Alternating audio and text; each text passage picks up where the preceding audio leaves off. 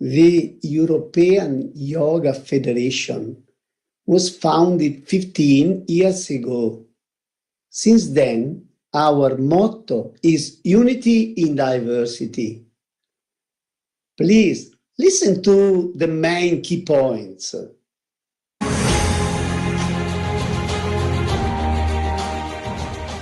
Connect, bringing together European yoga teachers and establishing delegates and representatives for each country, considering the social differences in various countries and support the needs, equality regardless of gender, origin, sexual orientation, social class and religion, overcoming dogmatism, fundamentalism to promote universal understanding.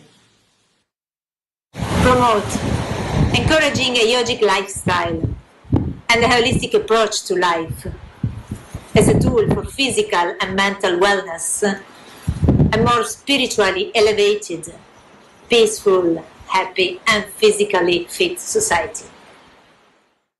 Integrate and unify, integrating science and the art of yogic living, modern knowledges with ancient wisdoms for betterment of the world and global development. Recognizing, accepting and integrating the many different paths that lead to the same final goal, making sure that yoga will maintain its original purpose. Namaste. Provide study of secular knowledge, philosophy and ancient text, Bhagavad Gita, Yoga Sutra and Veda.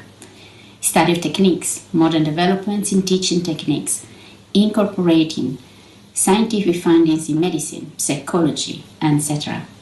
To guarantee a certain standard, an established graduation system to provide a minimum standard for yoga teachers training. The European Yoga Federation wants to gather everyone who wants to be operative toward the good direction of love and diffusion of a discipline like yoga that's taught to all of us the way to peace.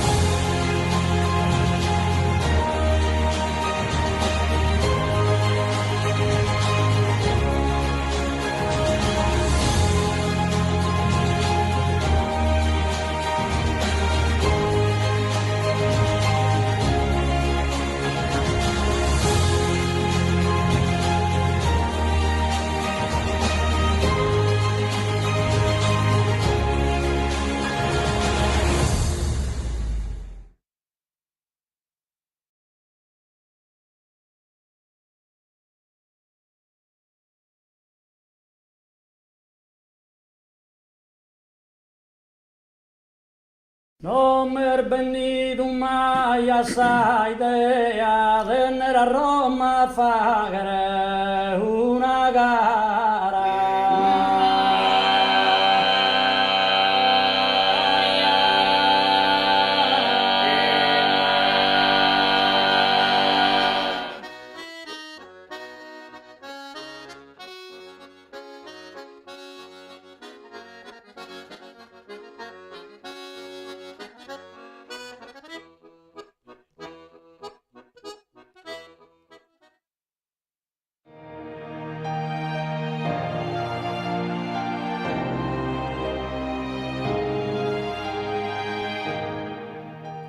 Sardegna, terra antica, di graniti massicci, attraente magnete che cattura chi cerca di vincerla.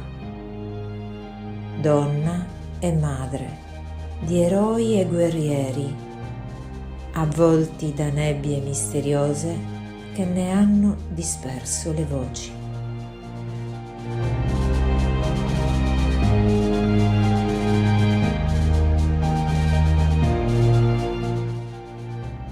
Regali a chi approda coste colorate, luminose come le tue acque, onde che si adagiano sui pensieri e la mente si riposa mentre naviga nelle tue insenature.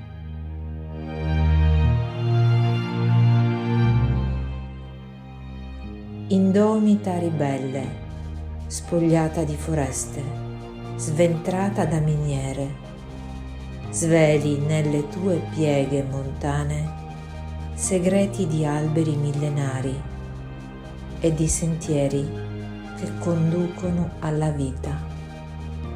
Terra viva che sei, vita che vive, Sardegna.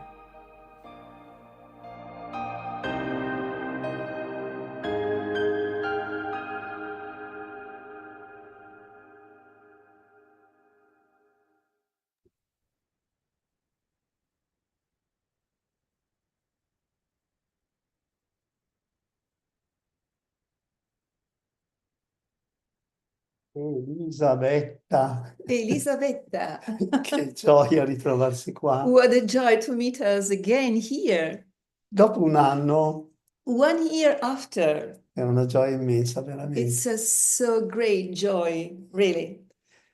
E quello che vorrei anche precisare, e dovevo spiegare a chi ci sta seguendo, What I would like to say, and I want to tell it to people that are following us, e perché abbiamo fatto passare questo ultimo video dedicandolo alla terra che ci ospita. it's the reason why we wanted to spend last minutes showing you a video showing you the earth that is hosting us. È il secondo anno che questa terra ci ospita nella nostra trasmissione. This is the second year this wonderful earth is hosting us for this transmission. È una terra conosciuta, meravigliosa, It's a really known earth, a wonderful earth. è un angolo veramente molto antico. It's a really old corner. Sono stato io a volere questo video e soprattutto all'inizio I was the one that I wanted really this video, and especially in the beginning, ho messo dei cantori I used some singers che usano proprio qui in Sardegna, a volte formando un gruppo tondo. that sometimes in Sardinia they create a group, a circular group. Meraviglioso perché cantando insieme questi uomini, emettendo questi suoni, mi ricordano molto il canto della Homo. Because it's wonderful, because when these men stay together in the circle, they remember me a lot, the sing of Om. E adesso iniziamo pure, naturalmente, per iniziare una manifestazione internazionale. And now we are going to begin because, to begin an international show. La manifestazione più importante dell'European Yoga Federation. It's the most important show of European Yoga Federation. Appuntamento annuale. Yearly appointment. Prima di iniziare, before to begin, chiediamo a Ganesha di possibilmente rimuovere gli ostacoli che ci possono impedire. We ask Ganesha to remove all obstacles that allow us not. E facciamo un brevissimo arti. And we are going to begin with a little arti. E chiederò a te di accendere 3 incensi. And Amandio will ask me to fire 3 little incenses. Bene, passiamo all'altro angolo. And now we are moving to the other corner.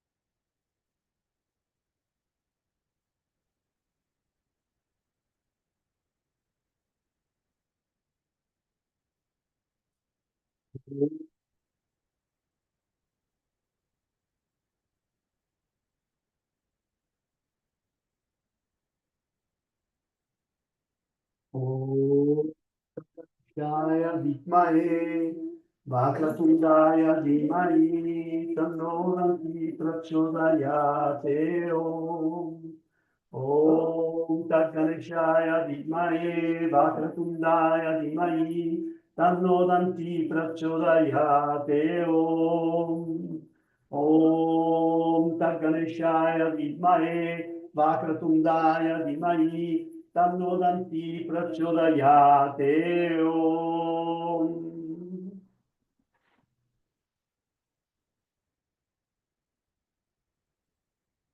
Prego, Elisabetta.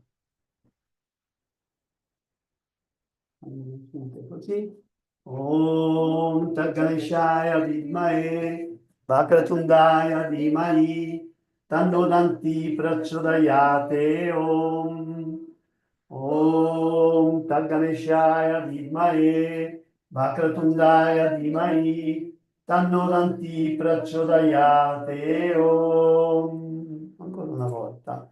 Om Tat Ganeshaya Vidmahe Vakratundaya Dhimahi Tanno Danti Prachodayate Om. Om Shanti, Shanti, Shanti. Guarda, facciamo anche una cosa, purifichiamo un po' anche la nostra regia. Benissimo.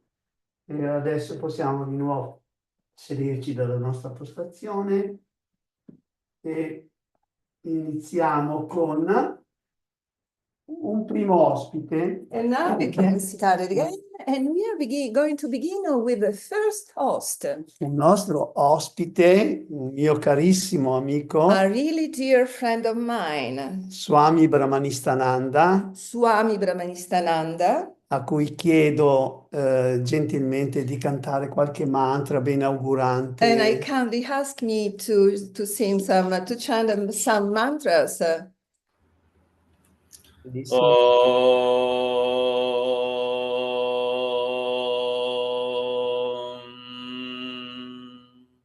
ॐ गजाननं भूतगणादिसेवितं कपित्वजम्बोफलसारभक्षितम् उमासुकसुखविनाशकारणं नमामि विघ्नेश्वरपादपङ्कजम् गणानां त्वं गणपतिगं हवामहे कविनामुपमस्रवस्तमं ज्येष्ठराजं ब्रह्मणस्पत् आनः शृण्वन्निति सिद्धसादनम् ॐ श्री महागणपते नमः।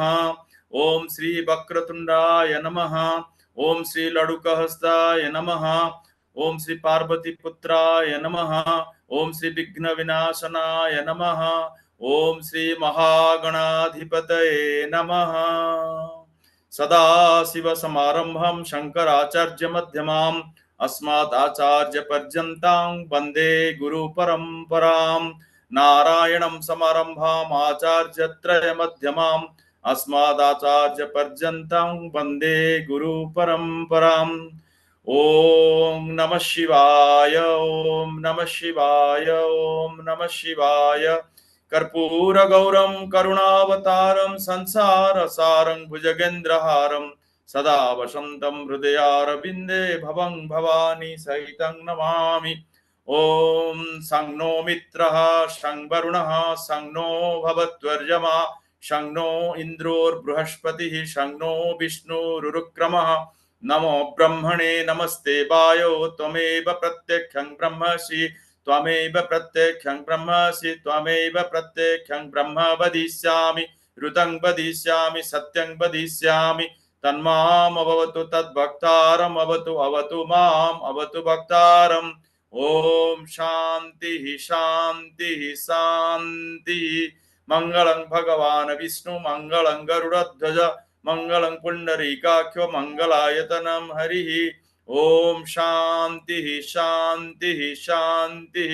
सर्वेषां स्वस्तिर्भवतु सर्वेषां शान्तिर्भवतु सर्वेषां पूर्णं भवतु सर्वेषां मंगलं भवतु सर्वे भवन्तु सुखिनः सर्वे सन्तु निरामया सर्वे भद्राणि पश्यन्तु मा कश्चित् दुःखभाग् भवेत्। ओम नमो नारायणाय। ओम नमो नारायणाय। ओम नमो नारायणाय। ओम नमः शिवाय। ओम नमः शिवाय। ओम नमः शिवाय। ओम श्री हनुमते नमः। ओम श्री हनुमते नमः। ओम श्री हनुमते नमः। ओम श्री राम जय राम। ओम श्री राम जय जय Ram. Insomma, ci sono i Brahmanistananda. Grazie, Swami Shravanitananda. Dal mio cuore è sempre un piacere che tu sia vicino a noi, che partecipi. From the deep of my heart, it's really a pleasure. You stay with us and you participate. Namaste, namaste to everyone. Om Namo Narayan. Namaste and prayer, special prayer for all success of these international events, for the peace and restoration of human values. My special prayer from India. Om Namah Shivaya. I remember you, Swami Brahmanistananda, that later you have your lecture, okay? Yes. Tardi avrai la tua lecture. Sarà un piacere di nuovo It will be another time a pleasure ascoltarti, listen to you, e ricordare con grande piacere and remember with great pleasure Swami Shivananda, Swami Shivananda, che è stato il tuo that maestro. was your teacher, your master. E voglio anche ringraziare le persone presenti. And I want to say thank you to people that are present now. Namaste. Thank you. Om Namo. To you. And I want to thank Ilia to be present, Ilia Dava from Macedonia, Voglio ringraziare Davod dalla Macedonia, Gisa Franceschelli da Roma, Gisa Franceschelli from Rome, Sukadev, il nostro caro amico our Sukadev, dear friend Sukadev, che sentiremo e ascolteremo molto that we are volentieri. going to listen to with a lot of joy. Grazie anche a Rudra Gita Thank you to Rudragita to be present, per essere presente, Amy Bresio. tu Emi Bresio. Bene, da questo momento io direi che possiamo con gioia iniziare And so we can start now with joy, con molta tranquillità, siamo anche in anticipo. very quietly. We are a little bit late. Chiediamo alla regia di mandare comunque la lezione di Daniela Laudani. And we are asking to send the lesson of Laudani, Daniela.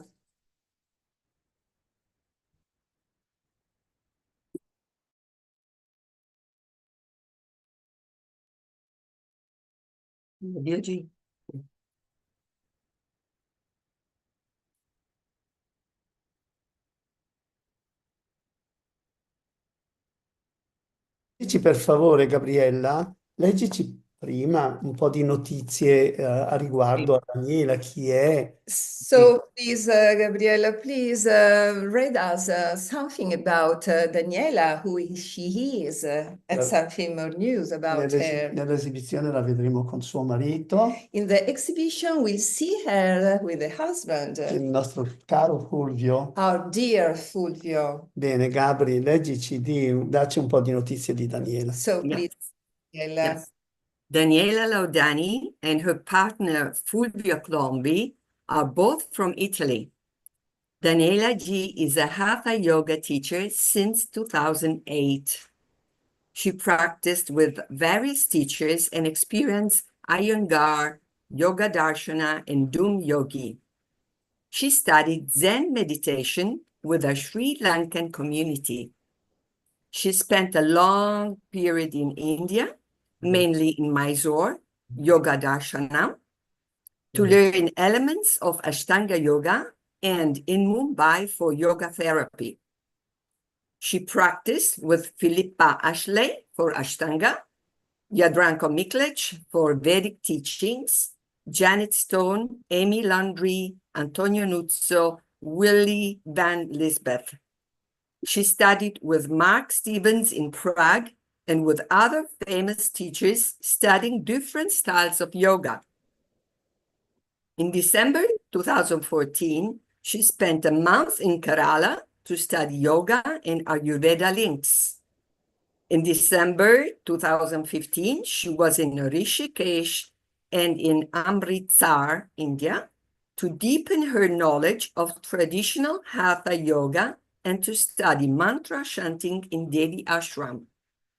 She practiced in South Africa with Yoga Works, studied techniques for introducing yoga in international companies. She went to Sydney for training in mantra chanting. In Cagliari, in Sardinia, she follows the training school of yoga, Ayurveda and yoga therapy at CY Surya of Amandio Bianchi G as part of the staff. In 2020, she concluded the postgraduate master of second level at the Sapienza University in Rome at the Faculty of Psychology and Mindfulness, Practices, Clinics, and Neurosciences. The title of their workshop is Pranayama and Beyond. Thank you. Grazie Gabriella, grazie mille. Thank you so much, Gabriella.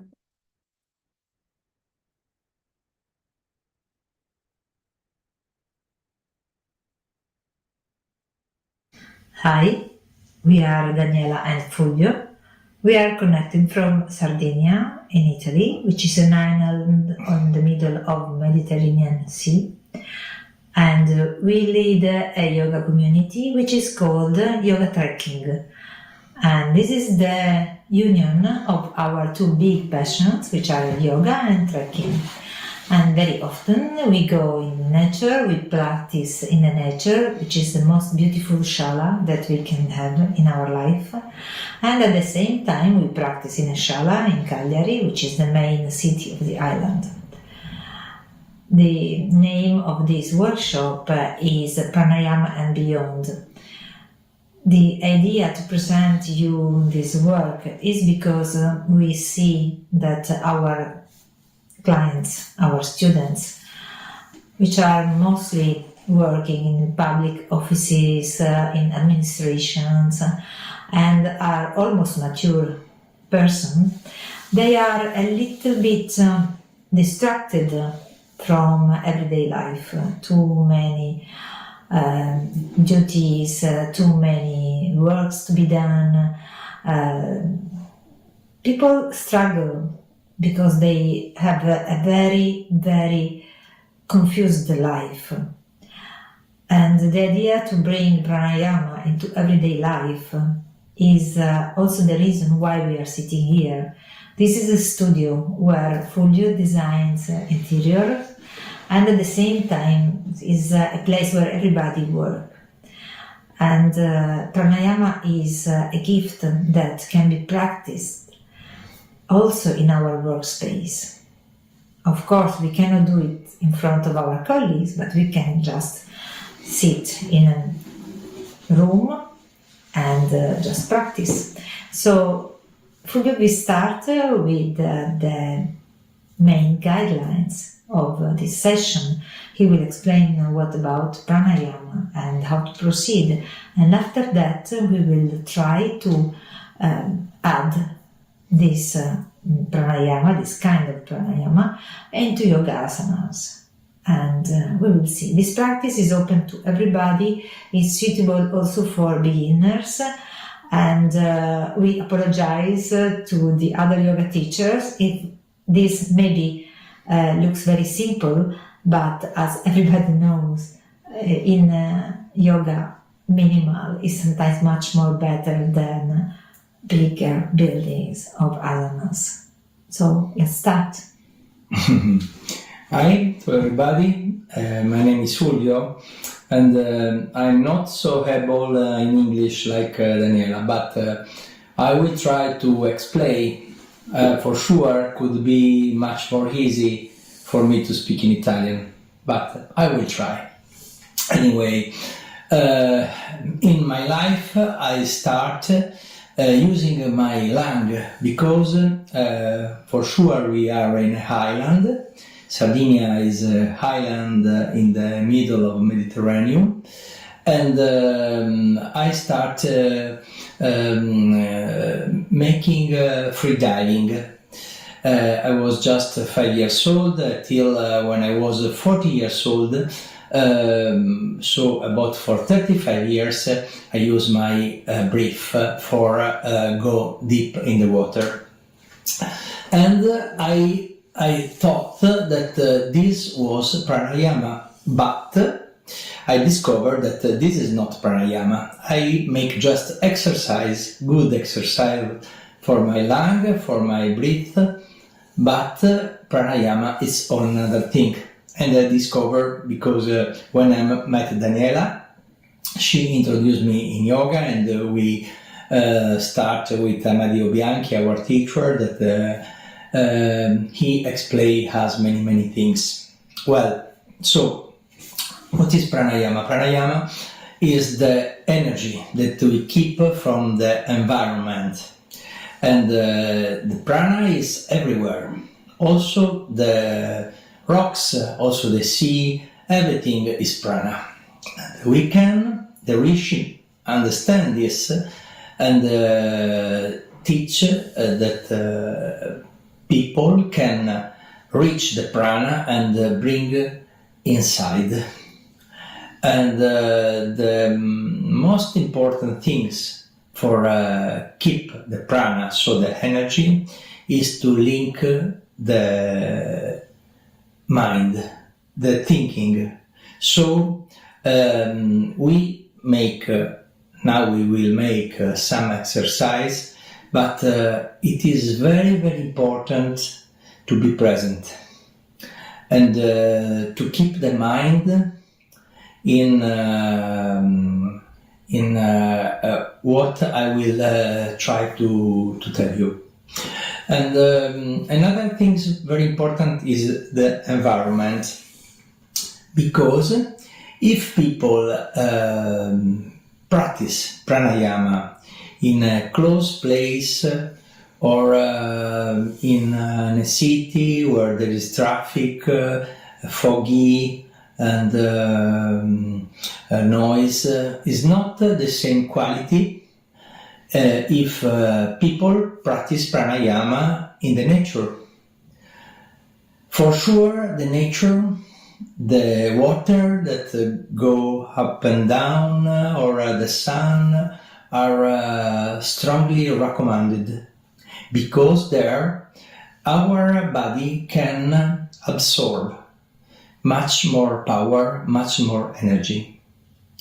So me and Daniela, usually in the weekend, the Saturday and the Sunday, we invited many friends to walk together close to the sea or in the forest. And for sure we spend wonderful days, because we eat just bread somewhere, but under a wonderful tree, and this is it's a wonderful thing. But not just that, we practice yoga and pranayama. So the first things that we suggest to everybody is to clean the stroke, because the stroke are are the first way, our most important road, street, or way for keep the prana. And we suggest to everybody to clean the stroke with napkins, or if they can use the lotta and clean before one stroke and after the other stroke. This is the first step. Somebody forgets to clean the stroke and they try to breathe, but they are not breathing, they are not keeping power. After that, usually I bring in my rucksack a tamburo. This is mine. I use this because it's a good way for link the noise and the breathing. I will give you an example.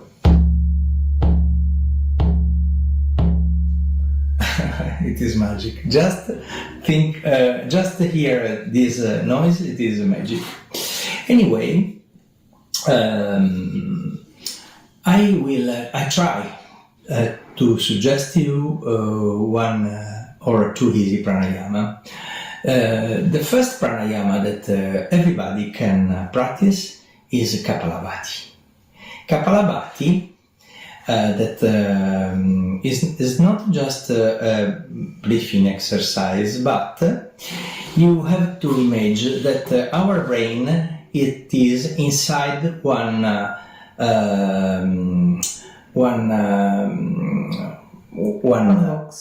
box, and inside the brain move.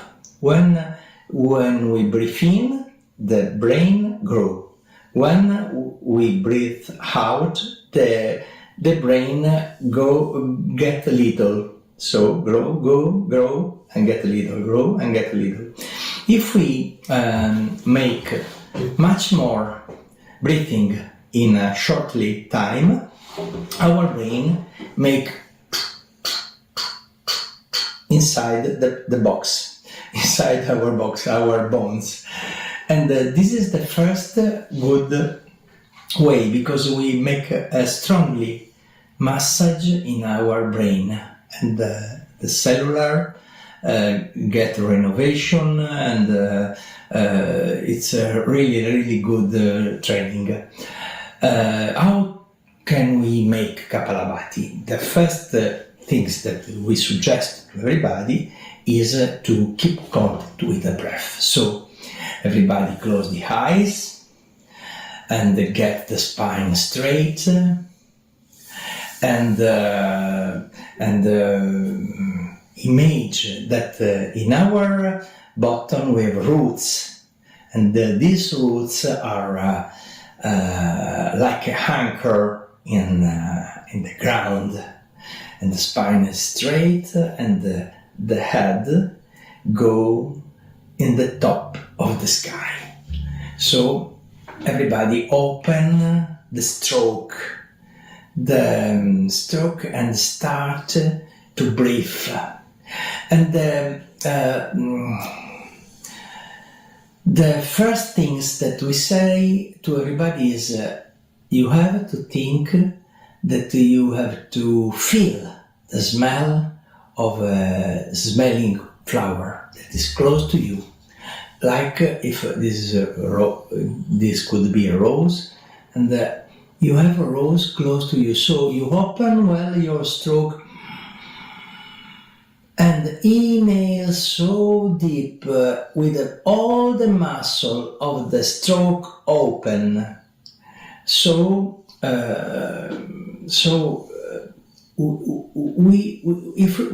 we keep the sensation, we can feel the breathing that go higher and feed many important centrum of our brain. For make Kapalabhati, many people know, but the most important things is to breathe out. So the way to make a Kapalabhati is to breathe out and don't breathe in. And the way is this. Like if we have to cough. This is the way. But you use the nose, and don't you have active inspiration.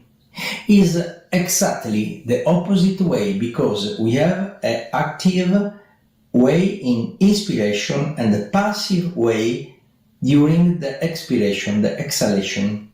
Inspiration and exhalation.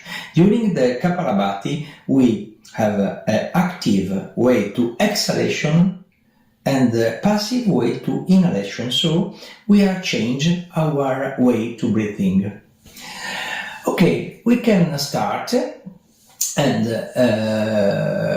one more thing that we will do now is when we finish the first section of Kapalabhati, we hold the breath with the lung full of air. So we can say we keep the kumbhaka, antara kumbhaka. So I explain again because it's better to explain and to understand, and after we practice. So this is the way. At the end, Jalandhara Bandha, quindi the chin is close to the come si chiama questa forma? The sternum, and we keep the chest, and we keep the breath. And we keep the breath, and they give you the time. Okay, we will try together. So I lead the lesson like this. Everybody is ready. Everybody keep the closed eyes, keep the contact with the breath. Breathe in, breathe out, open the stroke. Okay. And now we start. And now we start with a short example. And so, ready? So,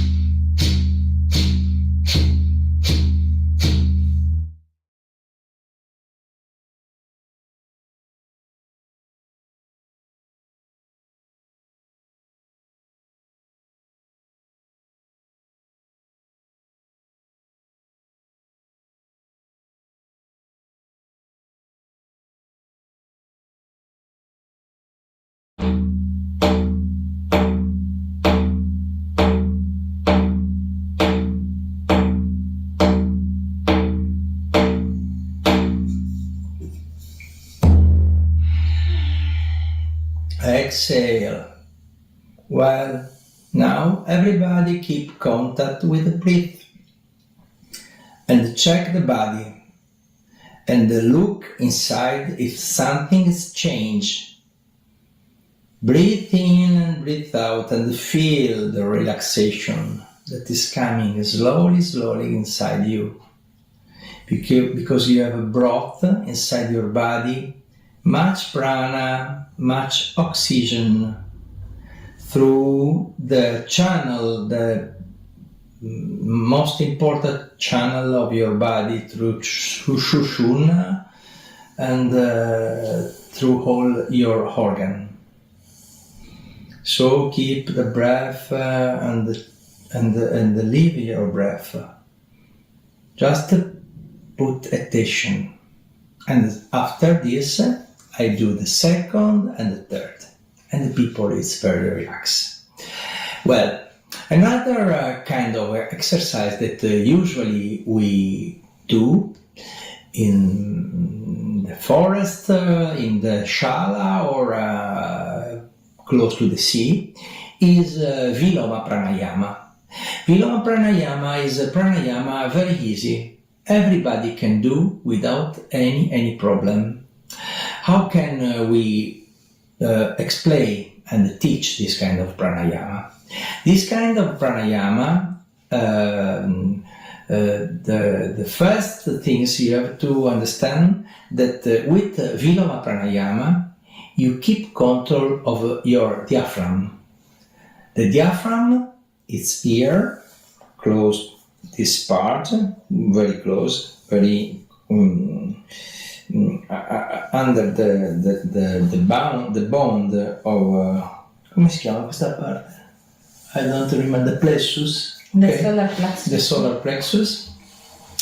And our diaphragm is the only muscle that we have in horizontal, because all the other are in vertical, and they move like that.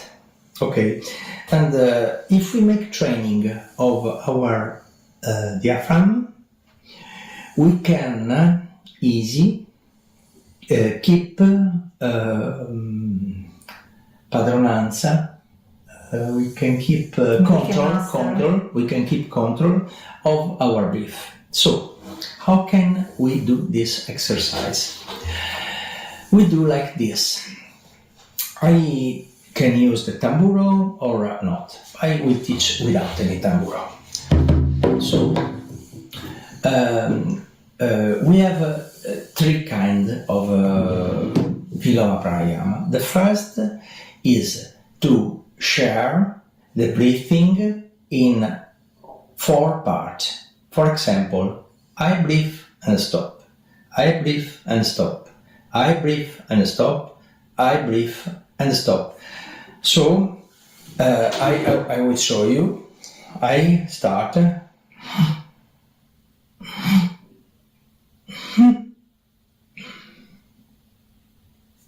stop.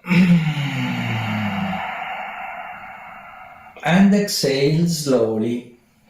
So every time I keep a little bit of hair, and more hair, and more hair, and more hair. At the end, my lungs are full, totally full. And I exhale, and I exhale slowly, but without keeping the control. So this is modulo A, the first. The second is this. Keep one breath totally like this. And exhale in 4 times.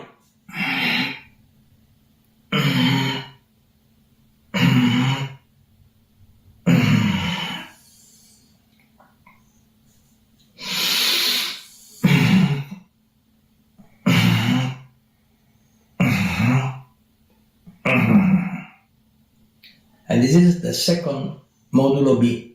And after there are modulo C, that is a complete exercise that is making like this. Look at my hand is my breathing. I start.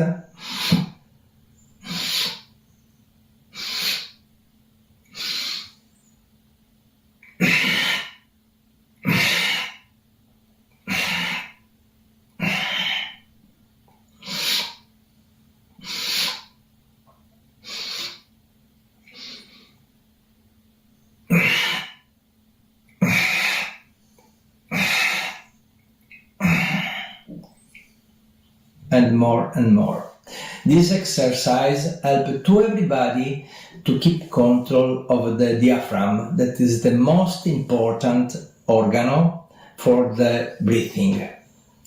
The diaphragm is the second heart for the yogi, because help the first heart to receive the blood in the circulation. There are thousands of pranayama, there are thousands of exercises, but I think that it is nice to make different pranayama. Every time you teach something different, suggest the people to bring this suggestion also in the normal way life. So we can try to practice and try this kind of pranayama in some yogasana. Okay? Let's try. Okay. Let's take a comfortable position. So sit straight. The corner between your legs and your foot must be of 90 degrees. As well here between your torso and your legs. Put your arms on your knees and let's start breathing so that we can just start controlling the way we breathe, but not force, because pranayama is not forcing, it's just a way to letting go. So let's start with exhaling and then we start inhaling. Without raising the shoulders, just a tentative to extend your spine towards the sky.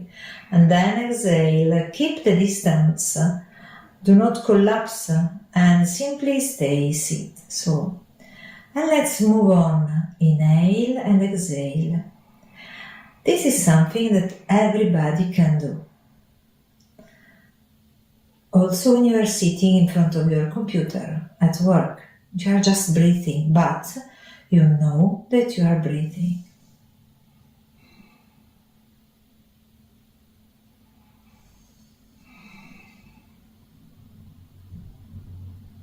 As we said at the beginning, the aim of this workshop is to focus on your spine as the center, as the pernum around which all the day life is moving around. The suggestion is to not be distracted by everyday activities, perform everyday activities, but stay focused on your pernum, on your center, on your balance.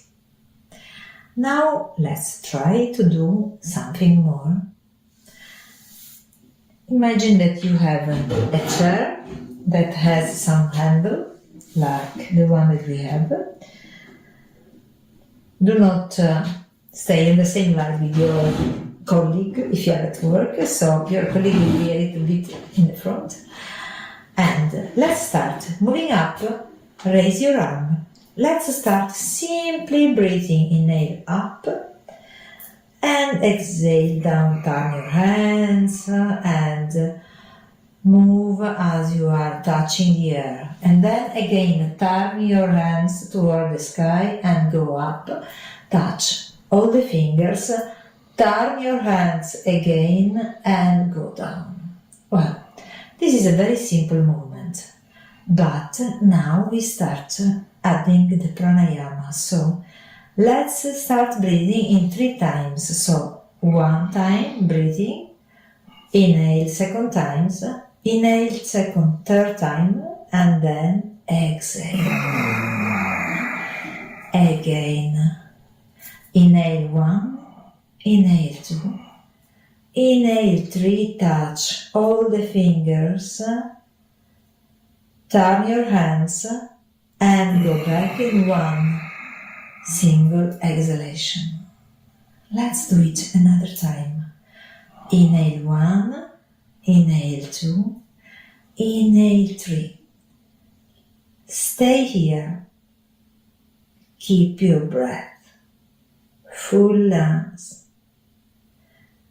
Create space between your shoulder and your ears, and then go down very slowly.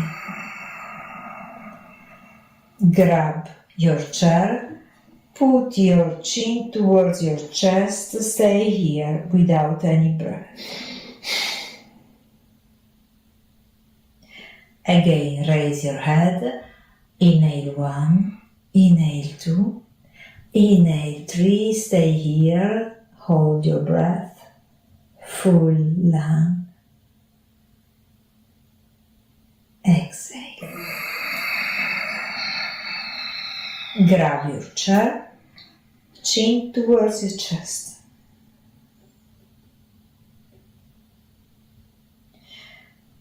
Let's do it another time. Start inhaling. 1, 2, and 3. Stay here. Remember that you must keep your balance. If you do not keep your balance, everything that is around you will collapse. And down. Very slowly. We are not in a hurry. We grab the chair, put your chin down, relax your shoulder, and then raise your hand.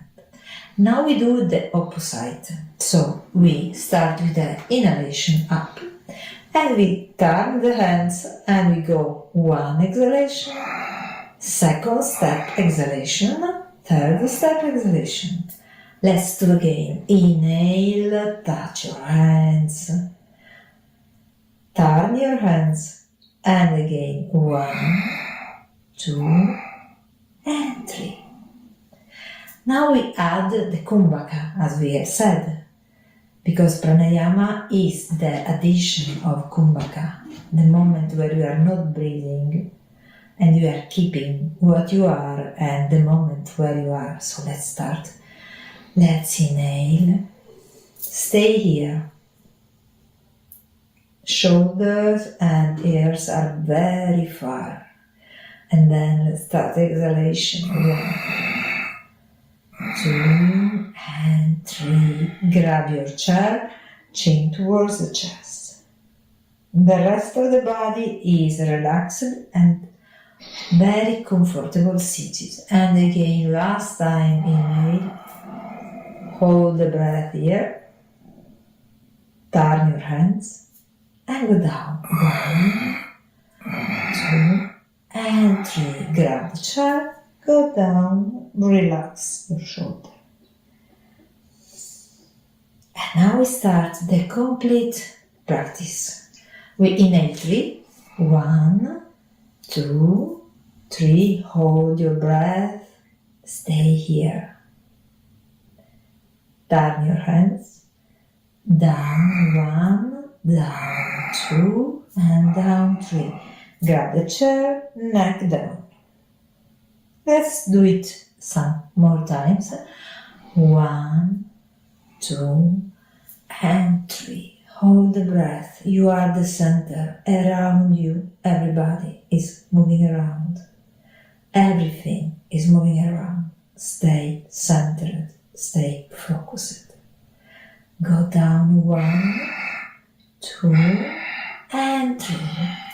Chin towards your chest. Hold the breath.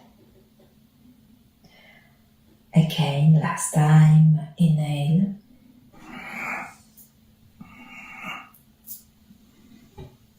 Hold the breath here. Close your eyes and stay focused. Find your center. And then go down. 1, 2, and 3. The chest is towards down. The chin is towards the chest. The shoulders are relaxed. And then come up. Let's open a little bit your legs, just like your shoulders. And let's start. Grab the chair on the back. your shoulders as open as you can, and simply breathe. Expand your chest. Open your nostrils and imagine that you have like a balloon in your chest, and you have to fill the balloons with fresh air. Shoulders are very close to each other. Scapulas are almost touching one each other. And you simply breathe. While your hands are grabbing the chair, try to follow in front of you, but you cannot follow down. And then let's do the opposite movement, hands on your knees, and curve a little bit your shoulder. And now we do it with the breathing. Inhale, expand your chest. And exhale, let's close it. Let's do it with the pranayama. So inhale 1, 2 grab, 3 expand, exhale close. Inhale, start the movement, 2 grab the chair, 3 completely expansion. Exhale. Let's do it another time. Inhale, start the opening, grab the chair, expand the chair, the chest. Exhale down.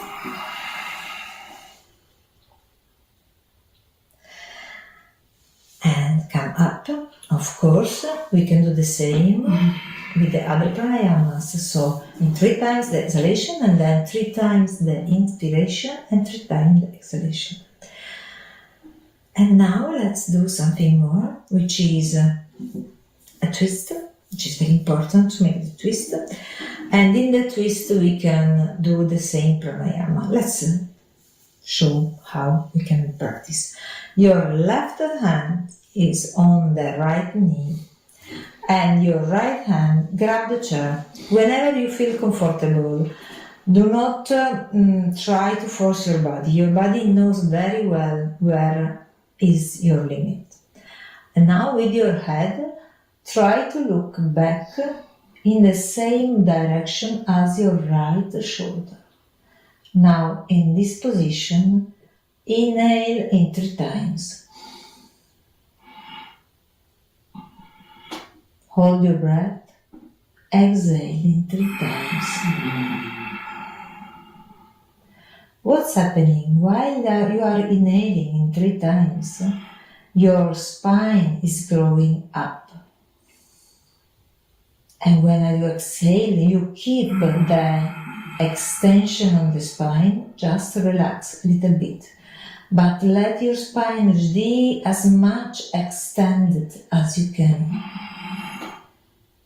Exhale. Let's come to the center and let's change side. So your right hand is on your left knee, and your left hand will grab the part of the chair that you feel comfortable.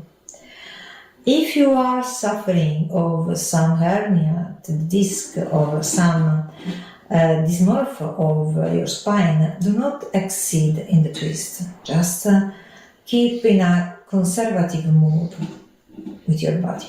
Inhale, and exhaling, move towards your left shoulder. And now once you are comfortable here, your shoulders are relaxed, the spine is extended. Let's start with 3 inhalation. So inhalation in 3 steps. 1, 2, 3. Your spine is very high. And then exhale in 3. 1, 2, and 3. Let's add Kumbhaka as well. Inhale.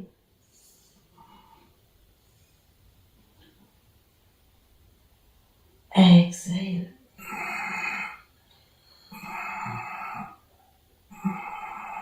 Last time.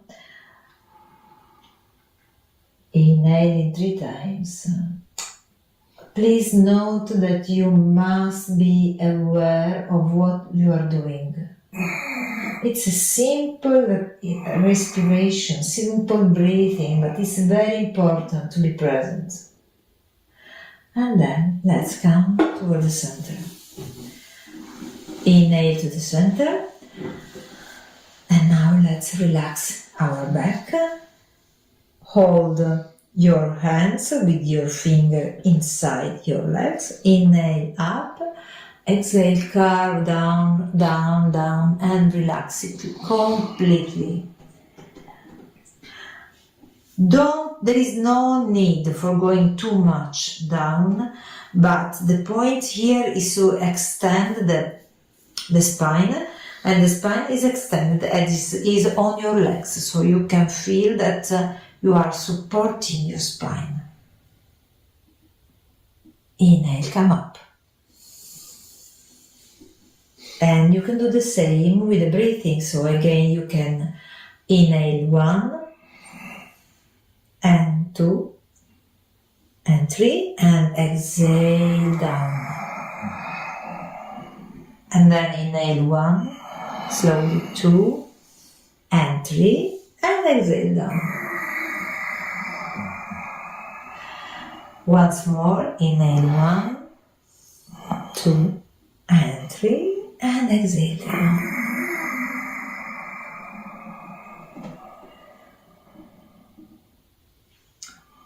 Come up, and you can do as well the opposite.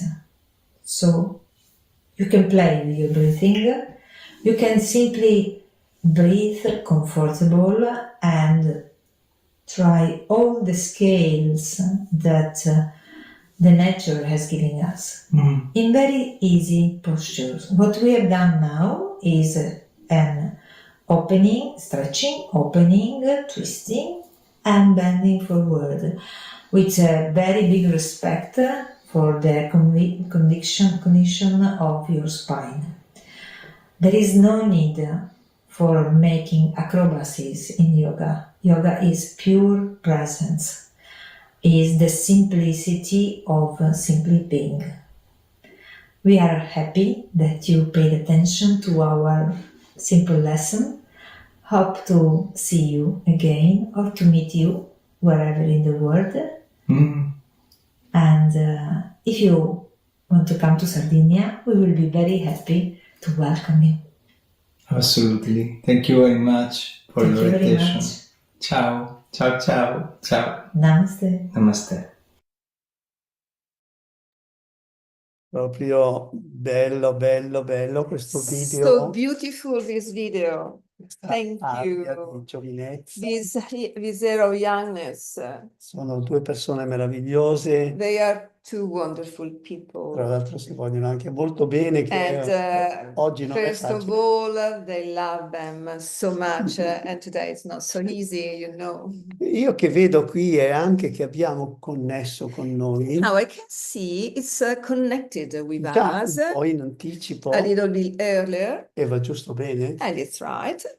Anna Galovičová dalla Slovacchia. Anna Galovičová from Slovakia. E a questo punto la invitiamo a tenere And now at this point we invite la sua conferenza. to give her a conference. Anna è una persona, io personalmente, ma anche tutti noi la stimiamo molto. We estimate so much Anna, me personally and everybody. Perché si impegna molto nel sociale, fa delle cose Because she meravigliose. does a lot for social.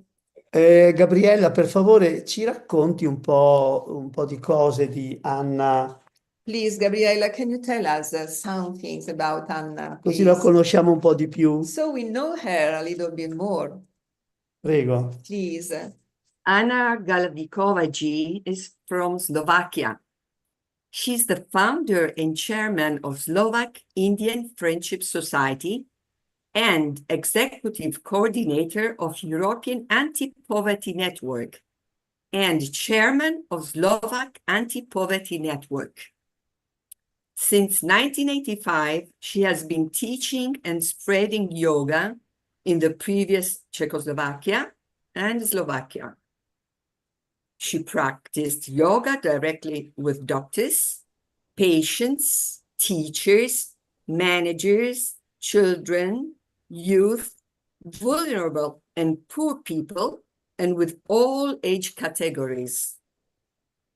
Along with the medical team and with the program Innovation of Rehabilitation by Yoga at the Green Tree Medical Institution, she implemented several researches as yoga application in the treatment of ankylosing spondylitis.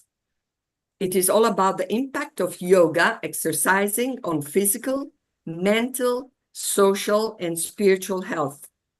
Her knowledge was experienced in Slovak spas and in various health institutes.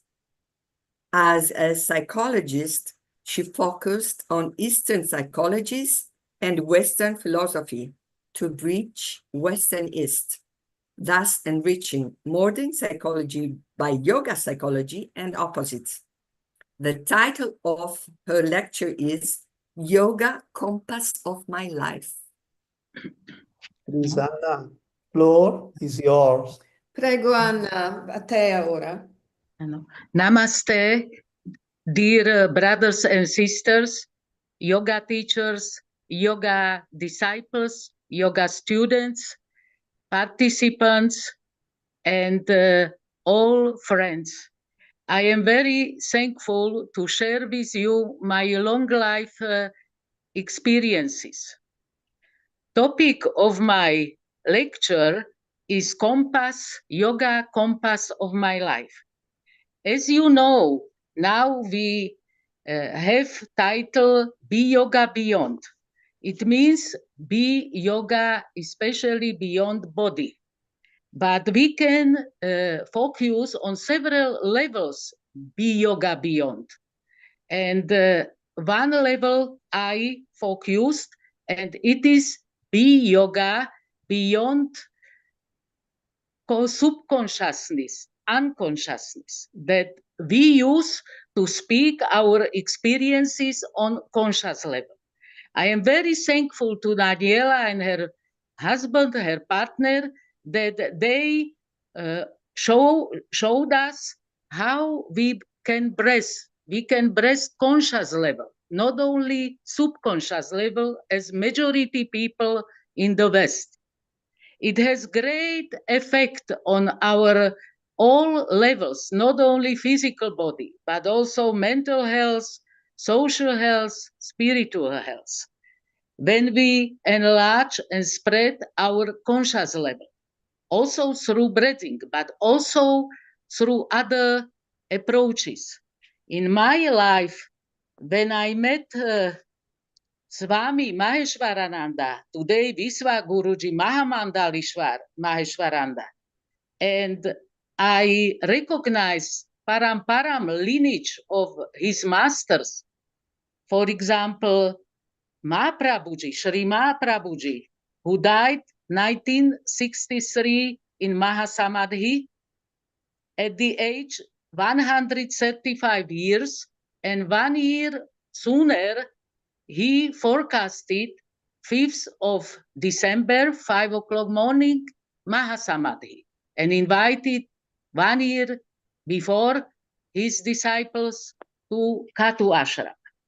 So I, under this kind of lineage, and when I read life biography of Mahaprabhuji and received mantra diksha, I became time to time aware that my dreams see future, forecast future.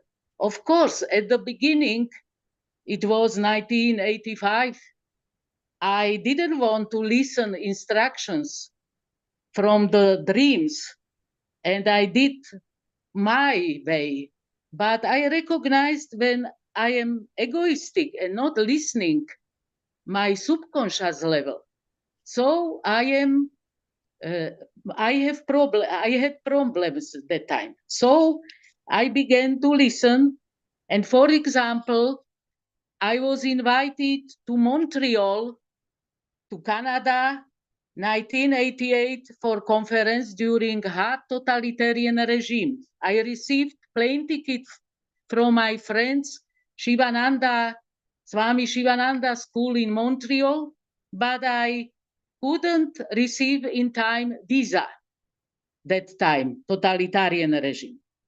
So I decided when I have possibility to go abroad, at least I go to Vienna. And after 3 days, I returned to Slovakia. Vienna is neighbor country. But I had dream in Vienna ashram that I should go to Montreal, to Canada without visa. So I enter Schweighart airport that time, 1988, and I passed through 5 controls without, they didn't see I have no visa. They gave me visa in Montreal. So I understood that it is some great power also in subconscious level. And I had many dreams, not all are such important, but also I had a dream in Ujjain, December 2023, and now February 2025, what I should lecture, what I had a lecture, what I should speak. And in the dream, all my lesson, I listened in my inner ear, what should I tell? So I would like to share you, and that's why I gave title Compass of My Life, share this second dream, what to speak in my lecture. And it was that I am happy one that I met yoga. Why? Because yoga is effective also now, this modern time, that yoga can help us become mental, spiritual, developed, enlightened, that it has this strong effect even today. Don't worry. And also that I should be aware that yoga gives us answer on 4 main questions, life questions. Who am I? Atmajnana. Why I am here? Sense of my life. From where I come on the planet Earth and where I go after death.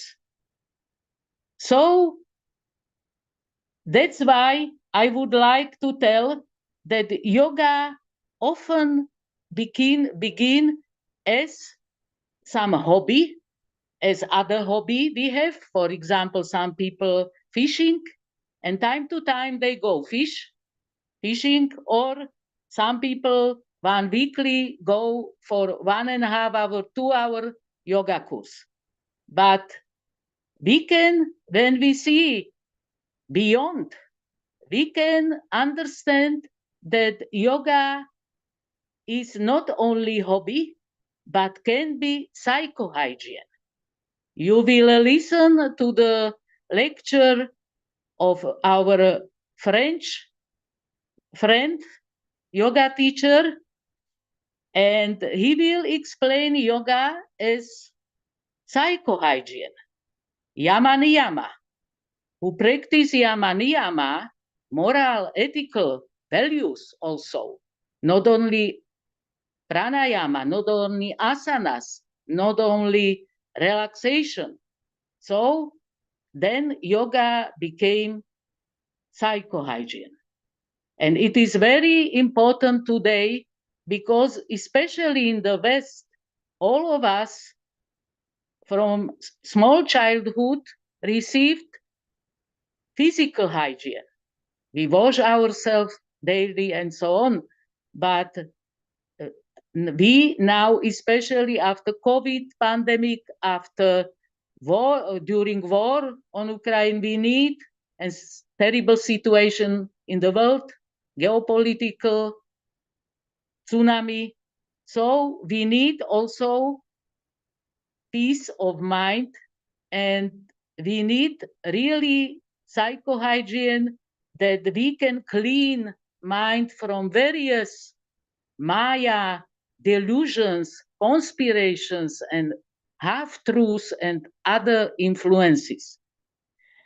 Some people live vegetarian life. It is style of life, healthy lifestyle, vegetarian lifestyle. But yoga can become our lighthouse, that in any situation we can see light which guide us right direction, not on blind path, blind road. And this power I recognize thanks to my dream, thanks to my deep yoga relaxation, yoga nidras, which I taught more than 50 years. Many teachers, many friends, they wished guide yoga nidra and practice yoga nidra. And I am sure that it is very powerful tool that we enter subconscious level, and subconscious level, which is much more stronger than conscious level, can help us mental, spiritual development and closer to top experience, psychological experience, enlightenment.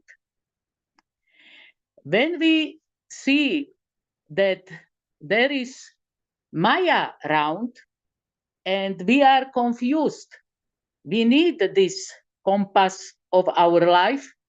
And I am very thankful to yoga, though I am practicing also Christian, San Ignacio psychological exercises, because I was born as Christian in Slovakia. Slovakia is a strong Christian country. Never mind, because all this effort and this wisdom, ancient wisdom of yoga, Vasudhaiva Kutumbakam, which was also an ancient Vedic mantra, which was also motto of the presidency, Indian presidency, G20. G20, it is 20 greatest states, 2/3 of population in the world. And they understood this ancient mantra, one world, one human family. I am very sad when I see that in Slovakia could be yoga since 2001 at schools, basic schools, middle schools. Parents wanted, Minister of Education wanted, but somewhere was not social klima, religion klima, so yoga was replaced by Christian religion at schools. And we see now results that both Christian countries fight. And again, we do as much as possible to spread yoga now through universities and pedagogic faculties. And of course, also situation with poor people is not easy, because so many refugees from Ukraine in the neighbor countries and in the European Union, that huge money goes this direction. So we will now focus that people practice more breathing exercises, more conscious breathing, because when we self-reflection, so easier we can control our emotions. And today, especially our social environment for children and young people are not healthy. So yoga can influence not only adults and seniors, but also children. Yesterday we had visit of Madame Murmur, President of India in Slovakia, and she met 150 Slovak children. We 10 years anniversary we had this last year. We practice, we read at schools Indian fairy tales, Indian stories, and children in basic school paint. And the best paintings they said us, we choose, and they are rewarded and they receive gift, and we publish books with Indian storytales in Slovak language with illustrations of children, and we do nice program for children with Indian food, with Indian dancers, singers. And yesterday I asked children, please, would you like to travel to India? 150 children.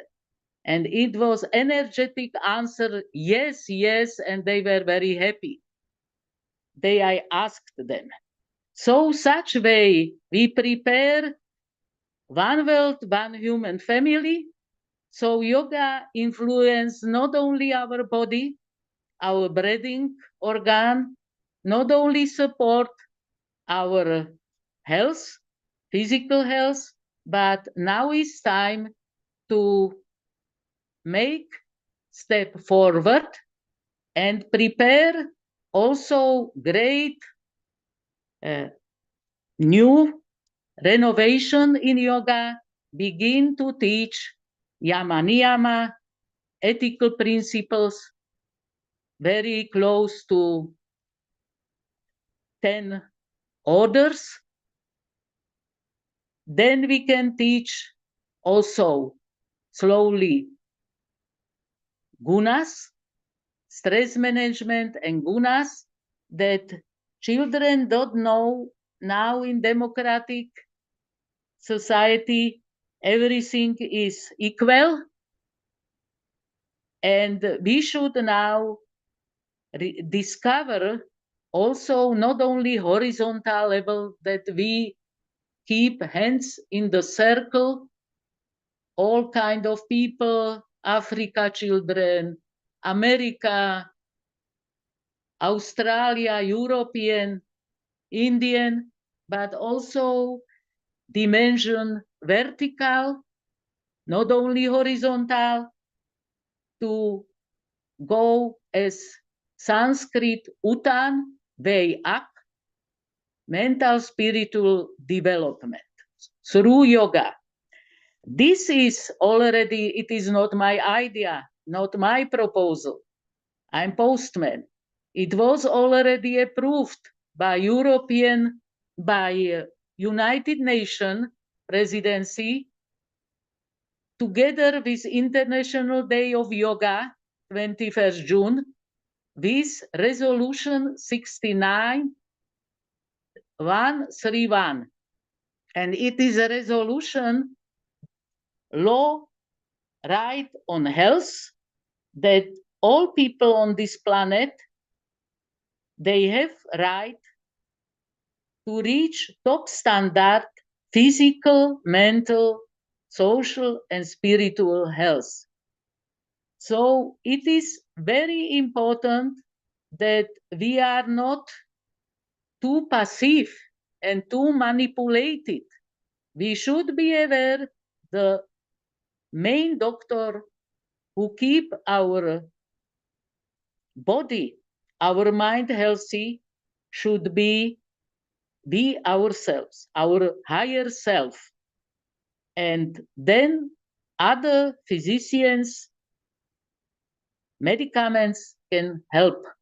But we should take care of our mind and of our body, of our social health, where we go, with whom we go, when we have choice to decide where to go, what to do. We should keep some compass. And this compass is 3 gunas, 3 quality of environment. One environment is sattvic, light, full of wisdom. And when we choose sattvic people, wise people, good people, we profit. When we choose negative environment, there is many also dirty places, alcoholic, droga places, bars. So our level of mind is disturbed, is dirty. So this is very important, and the rajasic guna, rajasic quality, it is too much movement, too much noise. When we are in cities, many cars in the streets, shopping, in the shops, too many people. It is a rajasic environment. So very easy way how to mentally and psychic, socially develop is be aware of these 3 gunas in many spheres. For example, in food, sattvic guna, when we eat healthy food, rajasic guna, when we eat usually Western food, meat, spicy, and tamastic guna is old food, not healthy, not fresh, not it is some negativity in this food. So this don't keep our mind clean and our body clean. Yoga is not very difficult. I am not person with strong willpower, which practice daily several hours and so on, and keep everything what should be. I am normal. I have children. I have grandchildren, and I try be practical in daily life. So I am sure that yoga really is, as was already told, and what was improved by United Nations, way how we can change our world, especially our local environment, begin with our family, with our own home, with our own social environment, and slowly be better and better.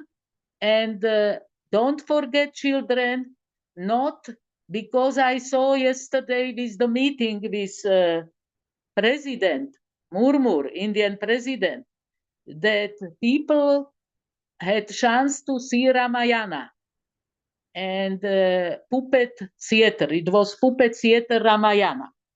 And these children were so happy because finally good prevail evil. And I was aware that now is very only small stories or programs for children when good prevail evil. Usually we see very aggressive robot cuttings, heads, hands, legs, and all kind of body parts, and very much blood, this kind of films, IT films in this even in our mobile and so on. Small children already know how to find such kind of stories, aggressive. And of course, psychology is many, many years emphasized that it is not good because our children from small age receive negative energy to subconscious level. So yoga beyond is also this part, that we are aware, especially we who knows yoga and practice yoga, how we can help our children, grandchildren, and how we can spread also return back when for children especially stories were good, overcome evil. I would like also emphasize self-knowledge, Atma Vichara. It is very important, especially in Western civilization, that we, under influence of our Western culture, what was not bad, of course, everything, every etap of our history has some positive effect. So also this individualization, that we focus on ourselves, our development. In Buddhistic, it is called small vehicle, Hinayana, way of spiritual growth or mental growth. But we need also think on others and not be focused only on our body, because and our self lower self. We have not only Darwinism principles, we are not only under the influence of Darwinism, law of jungle, which we see now in Europe, for example, war on Ukraine, Darwinism, law of jungle, but we have higher self, and it is ancient knowledge from Vedas, ancient Vedas, and this higher self is very important, again, discover inside, not be identify ourselves with lower, this body, because then are great problems, especially for young generation nowadays, days of confusion and days and society which is called post-truthful society, that nobody knows what is truth because so many conspiration half truths and so on.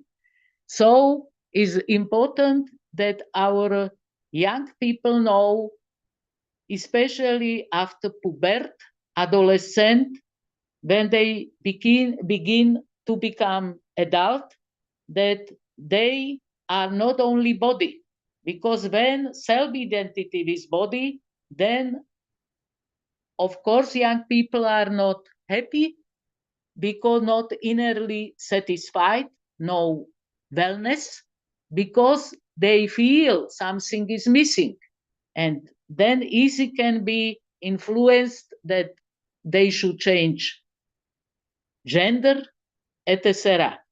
So it's now very important to share this kind of wisdom, not only among yoga people who practice yoga, but also there, because many people begin to with stress management and with supporting of physical health.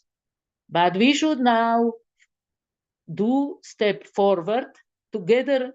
We all support each other and bridge with India, because also India now is very strong. Madame Murmur, President of India, received in Nitra, very close to my town, Piešťany, received honorable doctorate.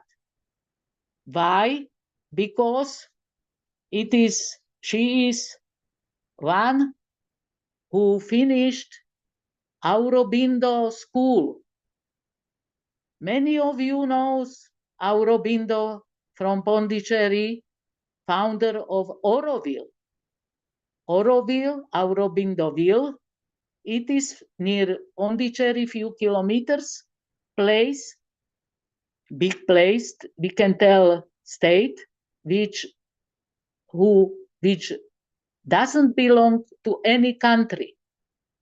And it is for the people who understand how important is inner transformation. How important is not only physical training, physical yoga training, but also mental yoga training, which is content of this kind of conference we have today and tomorrow. So Auroville, she finished Aurobindo school, and also she is from very small village, poor village, and through education, she now is the highest position person in India.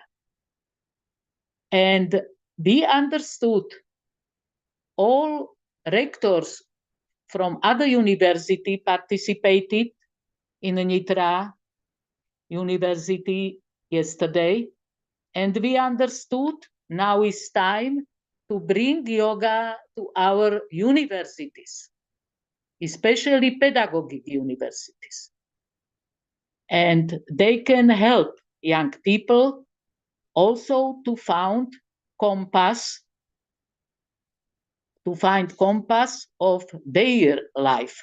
As I, at the age of 17, met my first yoga teacher in Prague during study of psychology in Prague, Charles University, and he helped me really very much, and of course other yoga teachers who I met.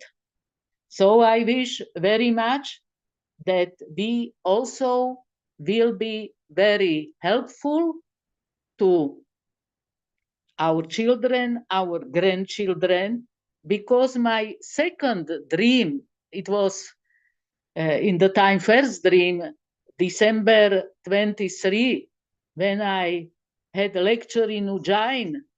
So I had a dream that I should speak in Ujjain that European Western children, young people, are too much brainwashed with this Maya, with these conspirations, with this kind of delusions of mind. And emotional waves, strong emotional waves, that they are not able to bring to develop sattvic society. That's why pandemic society, because many people not only physically ill and died, but also mentally not good. But this dream was that our children, grandchildren are not so strong, but Indian young people will change and create sattvic time, a sattvic environment, and finish war. But I should repeat them in my lecture. It was told me in the dream. I should, with inner self, I should repeat them twice, that they have to go to front. They didn't want to go to front to risk physical problems and death, but they will have to go. And don't worry, Western children, Western nowadays children, future adults, Western, they will not harm them physically, because too much respect Indian culture and Indian wisdom. So don't worry, nobody will kill them, Indian children, or today children, future young people or adults.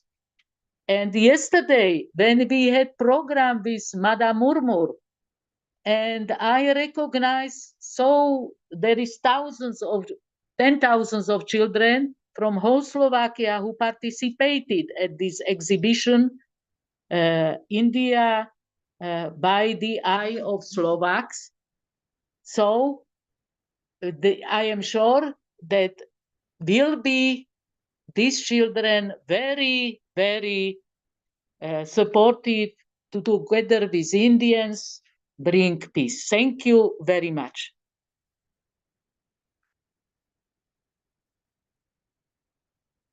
My dear Anna, thank you to you. Mia cara Anna, grazie a te. Siamo così contenti di avere Anna We are con noi. so happy to have Anna with us. Naturalmente non stimiamo tutti. Naturally, it's not that you do not estimate everybody, you know. Ma Anna è nel mio cuore. But Anna stays inside of my heart. Thank you very much. Bene. Adesso, con grande piacere, dopo Anna, And now, with a great pleasure, after sai, Anna, stiamo viaggiando in Europa. we are traveling through Europe.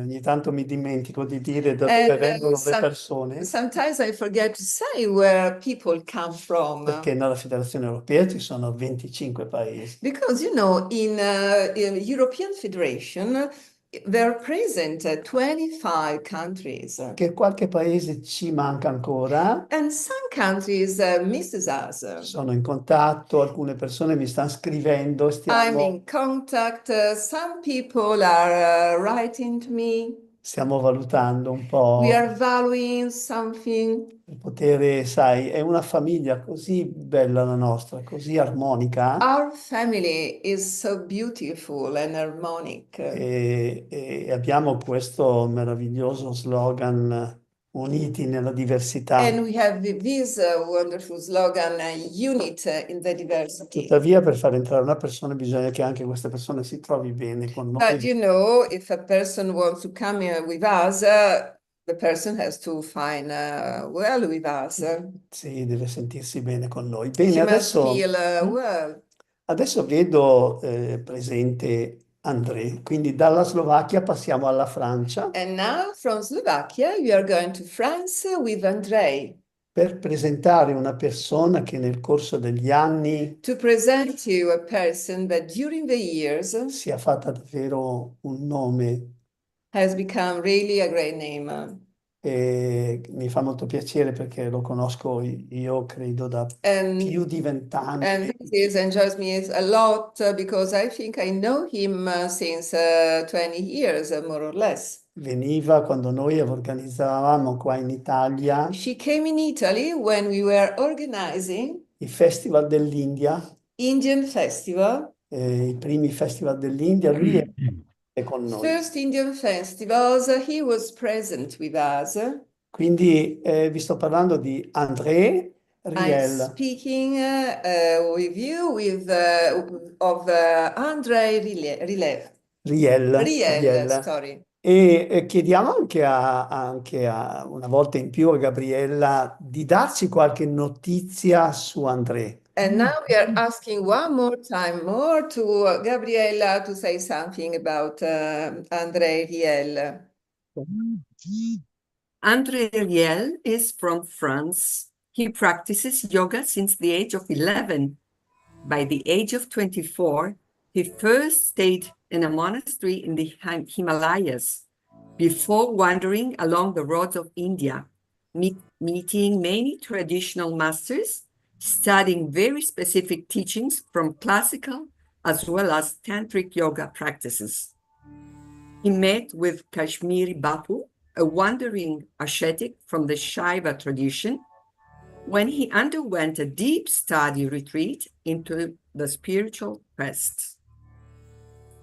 Also very touched by his meetings with J. Krishnamurti and Sri Ananda Mahima, he studied two other important aspects of the inner path related to these two great instructors, discrimination and relationship. It is the final encounter with Chandra Swami, an ascetic from the Brahmanic lineage of the Udasis, which will give a full sense to all the teachings studied before. Back to France, he studied several years the art of teaching yoga through the points of view of 4 different schools: Swami Shivananda, Lucien Ferrer for Yoga of Energy, Neil Hautoff, and Sri T.K.V. Desikachar, before becoming himself a teacher.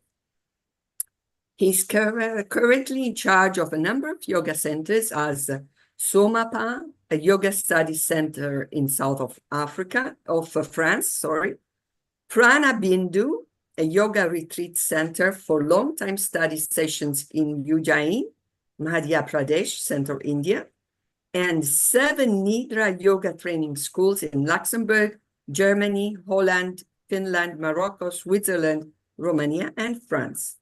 The title of his lecture is Yama and Nyamas, Qualities for a Silent and Holy Mind. Grazie, Gabriella. Thank you so much, Gabriella. Prego, Andrei. And please, Andrei, here is the floor.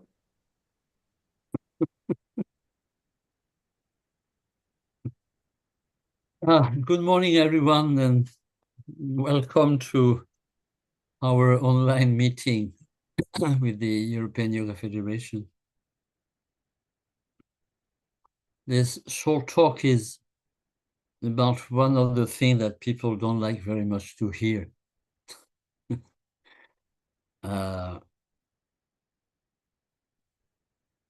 When we go to the definition in classical yoga, in Yoga Sutra, you might have heard already this sutra that says the state of unity, that is yoga, appears when the mind is silent, when the movement of the mind are quiet. So we really have to keep in mind that when we're talking about yoga, we're talking about a state of the mind and nothing else. And you might have heard about a text called Bhagavad Gita that gives about 17 different definitions of what the state of yoga is, or different ways for reducing the mind activities. And the big question here is, can the mind be quiet?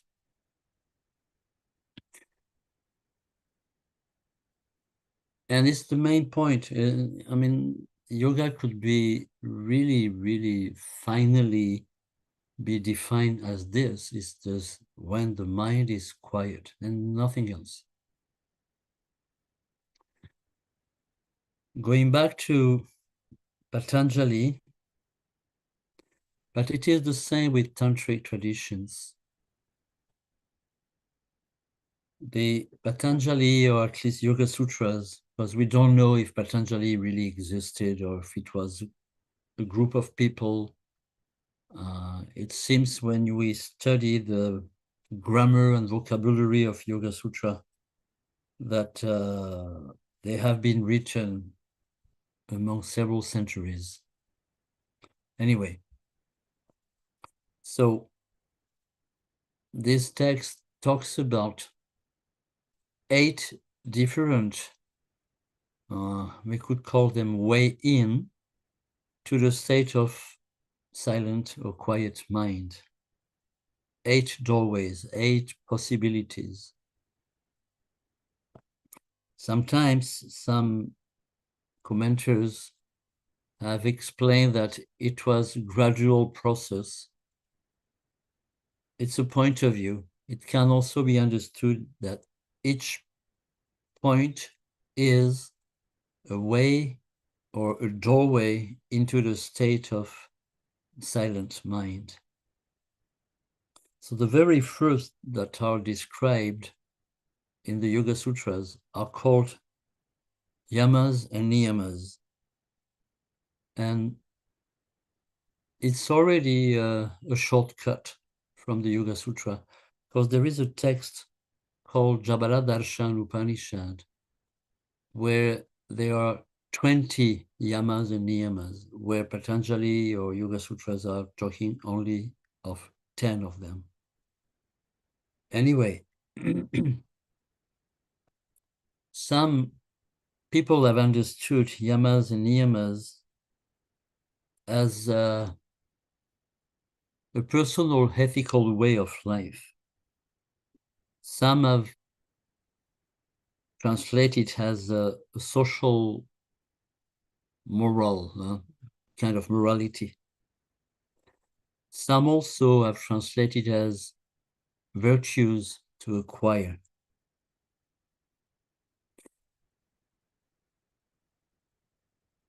I've been studying a particular yoga which is very, very little known, called Nidra Yoga, which has nothing to do with this new thing that was called Yoga Nidra. Doesn't have nothing to do, but just very little. And I've studied this for almost 60 years now.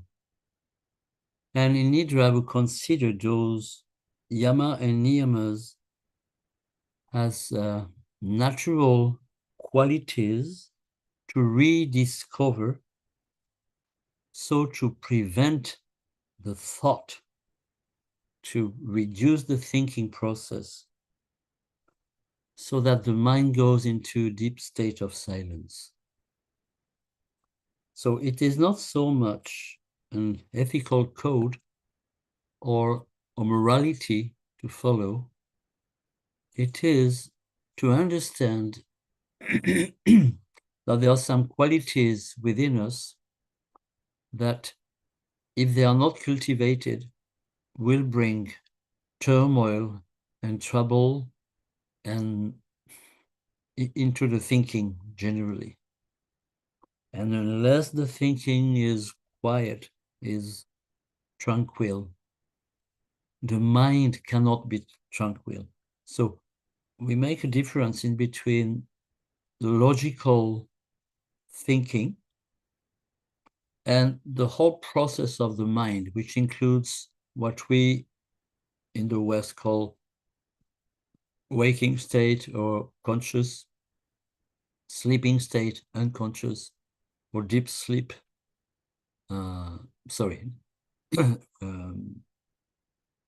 Dreaming state, subconscious, and deep sleep, unconscious. So all these three are considered to be the mind as a whole. But in the waking state, there is a part where we can understand clearly through logic, through very sane thinking, intelligence thinking, that there are processes within us that are going to bring trouble within oneself. And the big question is, can we lead a life where we don't bring trouble within ourselves and to others in relationships? Is it possible to live a life where we don't bring problems? How is it that we have so many problems? Why is it so? And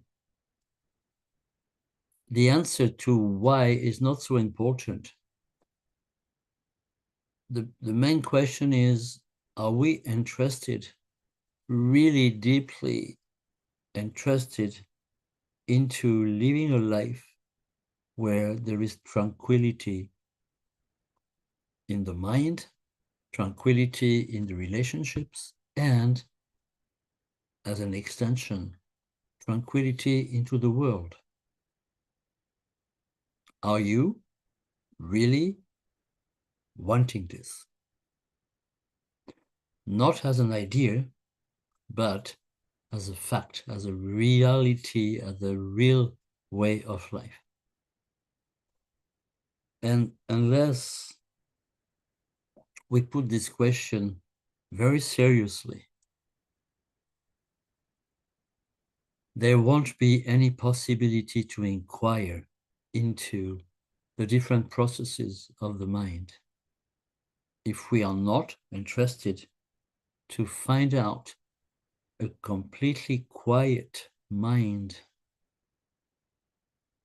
Practicing all these exercises that are millions of them in yoga will be almost useless if we are really talking about the meaning of yoga, that is a state of unity, a state where there is no more division, no more fragmentation. We have to understand that what we call the outer world is the expression of the inner world. That whatever we do, whatever we say, whatever we think is first coming from something which is difficult to define. We could call it consciousness. That is, when you speak, when you act, when you think, all those three processes are coming from the same root, and we could call this root consciousness. Now, it's very important not to separate consciousness from speech, behavior, and thinking. When we do that, we establish a duality, which means a conflict.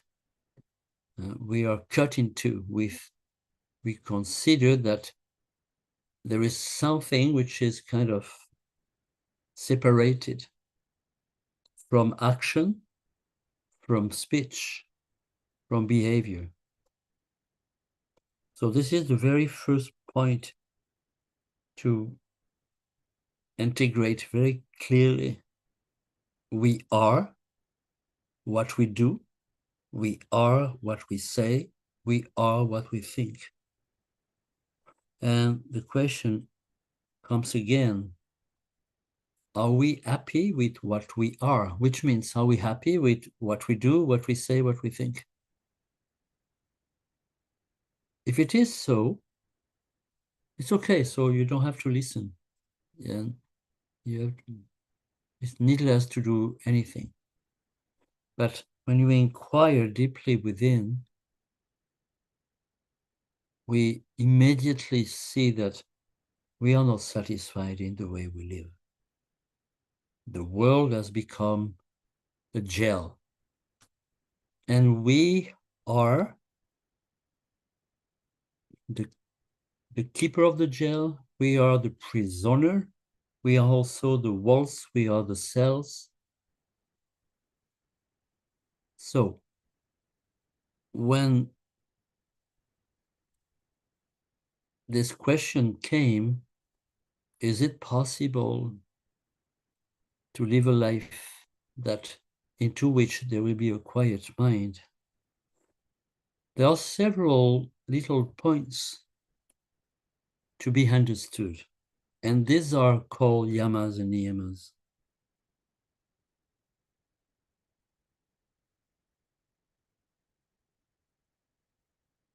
The text which we are referring, Jabala Darshan Upanishad, is a dialogue in between maybe a mythical character called Dattatreya, and it says that the dialogue is with the best, the highest disciple that you could find in the world, and his name is Sankriti.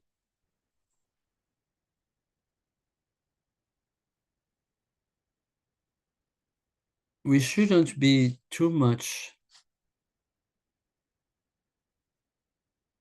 attracted by what we call tradition, because very often we use the tradition for avoiding our daily life.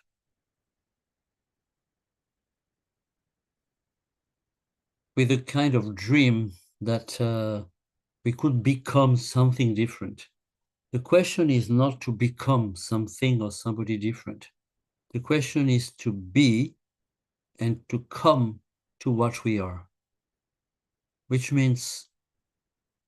doesn't include time. Very, very often in the yoga teaching, people involve time, which means always, tomorrow I'll be better. So is it possible to be good right now? And there are a few points that help, and each of them is enough in itself. Why do we live so poorly? Why do we go on with such a stupid life all over the world? We have to understand that social difficulties are made by individuals, and we are, each of us, an individual. Now, here's the consciousness of an individual different from the consciousness of another individual. We behave physically differently. We speak individually differently. We think individually differently. Now,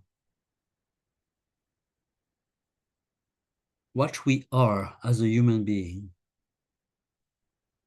is it a particularity from each person?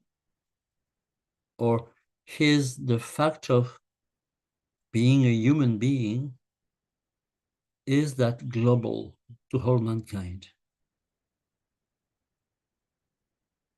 And if we remember that we are what we say, what we do, what we think, are there ways, are there steps to transform the way we speak, the way we think, the way we behave, for bringing the perception of what we are, that is consciousness?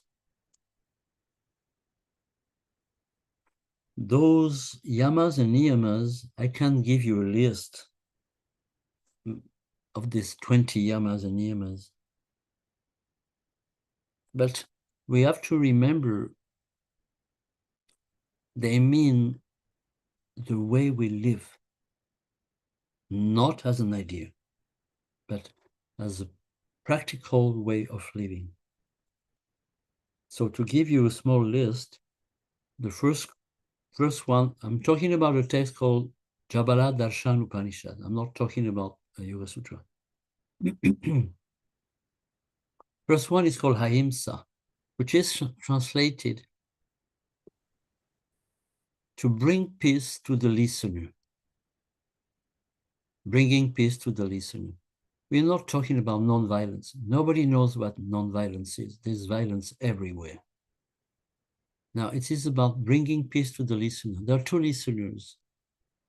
The fact that we are aware there is a listener within us. Can we live a life that brings peace to that listener? That awareness within us, that tranquility. And again, to live a life where we bring peace to the listeners outside, the others, or to the world.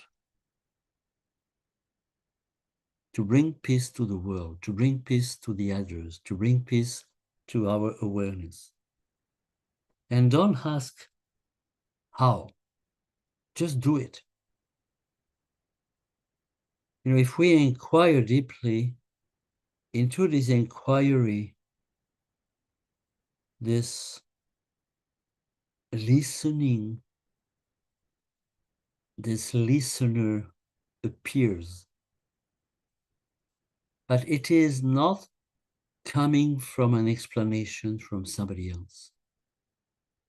This is why the motivation is so important within us. Can we really, really deeply want to be quiet? The second is called Satya. Many translators translate it as truth. It has to do with sincerity and integrity. What does it mean for you? What does integrity mean to you? That is a state where there is no fragmentation. And it's not about lying or not lying. It's a state with no fragmentation. Third one is called Ashteya, non-appropriation. It means the human being that we are doesn't belong or doesn't belong to anything and doesn't take anything. It means you don't belong to whatever. Your friends, your family, your wife, your husband, your children, an idea, an ideology, to belong to nothing. Of completely freedom in the mind. Fourth is called brahmacharya, which means acharya means to walk, and brahma means the absolute. So can we live a life where we are walking, going towards the absolute and nowhere else? What is the meaning? What is the direction of our daily life? It is not about anything else. It's not about whatever.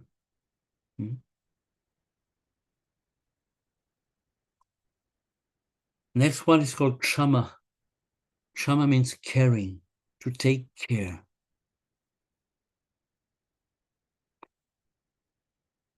And the question is not to take care of what or who, but to be caring, to care about anything, everything. It's a quality of caring.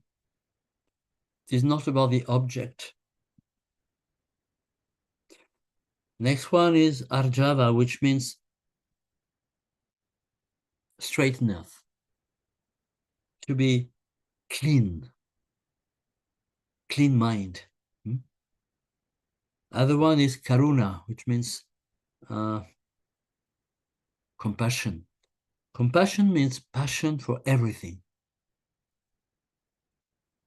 That is, we could also talk about love, but it's a state of love. It is not loving something or someone. This will create fragmentation, but the state of compassion. Then there is dritti, determination, or determination. That is not to move, not to change your point of view all the time, but to go in one direction and not waving, not moving. Then we have mitahara, the temperance. Not to go into a emotional state, to be intelligent. Sausha. They call it purity. It means to be clear, to be clean, to have a clean life. Then tapas, which means on harder, where you don't compromise. There is fire. Samtosha, we talk about contentment. It is not hoping for something to become better, but to be content with what we are, not what we have. What we have will never make us happy, will never make us content, but to be content with what we are. Ashtikya. Faith. Faith is not a belief. Faith is a natural state where you kind of see clearly that life is so great that you just bow in face of it. It is not a belief in all this fancy God. Could be a Indian or a Western, doesn't matter. Then there is dana, goodness, to be good. I'm going a little quick. Ishvara pujana, the gratitude, to be grateful. Not because of, but to be grateful. It's a natural inner quality. Shravana, listening carefully. You know, when most of the time when you listen to somebody, in fact, you listen to yourself only, and we kind of respond. Can we be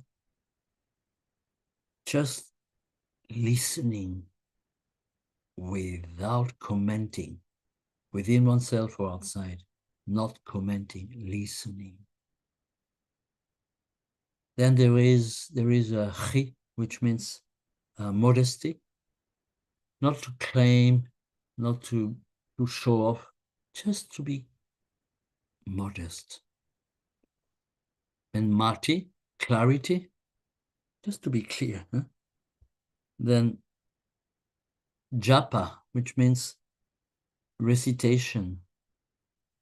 So there is a whole thing about mantra in the yoga, modern yoga today. The main recitation is the sound, the natural sound that is of the breathing, sometimes we say.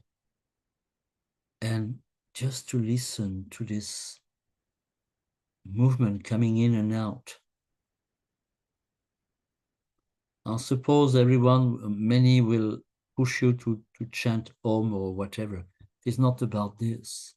It's listening to the constant repetition of the breathing, or of the heart beating, or of the thinking, the thoughts. The last one is dhyana, contemplation. That is to be aware, to contemplate, to see, to listen, to feel, and not so much acting, to contemplate. So all these 20 activities are considered to be natural activities of the human being when he is or she is not corrupted by behavior, wrong talking, wrong speech, and wrong thinking. By wrong, we mean that brings fragmentation, conflict, duality. So when we talk about Yamas and Nyamas, this is what we are talking about. To come back to natural quality of the human being. I think that's fair enough. And we just have to live this way. Thank you. To you, Andrea. Grazie a te, Andrei. Sei stato molto chiaro, You have esaustivo, been so exhaustive and clear in un argomento che diventa proprio la base with a topic that is the basic. I fondamenti, da dove partire prima ancora di fare asana, pranayama. The foundation before to do asana and pranayama and so on. Quindi ti ringrazio tanto. And so I thank you so much. E adesso, ciao caro Andrea, ciao. Hi, dear Adesso è arrivato il momento, sempre parliamo di viaggio. And now Amandio, hello. Yes, please. Hello. Vai, Andrea. Bye-bye. Vai. And now it's time. We are always speaking about travels. Sì, adesso andiamo, c'è un piccolo paese ma molto bello. We are going to a small country, but really, really beautiful country. Ed è appena sopra la Grecia. It's just upside of Greece. Sto parlando della Macedonia. And we are speaking about Macedonia. Da dove viene il nostro caro amico Ilia. Where our dear friend Elia comes from. Che abita in una città della Macedonia che si chiama Strumica. He lives in a town of Macedonia that's called Strumica. Un luogo veramente bello. Io ci A sono really stato. beautiful place. I was there. Ringrazio Dio di avermi invitato And I thank a lot Elia for hosting me. per avermi fatto scoprire un paese che non He conoscevo. invited me, and I knew a country that I didn't know before. Bene, cara Gabriella, una volta in più raccontaci, dici qualche cosa. And so, dear Gabriella, another time, please tell us something about. Per favore, leggici il curriculum di Ilia. Read us the curricula of Elia. Yes. Ilia Davji is from Macedonia. He was born in Strumica, of course, in Macedonia, where he lives. He started practicing yoga in 1999. For many years, he studied Patanjali's Ashtanga Yoga. He attended yoga teacher trainings in Macedonia, Serbia, and India. He is certified in Ayurvedic massage, Kerala type. He is a founder of Yoga Surya Sons and a founder of Macedonian Hatha Yoga Federation. Since 2008, he's teaching in Yoga Surya Sons in Macedonia. He participates in many European yoga symposiums, at several European conferences. He attended twice at the United Consciousness Conclaves in India with workshops and lectures. He is owner of many certificates, diplomas, and honors in the field of yoga. The title of his lecture is Practice Yoga Further. Grazie, Gabriella. Thank you so much, Gabriella. Prego, Ilia. And now, please. Thank you.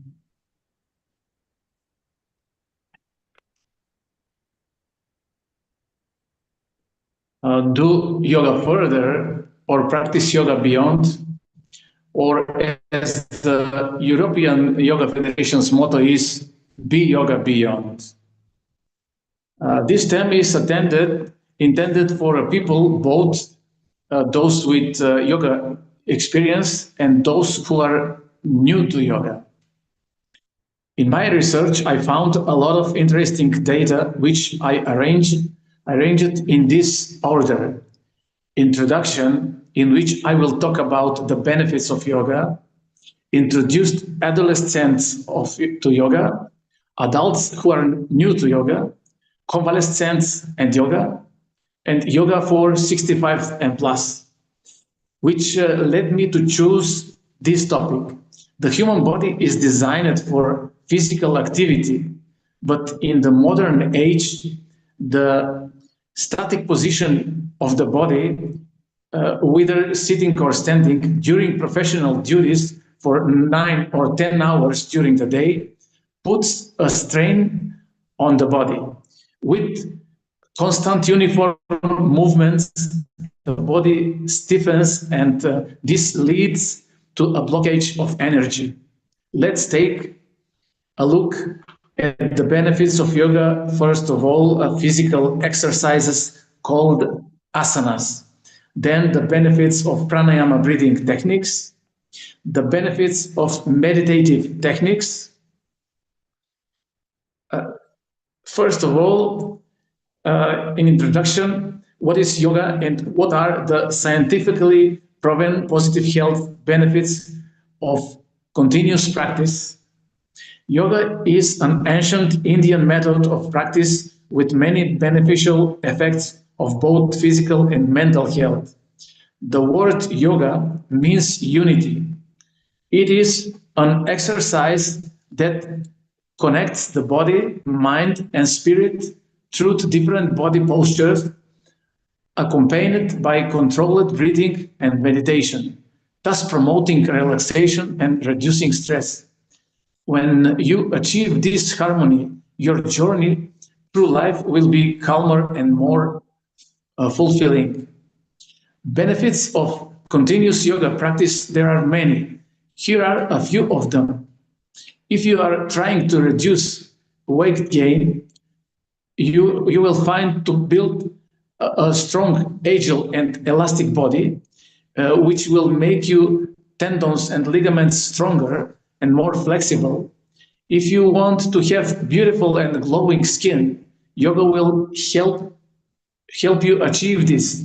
If you want improved balance, circulation at all levels, bloodstream, nervous system, lymphatic system, lowering blood sugar levels, improving lipid levels, reducing stress,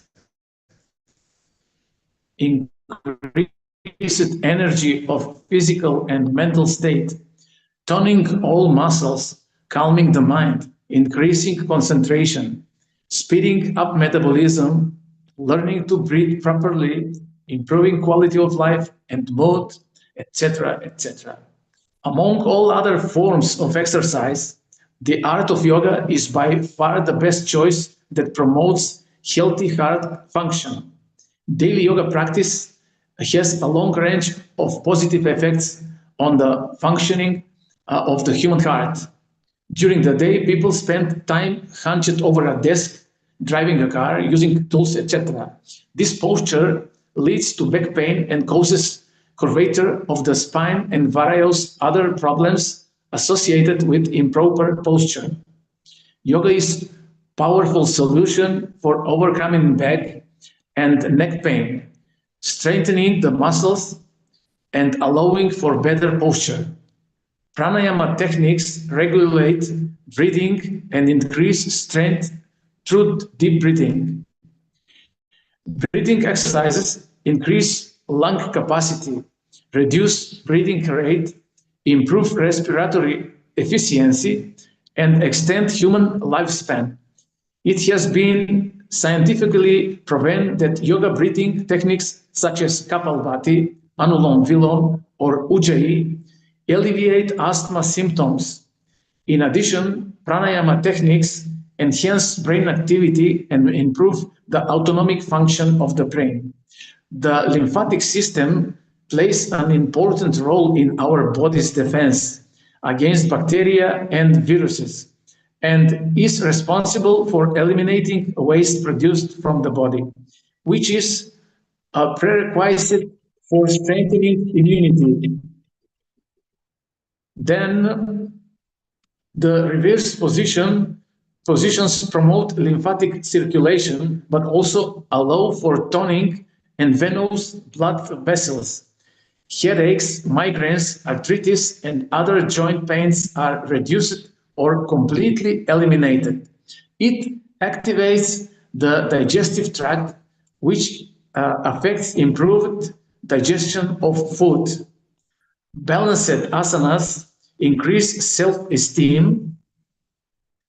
With continuous practice, you increase self-control, self-discipline, and perhaps most importantly, refragment human memory.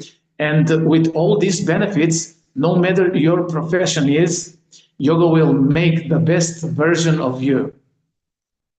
The second is introduced adolescents to yoga. Why? Because the old street games have been replaced by video games. Street children have been replaced by virtual friends. Children have too much interaction with technology. Urbanized living leads to isolation and asocialization. School pressures are also having an impact.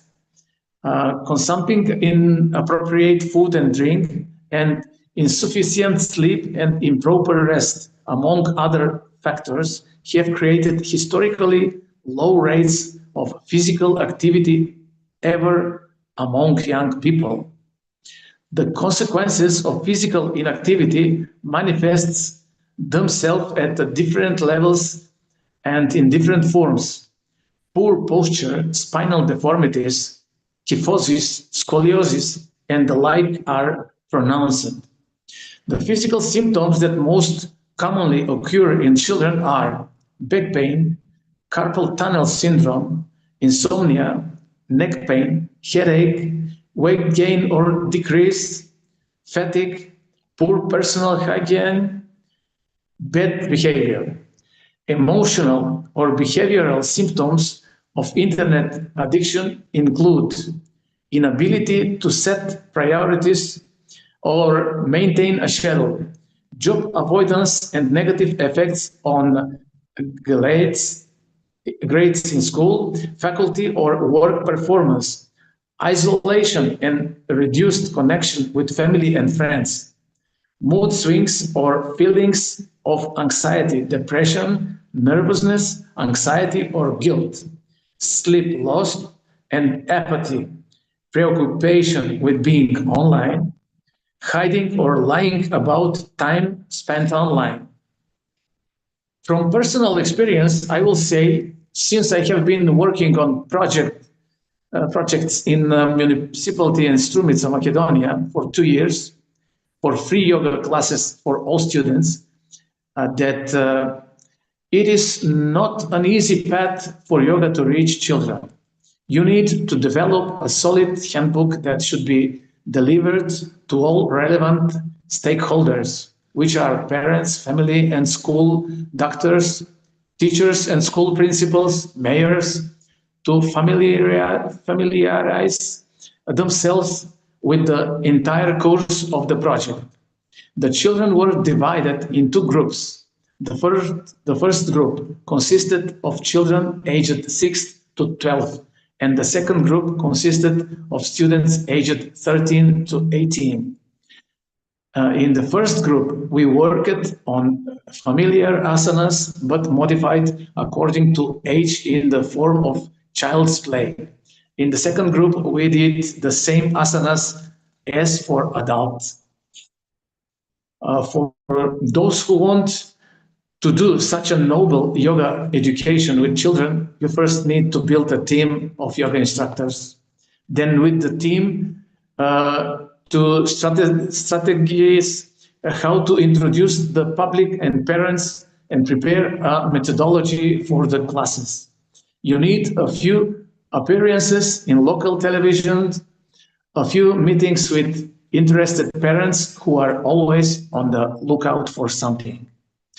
As the class went on, the parents I spoke to notice positive changes. The children moved and sat with their back straight, had better coordination with movements, mastered schoolwork with less reading, learned to socialize with each other, and had greater self-confidence. Pranayama techniques actively calm the brain, which improves memory, cognitive function, and concentration, improves analytical skills and creativity, and therefore learns better. For all these reasons, parents should insist that their children continue to attend yoga classes after such projects. The third is adults who are first encountering yoga. In this category are people between 20 and 64. I have 2 standard groups in this moment of interns with 3-5 years or more of experience. I constantly remind new practitioners that they should exercise everyone according to their fitness, elasticity, and mood. So some of them, for various reasons, will stop exercising after a month, 2 or 3. After a while, some of the deprecating people will come forward with a desire to continue yoga practices as they feel better while practicing. People of this age suffer the most from the problems listed above, but urban modern life endows them the most with stress. Insights from Dr. Metodi Cepreganov on stress. This is the famous neurologist and epileptologist from Macedonia. To understand the root causes of stress, its effects on the human body, and how to protect oneself from it, it is essential to recognize the harmony between body and psyche. Nature has endowed us with two compartments, the psyche, soul, and the soma, body. These two compartments strive to function in harmony, complementing and supporting each other. However, numerous risk factors disrupt the harmony between the psyche and soma. One such factor is destructive drive, and the other is stress. Destructive drive manifests as aggression towards others, which, if not controlled, result in a lifetime of aggressive behavior characterized by an inflated ego, stubbornness, and vanity. This leads to hearted envy, jealousy, malice, and paranoia. This is known as hypertrophy of the self and paranoia. The second factor is stress, an assault on one's integrity. When our sensory perception receive information that threatens our personal integrity, they respond in a way that aim to protect the organism. This is the stress response. Stress can be acute, short-term, or chronic, long-term. When confronted with stress, the body undergoes changes in three systems. Hormonal system. Hormones rise, particularly adrenaline, which induce symptoms like heart palpitations, blood rushing to the head, stomach distress, and other traumatic reactions. Neuromodulators and neurotransmitters. These include serotonin and dopamine. One accelerates functions while the other inhibits them. And third is psychosomatic disease. Prolonged stress over time can lead to psychoneuroimmunological disorders attacking the immune system. The immune response depends on genetic factors which are activated by stress. End quote. Iyengar states, an intellectual mind unconnected to the heart is an uncultivated mind. The practice of asanas and pranayama is not only the most effective, but also the most natural form of therapy for stress. When practiced together, they generate immense amounts of prana in the body, stimulating the cells and releasing tension in the muscles. The effects of the mind take longer to manifest as yoga addresses the root causes rather than merely the symptoms of stress. Through consistent practice, the indriyas or senses, which tend to pull the mind outward toward the external world, are drawn inward, calming the restless chitta or mind. When stress levels are elevated, it can be difficult to reach the final asana with ease. In such cases, practicing with the use of props helps to attain the benefits of asanas in a more relaxed and supportive manner. Patanjali's understanding of stress led him to begin the Yoga Sutras with the phrase Chittavritti Nirodha, which translates as the cessation of the fluctuation of the mind, which give rise to stress. He further explains how the path of yoga can assist in managing and overcoming stress-inducing situations. What does this science prove? Can we use yoga to treat trauma? No, you don't heal the trauma. Practicing yoga affects your relationship with your body. Trauma destroys behavior toward the body. Studies show that when you practice yoga, you review parts of the brain that have been muffled by trauma. After yoga, your insula is activated more. The insula is the part of the brain that knows what the body feels inside, deep down, how we feel. Specifically, that what's going on in the body. Yoga is reconnected with your feelings. Feel what you're feeling and feel safe. Whether it is because of the yoga studio or the yoga teacher who, with the pleasant voice, really directed you to breathe in and then feel it all. Well, we'll add more for adult and practicing partner yoga that helps to deepen the impact of the yoga posture without any pain. A partner's body weight can be used to increase the effects of asanas on the other partner. It improves alignment, balance, and posture. You constantly feel the energy from your partner in the form of fulfillment and happiness. The fourth is convalescent. This group includes all recovered patients and those who have indeed up with various injuries. Those who are broken, who after 10 days of physical therapy do not know what to do and need professional help, people after a heart attack and implanted stents. For this group of all hearts, I will say, do yoga beyond. I can say that the same advice from the Prevalence group applies to the 65 plus group. Practice yoga to the end. Dr. John Schaffenberg, a well-known nutritionist, made a statement on the occasion of his 100th birthday. We have to practice every day. That's very important. I outlived my brothers. One died 14 years ago and the other 17 years ago. And it's going to get worse because I'm not going to die next year.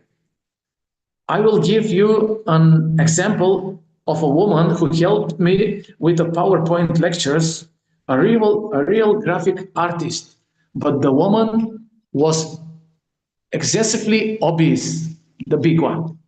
One day I said, I need to talk to you about your weight. I'm also a doctor of preventive medicine, and I have to tell you this. Her face fell. Do you want me to tell you the good news first or the bad news first? Tell me the bad news, she told me. You have to understand that obesity increases the risk of death from almost every disease we know of. But let me tell you the good news. Even if you're obese, if you exercise every day, you will live longer than your peers who are normal and don't exercise.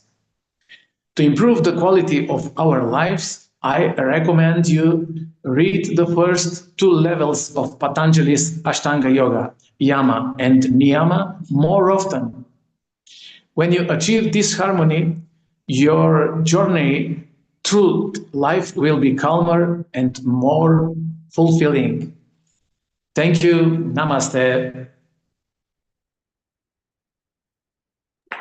Grazie, grazie Elia. Thank you so much, Elia. È il caso di dire alla prossima And perché, it's time to say to the next time. perché Elia, devo dire, è sempre presente nelle nostre Because I have to manifestazioni say, Elias is always present in our manifestations. e a me fa molto piacere. And it's made me feel all so joyful for this. Grazie, caro. Thank you so Thank much. you. I want to congratulate the fifth European Yoga Symposium. Voglio Grazie. congratularmi per il quinto Yoga Symposium della Yoga Federation. Adesso è il momento di dare la parola a un'altra persona eccezionale. And now it's time to give the word to another exceptional person. Dietro di lui c'è tanta storia Behind of him there is so much story di una persona che ha supportato lo yoga in momenti anche in cui non era né conosciuto né apprezzato lo yoga. about a person who supported yoga in moments in time that yoga was not known. Appunto, io sto parlando di Andrei Lobanov, And I'm speaking about Andrei Lobanov. che ringrazio di And essere I say presente. thank you to him to be Ecco, present with us. Prima di dargli la parola, And before to give him the word, passiamo attraverso Gabriella, we come pass through sempre, Gabriella. perché ce lo faccia conoscere meglio. So Gabriella will make us know him better. Un po' di storia di Andrei Lobanov, A little story about Andrei Lobanov. solo una piccola parte, perché lui ne ha storia. But you know, just a little part of the story because he has a long story. E a tradurre quello che lui dirà in russo, And to translate what he will say in Russian, c'è una persona molto carina, molto dolce, che è venuta in India, anche there lei. is a real dear person. Ecco, si chiama Giulia The name is Julia. e la ringrazio per l'opera che ci fa a tradurci quello che Andrei ci dirà. And I thank her a lot Andrei. to translate Andrei for us. Prego, Gabriella. Please, Gabriella. Okay. Andrei Lobanov G is from Russia. He's one of the founders and leaders of yoga movement in Russia, a yoga master with a 47-year experience, a yoga therapist, a physician with specializations and experience in neurology, reflexology, herbal medicine, psychotherapy, cardiology, and intensive care. Andrei Lobanov G started his yoga practice and research in Soviet time when yoga and other Oriental practices were forbidden. His school, founded in 1983, became the first official yoga school in USSR and Russia. In 1989, he founded the first yoga teacher training institution, and 2 years later, the first yoga therapy department in the country. He also was the first in Russia to work out yoga therapy educational courses for medical universities. Vast experience in yoga, yoga therapy, and ancient and modern medicine enabled Andrei Lobanov G to create a unique multi-level system called Yoga Lam, the yoga of the modern world. Yoga Lam is based on Patanjali's principles of classical yoga. The research of scientists, innovators, and technologists worked out by Andrei Lobanov G made it possible to offer effective methods for self-healing, self-study, and self-development. Yoga Lam enables persons to manage their body, energy, mind, and consciousness, and as a result, their life. The title of the workshop of Andrei Lobanov G is Homeopathic Yoga Lam. Prego, Andrei, siamo veramente curiosi di sentirti. So please, Andrei, we are so curious to hear about you. Намасте, рад вас всех приветствовать. Спасибо за то, что я участвую в этом большом мероприятии. Namaste, I'm glad to greet you and thank you for having me here on this great event. Я всегда рад быть вот в вашей компании, в этом пространстве. I'm always glad to be in your company in this space. И делиться тем, что у меня есть. And to share what I have. Сегодня моя тема – это исцеляющее микродвижение, гомеопатическая йога лам. Today, my topic is healing micro-movements, homeopathic yoga lam. Гомеопатическая йога – одна из 3 йог, составляющих систему йога лам. Homeopathic yoga lam is one of 3 yogas which constitute the yoga lam system. Гомеопатическая методика названа потому, что она основана на принципах гомеопатии, воздействии подобным на подобное, на уровне информации и в микродозах. This method is called homeopathic because it is based on 3 principles of homeopathy: the law of similars, like cure, like action on informational level in microdoses. А добавление лам – это по автору Лобанов Андрей Михайлович. And lam is the abbreviation of my name, Lobanov Andrii Mikhailovich. Она применяется для воздействия на структуру системы человека, которая отвечает за энергоинформационное взаимодействие и обмен внутри системы, а также с внешней средой. We apply homeopathic yoga to act on a structure which is responsible for energy and informational exchange within human system and also between a human being and surrounding world. В йога-лам она называется срединной осью системы человека.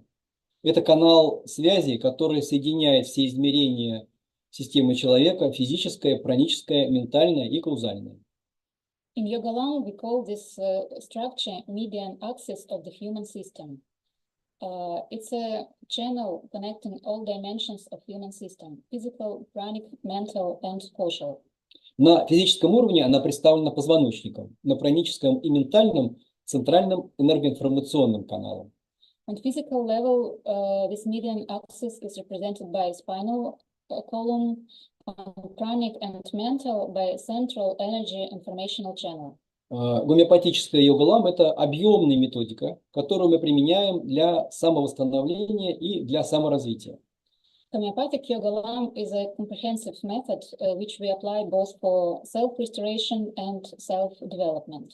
Здесь мы рассмотрим ее как инструмент управления физическим телом, через который можно воздействовать на другие уровни системы человека.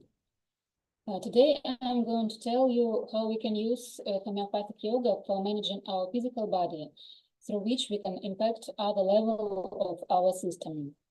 Гомеопатическая йога применяется для восстановления позвоночника и 3 функциональных узлов – шейно-затылочного, грудного и тазового.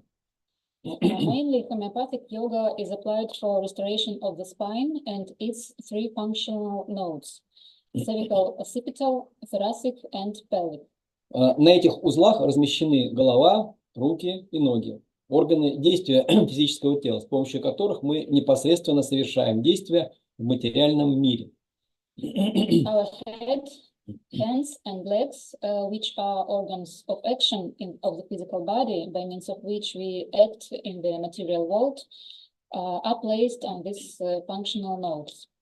Позвоночный столб – это опора, на которой помимо органов действия размещены системы жизнеобеспечения. Это система внутренних органов, а также управляющие структуры, центральная нервная система, спинной мозг и центральный энергоинформационный канал. Spinal column is a basis on which, in addition to organs of action, life support systems, including inner organs, are placed. Besides, spine is a part of structures which control physical body and the whole human system.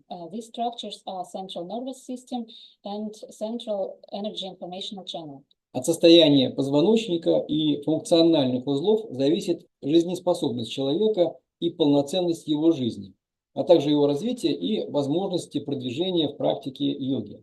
Our viability and fullness of our life, as well as our development and progress in yoga practice, depend on the condition of our spine and its functional nodes. Главный объект воздействия гомеопатической йоги – мышечная структура позвоночника, имеющая стратегическое значение.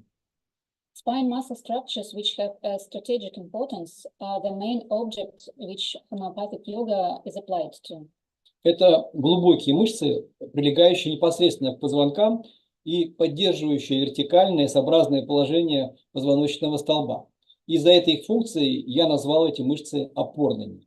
These are deep muscles joining directly to the vertebra and supporting vertical S-shaped position of the spinal cord. So I call these muscles supporting muscles because of their supporting function.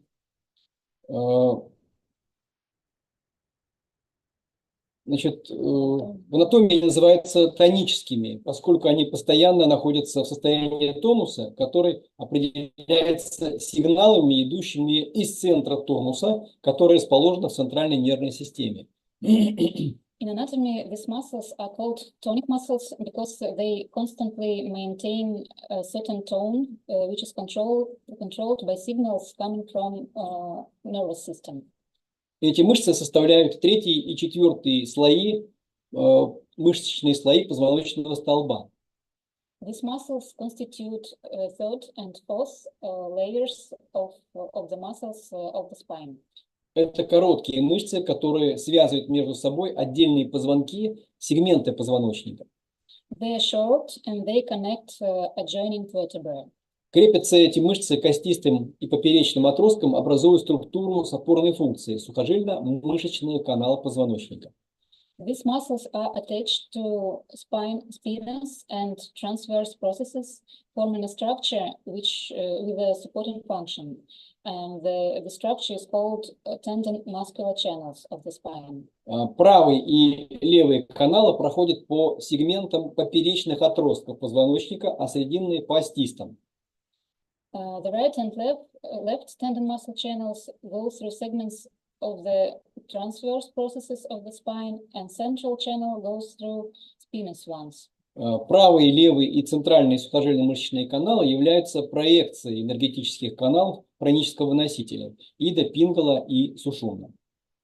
The right, left, and central tendon muscle channels are projections of energy channels of the pranic carrier, Ida, Pingala, and Sushumna. Помимо опорной функции, мышцы сухожильно-мышечных каналов также выполняют роль кровяной помпы, прокачивая кровь к костно-хрящевому и связочному аппарату позвоночника. То есть они отвечают за кровоснабжение и питание межпозвонковых дисков, костной и соединительной ткани позвонков и за обмен веществами. In addition to supporting function, muscles of the tendon muscular channels also act as a blood pump, pumping blood to the bones, cartilages, and ligaments of the spine. That is, they're responsible for the blood supply and nutrition of intervertebral discs, bone and connective tissue of the vertebra, and for their metabolism. Для того, чтобы обеспечить эффективное кровоснабжение межпозвонковых дисков и тканей, опорные мышцы должны поддерживать естественный тонус по сигналам из центральной нервной системы. In order to provide blood supply of the intervertebral discs and tissues, the supporting muscles must contract and relax effectively on command coming from the centers of tone located in the nervous system. Если этот тонус нарушается, то нарушается кровоснабжение и обменные процессы в позвоночнике, что приводит к остеохондрозу, а также другим заболеваниям позвоночника. If this mechanism is disrupted, then the metabolic processes in vertebra are disrupted too, which leads to osteochondrosis as well as other diseases of the spine. В чем причина этих нарушений? Почему заболевания позвоночника так распространены и часто встречаются также среди преподавателей йоги? What is the reason for these disruptions and why spinal diseases are so common even among yoga teachers? Главная причина лежит на уровне информации, взаимодействия человека с собой и миром. And the main reason lies on the level of information, of the level of human's interaction with himself and the surrounding world. неблагоприятные обстоятельства и ситуации, с которыми человек не может справиться, становятся для него стресс-фактором, стрессором, который негативно воздействует на структуры нервной системы, отвечающие за тонус опорных мышц в отдельных сегментах и зонах позвоночника. Adverse circumstances and situations that you cannot cope with become a stressor for us, which negatively affects the structures of the nervous system, which are responsible for tone of the supporting muscles in certain segments and zones of the spine. Патологическое изменение тонуса укорачивает их и приводит к смещению позвоночника. Вслед за этим происходит компенсаторная реакция в других зонах и позвоночника для того, чтобы удержать его прямое положение. A pathological change in tonus shortens muscles and leads to vertebral dislocation, which is followed by a compensatory reaction in other areas of the spine, in order to maintain upright position of the spinal column. Таким образом, позвоночник деформируется, образуются сколиозы, лордозы, кифозы и другие формы патологической конфигурации позвоночника, а также их сочетания. Thus, spine gets deformed and it results in scoliosis, lordosis, kyphosis, and other forms of pathological configurations of the spine, as well as their combinations. Эти патологии приводят к заболеваниям внутренних органов, в результате которых организм выходит из состояния равновесия и целостности. These pathologies lead to diseases of internal organs, and as a result, our body loses its balance and integrity. Как я говорил в начале, позвоночник – это часть более сложной структуры срединной оси системы, которая включает также центральный энергоинформационный канал. И нарушения на физическом уровне ведут к развитию деструктивных процессов на уровне энергии и информации, хроническом и ментальных измерениях. As I said at the beginning, spine is a part of a more complex structure, the median axis of the human system, which also includes central energy and informational channel. And disruptions on the physical level lead to destructive processes at the levels of energy and information in pranic and mental dimensions. Это, в свою очередь, приводит к потере связи с управляющими сигналами из материнской системы, Вселенной, нарушению механизма природной саморегуляции и в итоге к потере жизнеспособности системы человека. Because of these processes, a human being loses his connection with the control signals coming from the mother system, from the universe, and his natural self-regulation mechanisms also get disrupted, and as a result, he loses his viability. Поэтому важно восстанавливать и поддерживать естественное функциональное состояние сухожильно-мышечных каналов позвоночника, а также трех функциональных узлов, расположенных на позвоночном столбе. That's why it's important to maintain a natural functional condition of the tendon muscle channels of the spine, as well as of the three functional nodes located on the spinal column. Обычные упражнения, асана и другие макродвижения не могут решить эту проблему, эту задачу. Regular exercises, asanas, or any other macro movements can't solve this problem. С их помощью не получится добраться до глубоких мышц. Сказывается труднодоступность этих мышц для воздействия, а также их связь с центрами тонуса, которые управляют этими мышцами. It is impossible to reach deep supporting muscles by means of these practices due to their inaccessibility, as well as their connection with the nervous system and also with the central energy and informational channel. И для эффективного восстановления нужны технологии, которые учитывают строение сухожильно-мышечных каналов и их связь с нервной системой, а также энергетическими и информационными каналами, то есть энергоинформационными каналами. And for effective recovery of supporting muscles and tendon muscle channels, we need technologies which take into account the structure of tendon muscle channels, their connection to the nervous system, and to energy informational channel. Такой технологией является гомеопатическая йога, которая разрабатывалась специально под эти задачи. Such a technology is Homeopathic yoga lam, which was worked out exactly for these tasks. Это технология восстановления позвоночника через прямое воздействие на глубокие опорные мышцы с помощью йогического соединения, то есть глубокого сосредоточения на этих мышцах. This technology is designed for spine restoration by means of direct action on the supporting muscles through yogic connection to them. That is deep concentration on these muscles. В гомеопатической йоге воздействие с мышечными структурами происходит на чувственно-интуитивном уровне и в состоянии соединения. Через волевое намерение совершаются микродвижения, которые восстанавливают естественный тонус и функции опорных мышц. In homeopathic yoga, interaction with muscle structures undergoes on sensory intuitive level. In the state of connection, we perform micro movements based on intention, and these micro movements restore the natural tonus and functions of supporting muscles. На основе микродвижений разработаны гомеопатические приемы и комплексы упражнений, воздействующие на мышцы позвоночника и 3 функциональных узлов. Based on macro movements, homeopathic techniques and exercise series acting on deep spine muscles and functional nodes were worked out. Благодаря использованию состояния йоги они позволяют одновременно проводить диагностику и коррекцию позвоночника, убирать блоки, налаживать связь с праническими структурами. Due to applying the state of yoga, homeopathic techniques allow us to diagnose and restore our spine, remove blockages, and develop connection with pranic structures. Дозированное микровоздействие гомеопатическое и использование йогического соединения с мышцами, сочетание этих 2 элементов составляет йогу, которую я назвал гомеопатической. So, combination of those micro actions, homeopathic actions, and yogic connection to the muscles constitute yoga technology, which I called homeopathic. Приемы гомеопатической йоги разделяются на базовые и дополнительные. There are basic and additional techniques of homeopathic yoga. Сейчас мы изучим 4 базовых приема. К ним относятся резинка, паровозик, гусеница, пиявочка и автобан.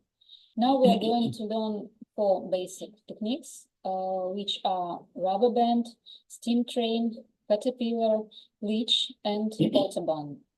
The titles reflect the essence of actions that we do with our supporting muscles.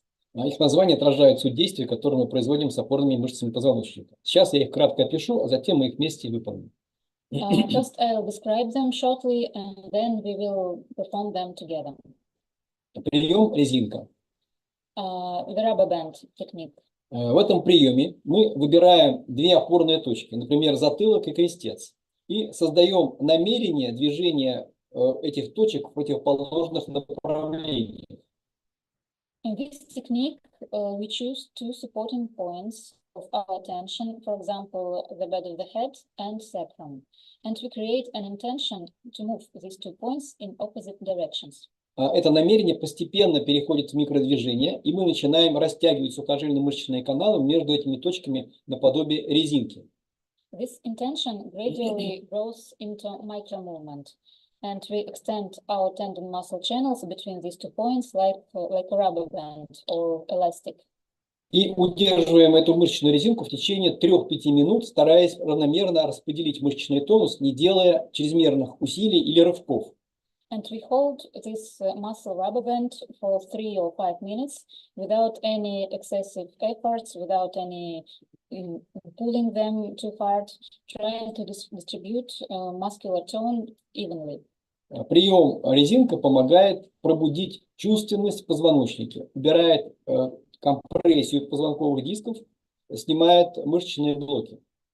The rubber band technique helps to awake sensitivity in the spine muscles, removes tension and compression of intervertebral discs. На фоне этой мышечной резинки совершаются все дальнейшие действия и приемы гомеопатической йоги, поэтому важно удерживать ее на протяжении всей практики.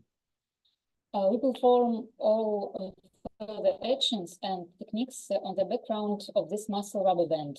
That's why it's important to hold this stretching throughout the practice. Следующий прием – паровозик. The next technique is the steam train. Он позволяет провести диагностику сухожильно-мышечных каналов, и в нем используется психическое дыхание, то есть дыхание, соединенное с вниманием. It allows us to diagnose the condition of tendon muscle channels And we apply here psychic breathing. So it's breathing which is connected to attention. Мы его перемещаем по сухожильным мышечным структурам позвоночника от затылка к крестцу и обратно, отмечая при этом проблемные зоны, напряжения, болевые ощущения, немые, нечувствительные зоны. We move psychic breathing through muscle tendon structures of the spine as a train from the back of the head and back, noticing problem areas where you feel tension, pain, or maybe you don't feel anything at all. Such areas are called numb or silent zones. Затем применяем прием гусеница. And then we apply a caterpillar technique. Мы делаем изометрические сокращения опорных мышц, располагающихся между двумя позвонками. We do isometric contractions of supporting muscles located between two vertebrae. Изометрическое сокращение – это сокращение мышц без их движения или изменения их длины. Isometric contraction is muscle contraction without moving muscles or changing their length. Сокращаем их и затем расслабляем. So we contract them and then relax. Обычно сначала это действие включает сразу несколько мышечных сегментов, а затем по мере практики удается выделить каждый сегмент опорных мышц. Сегмент – это мышцы, расположенные между двумя позвонками. Usually in the beginning, several segments get involved into this action, but later, as you practice regularly, you'll be able to contract each segment separately. By segment, I mean muscles connecting to vertebrae. Изометрическое сокращение вначале может быть коротким, импульсным, а затем мы учимся удерживать его более продолжительное время. In the beginning, this contraction can be very short, like an impulse, but later, as you practice, you learn to hold it for a longer time. Прохождение гусеницы по мышечным сегментам начинается с верхней точки и перемещается до нижней, а затем обратно. Можно начинать также с нижней опорной точки до верхней и обратно. The caterpillar starts moving through muscle segments from upper point, which is the back of the head, and then goes down to sacrum, and then goes back up. Or you can start from the sacrum and move up to the back of the head, and then go back. Прием гусеницы выполняет диагностическую и коррекционную задачу. The caterpillar technique has diagnostic and corrective tasks. Он позволяет сформировать чувственную связь с каждым мышечным сегментом позвоночника, объединяя их в единую чувственную линию. It allows to establish a sensitive connection with each muscle, each supporting muscle segment, uniting all these segments into one sensory line. Этот прием также производит коррекцию в зонах нарушенной чувствительности, улучшает кровоснабжение и обмен веществ в позвоночнике.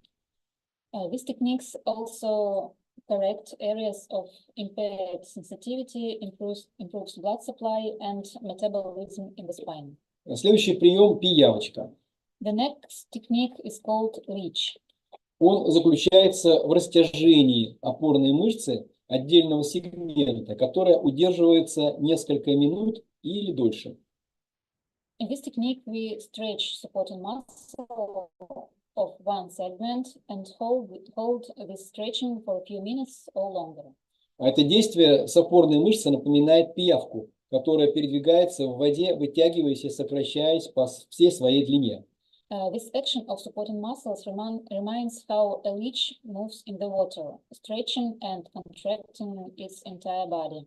Действие приема пиявочка перемещается по отдельным сегментам сверху вниз, от затылка до крестца и обратно вверх. The leech also moves through spine segments down from the back of the head to sacrum and back up to the back of the head. Цель этого приема – снятие мышечных блоков и восстановление утраченной функции опорных мышц, способность расслабляться и сокращаться в пределах их естественного тонуса.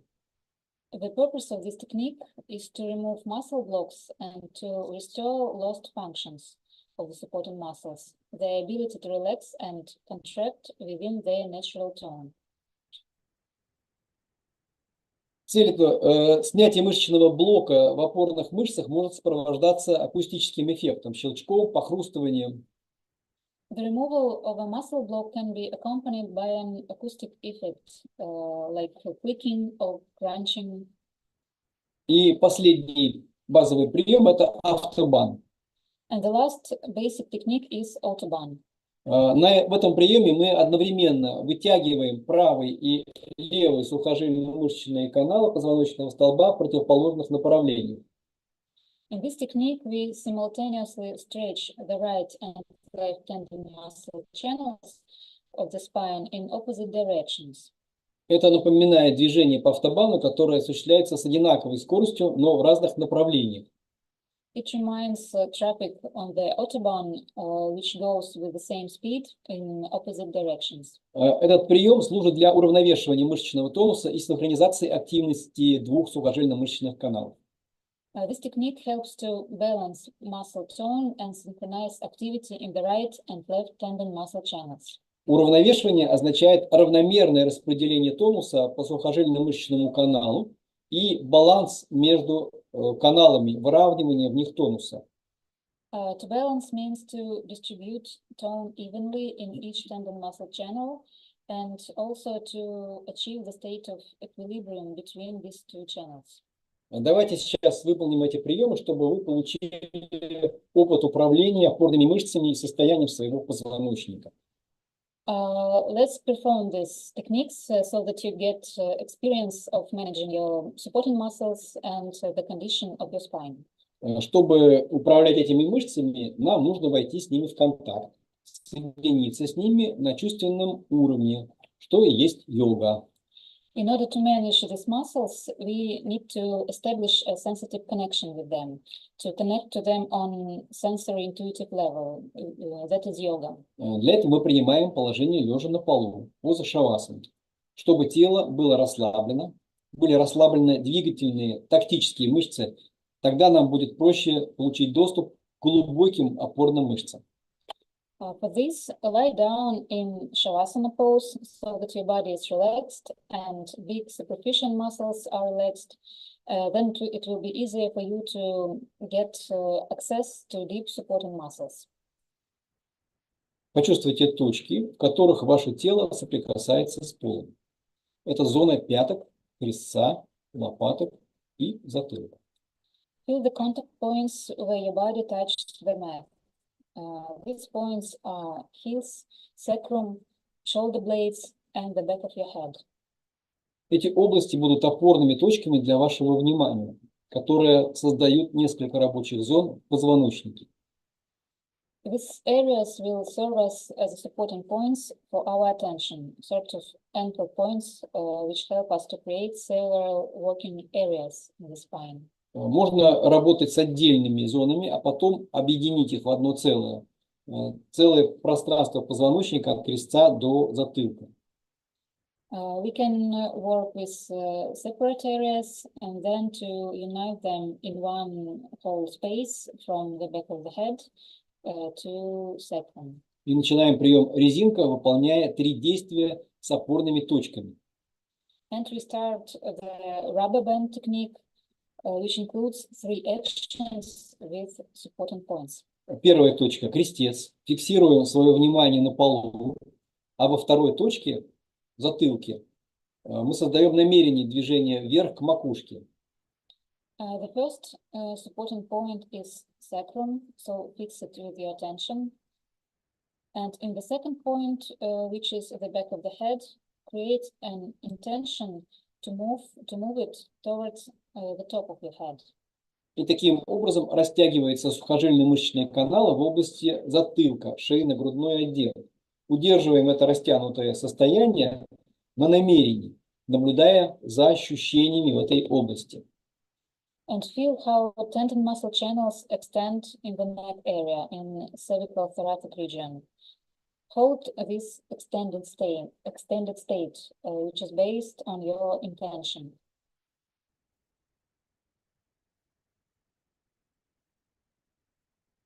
Теперь зафиксируйте затылок и переместите внимание в точку крестца, создавая намерение движения этой точки в сторону пяток. Так мы проявляем активность в мышцах в области поясницы и крестца. Удерживаем это растяжение. Now fix the back of your head and move your attention to the sacrum, creating an intention to move these points towards your heels. In this way, we manifest the activity in lumbar and sacral regions. Hold this extension and observe what you feel, what are sensations in this region.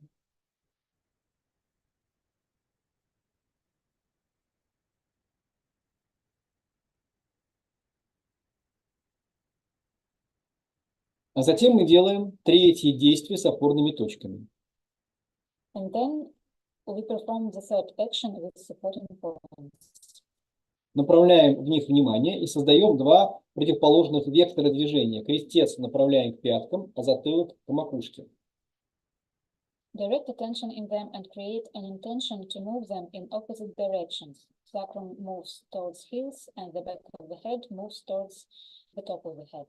Растягивая позвоночник как резинку за два конца, мы объединяем его сухожильно-мышечные каналы в единую линию. Stretching the spine by two ends as a rubber band, we unite tendon muscle channels into one line.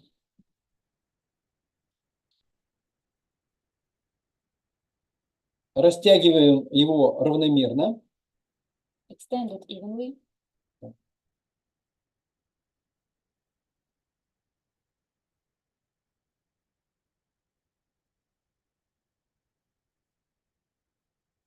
Без излишних усилий, распределяя тонус по сухожильно-мышечным каналам. Помните, что это микродвижение. Don't take any excessive efforts, do it very smoothly, distributing tonus over tendon muscle channels. Remember that it's a micro movement.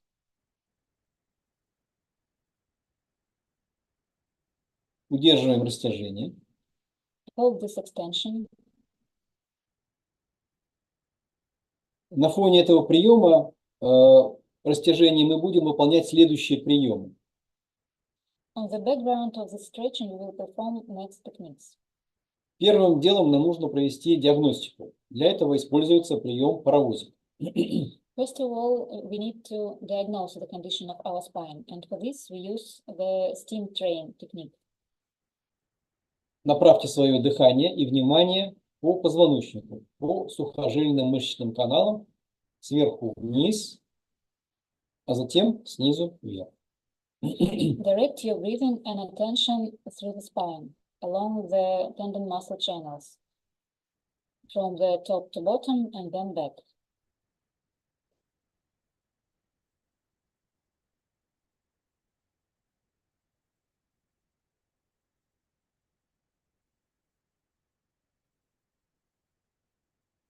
Наблюдайте за ощущениями, фиксируйте сигналы, которые нам дают мышцы о своем состоянии. Это может быть дискомфорт, болезненные ощущения или отсутствие чувствительности.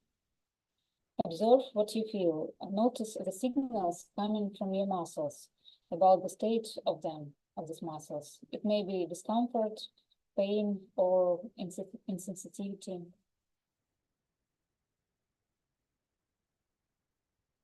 На основе этой диагностики мы можем переходить к восстановлению. Based on this diagnosis, we can proceed to recovery techniques. И выполняем следующий прием гусеница. And the next is the caterpillar technique. Проходим по опорным мышцам каждого сегмента позвоночника, напрягая их, растягивая и затем расслабляя. Move through each segment of the spine, contracting supporting muscles and then relaxing them. Можно использовать дыхание. На выдохе напрягаем эти мышцы и удерживаем, а со вдохом отпускаем. Через это изометрическое воздействие, то есть сокращение мышц без движения, мы восстанавливаем чувственную связь с ними. We can use breathing here. Contract muscles as you exhale and release them with inhalation. We restore the sensitive connection with muscles through this isometric action. Перемещаем гусеницу по позвоночным сегментам сверху вниз, начиная с затылка и до крестца. Move the caterpillar down through spine segments from the back of the head to sacrum.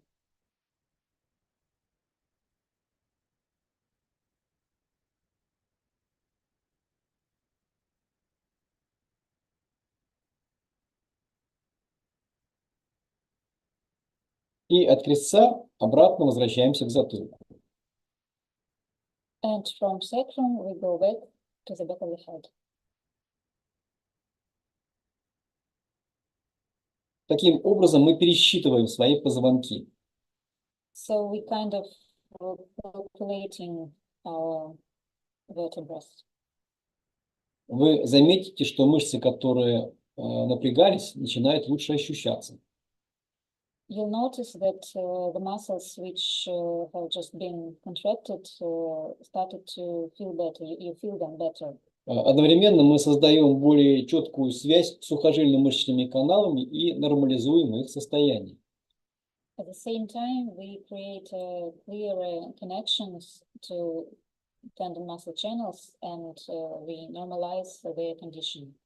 Следующий прием – пиявочка, который восстанавливает непосредственную функцию опорных мышц, которая была нарушена стресс-фактором.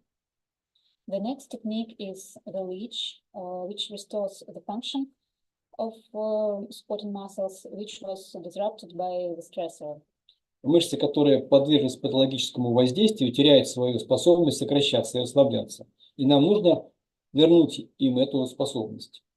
Muscles that have been physiologically affected lose their ability to contract and to relax. And we need to restore this ability. Для этого мы растягиваем опорные мышцы каждого сегмента и удерживаем это растяжение некоторое время, желательно до 3 минут, а потом отпускаем. For this, we stretch supporting muscles of each segment and keep this extension for some time. It's good when we hold it at least for 3 minutes. Этот прием делается на вдохе. Со вдохом создаем намерение растянуть эти мышцы и удерживаем их. А с выдохом отпускаем.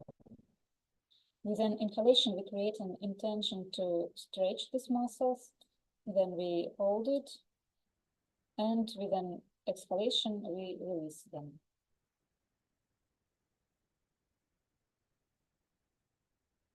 Возможно, сейчас у вас получится удержать это всего лишь несколько секунд. Повторите несколько раз. Растянули, отпустили, растянули, отпустили. Maybe now you are able to hold this extension just for a few seconds, so you can repeat it for a few times. Stretch and release. Stretch and release.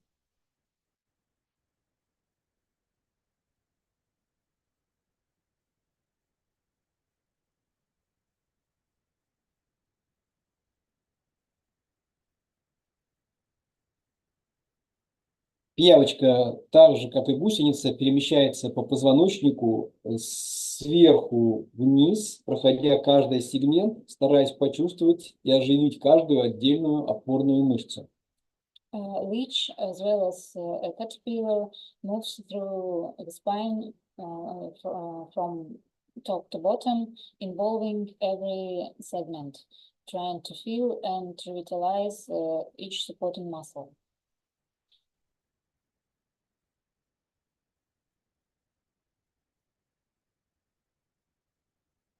Переходим к следующему приему – автобан.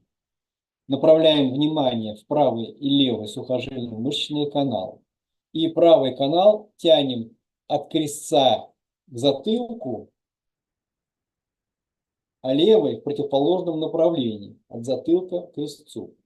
And we proceed to the next technique, which is autobahn. Direct your attention to the right and left tendon muscle channels. Extend the right channel in direction from sacrum to the back of your head, and the left channel in the opposite direction, from the back of your head to sacrum. То есть мы одновременно растягиваем мышцы в разных направлениях и удерживаем это растяжение. So we move simultaneously extend these muscles in opposite directions and hold this stretching.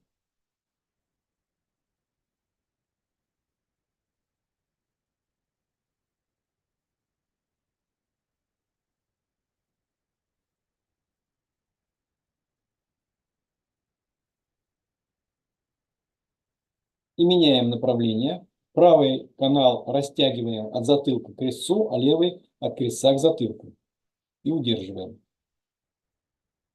And switch directions. We extend the right channel from the back of your head towards the sacrum, and the left channel from sacrum to the back of your head.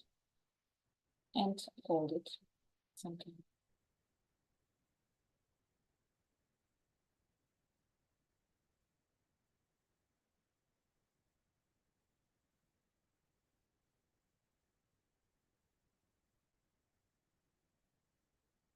И закончим практику диагностическим приемом паровозик. Еще раз пропускаем психическое дыхание от затылка по направлению к крестцу и от крестца опять к затылку. And let's finalize our practice with a diagnostic technique, which is steam train. Once again, we direct psychic breathing through the spine, from the back of your head towards sacrum, and then back.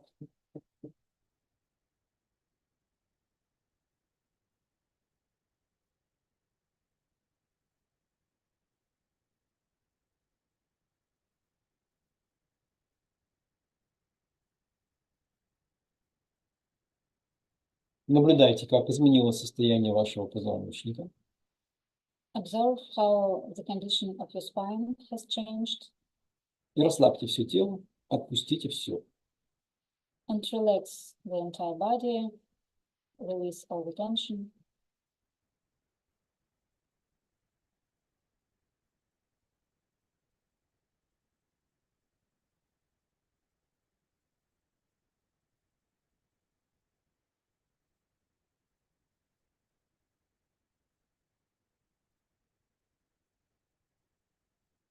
И медленно поднимайтесь, открывайте глаза.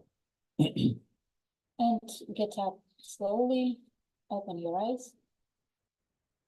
И из-за того, что у нас было ограниченное время, эта практика была более демонстративной, обозначенной.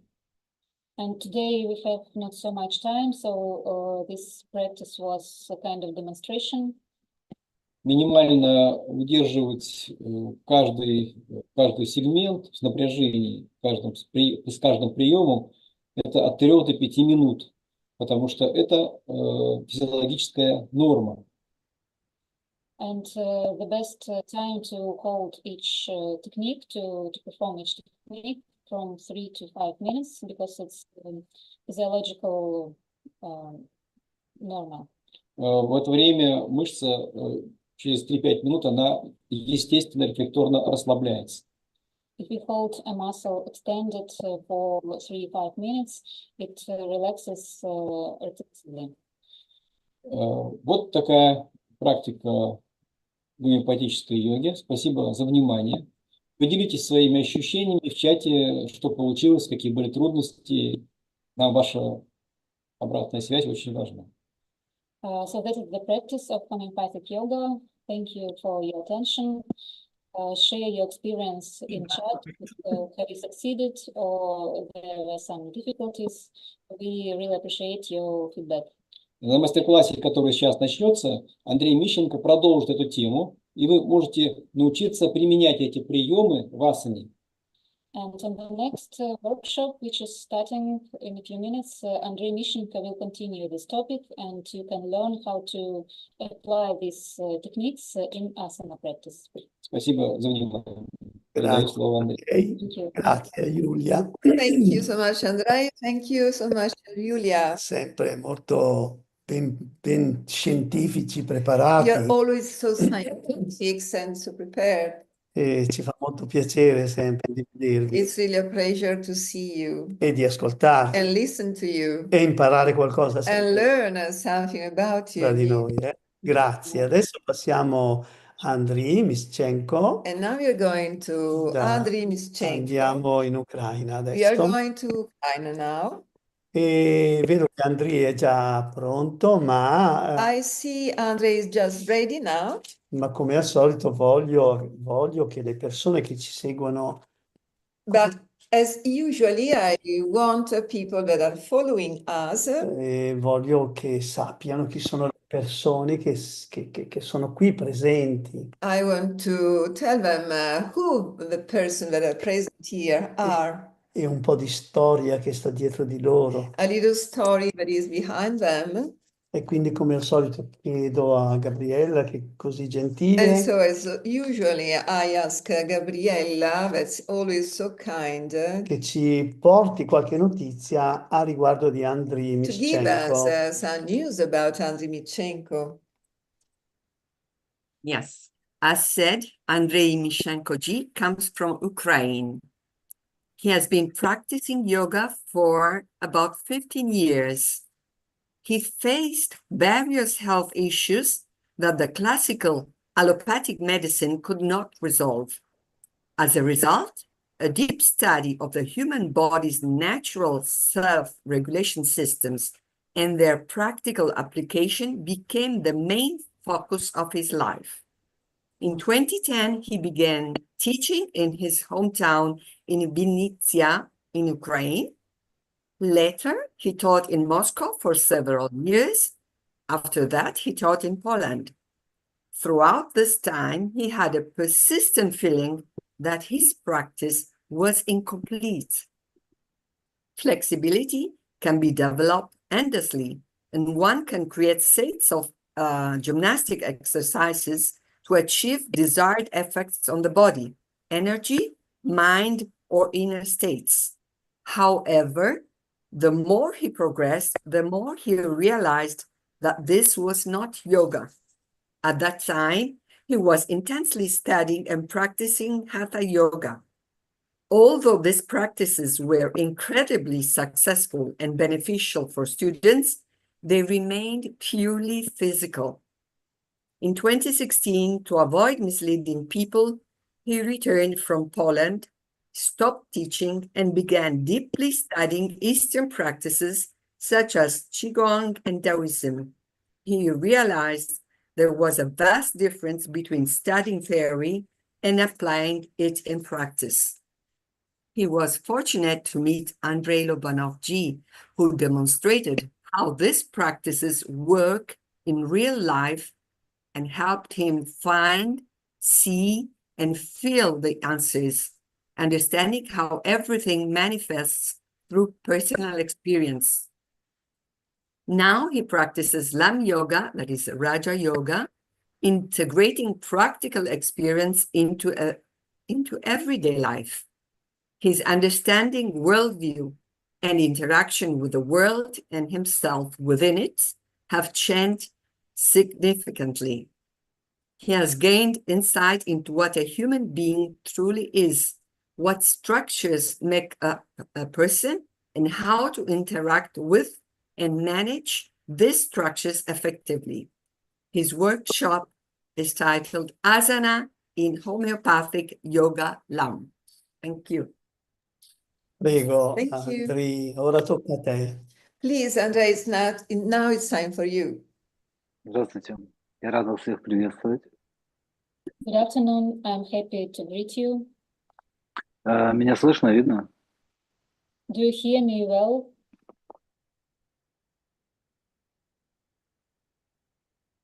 Is sound okay? Yes, it seems okay. Seems okay. Спасибо.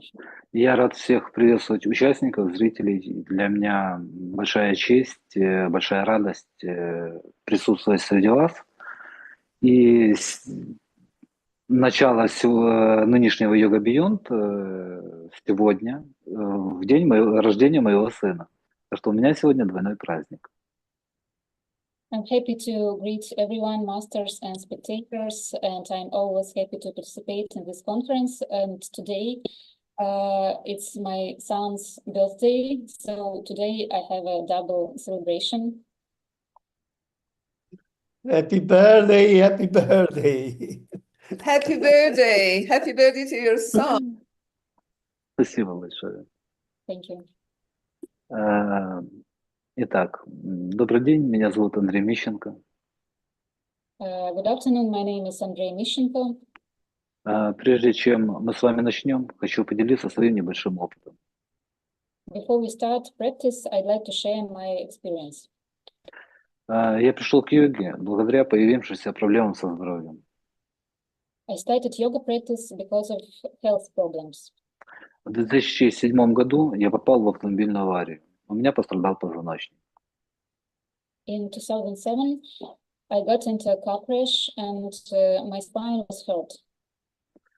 Для восстановления функциональности тела я начал делать упражнения из гимнастики и йогов, что частично мне помогло начать ходить. In order to restore my body functions, I started to do some yoga exercises, and it partly helped me to start walking again.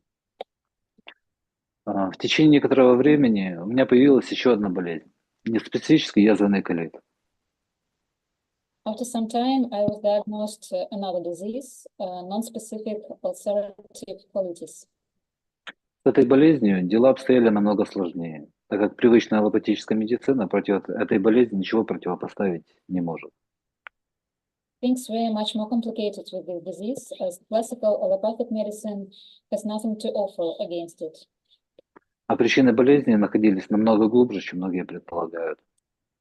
And the reasons of the disease lied much deeper than many people could think. И с этого момента начался поиск решения. Изучалась йога и всевозможные системы саморегуляции. In that moment, I started to search for decision, studying yoga and all kinds of self-regulation methods. Настолько глубоко, насколько это было возможно на тот момент. My study was as deep as it was possible at that time. Поиск решения золотого всеисцеляющего комплекса асан, волшебного эликсира продолжался более 10 лет. My search of decision of a golden asana series, like a magical potion, went on more than 10 years. Но внешние практики в виде дублирования повторения гимнастических асан или вообще каких-либо внешних действий практически не давали никакого результата. But external practices such as repeating exercises and asanas didn't give any result, as well as any other external actions. Своим первым учителем я могу назвать болезнь, так как она была моим критерием адекватности делания каких-либо действий в поиске здоровья. I can say my first teacher was this disease, as it was a criterion of correctness of my actions in search of health. Благодаря хитросплетениям судьбы я познакомился с Андреем Лобановым, автором системы Йога-Лам, и начал изучать йогу-лам. Thanks to the intricacies of fate, I got to know Andrii Lobanov, the author of Yoga-Lam system, and started to study Yoga-Lam. Забежав немного наперед, скажу, что есть огромная разница между внешними видами практики и внутренними. Getting a bit ahead of myself, I'd like to say that there is a huge difference between external and internal practices. Дублированием внешних форм, исследованием внутреннего содержимого своей системы. Between repeating external movements and forms and exploring inner content of one's system. В самом начале изучения гомеопатической йоги-лам, йоги микродвижений, некоторыми элементами которой я сегодня с вами с радостью поделюсь. At the very beginning of mastering the homeopathic yoga-lam, yoga of micro-movements, some elements of which I'll gladly share with you today. Я начал понимать, что последствия аварии, которая произошла на тот момент уже более 10 лет назад, никуда не делись. I came to an understanding that the sequences of the car crash, which had taken place more than 10 years ago, didn't disappear. Тело было кривым, и наполненным огромным количеством спазмов и напряжений. My body was crooked and unbalanced and full of tension. Тазовые кости были смещены, что в свою очередь вызывало искривление позвоночника. There was a pelvic dislocation which leads to spine disorders, Что затрагивало и вызывало сбои в работе множества систем организма по цепочке. which in turn caused different disorders in my body systems. Хочу заметить, что гимнастические упражнения при знании анатомии I'd like to notice that knowing anatomy and doing exercises могут закачать мышечный каркас, can restore muscle form, направить или усилить кровообращение в тех или иных участках тела. they can increase blood circulation in some parts of our body. Но разрешить более серьезные проблемы со здоровьем, в моем случае, они не смогли.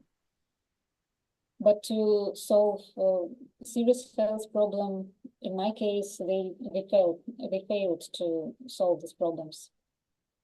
Я не оговорился. Внешние физические упражнения в очень редких случаях могут разрешить серьезные проблемы со здоровьем.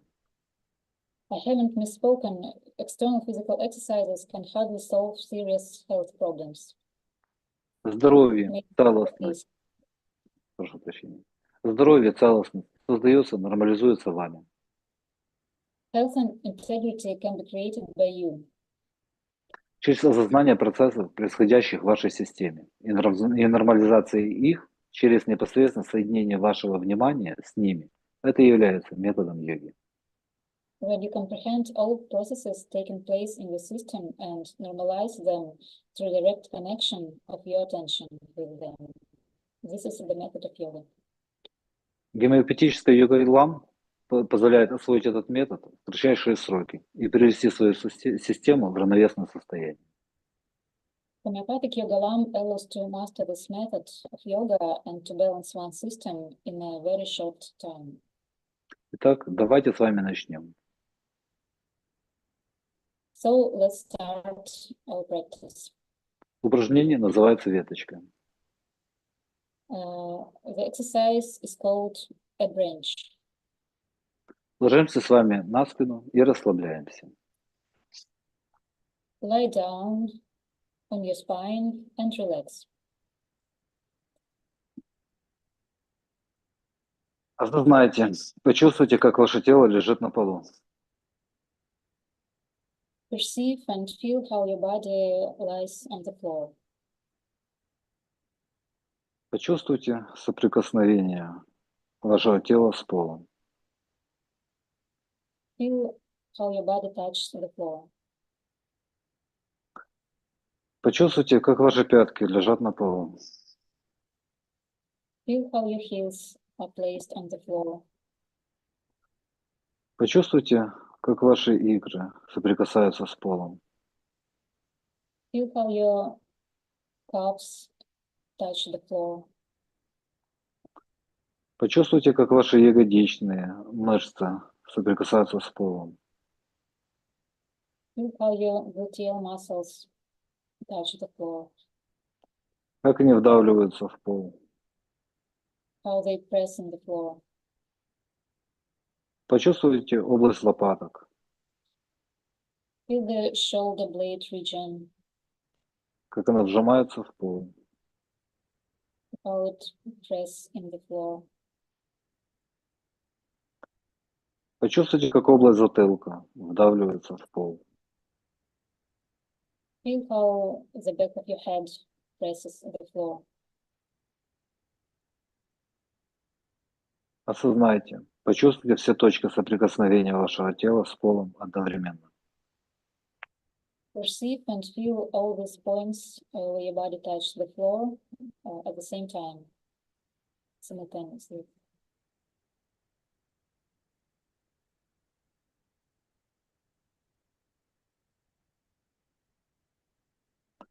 Осознайте весь объем вашего тела одновременно. Perceive all the volume of the body. Понаблюдайте, как происходит в теле процесс дыхания. Watch how the process of breathing happens in your body. Не вмешивайтесь в него, просто наблюдайте. Don't interfere in it, just watch.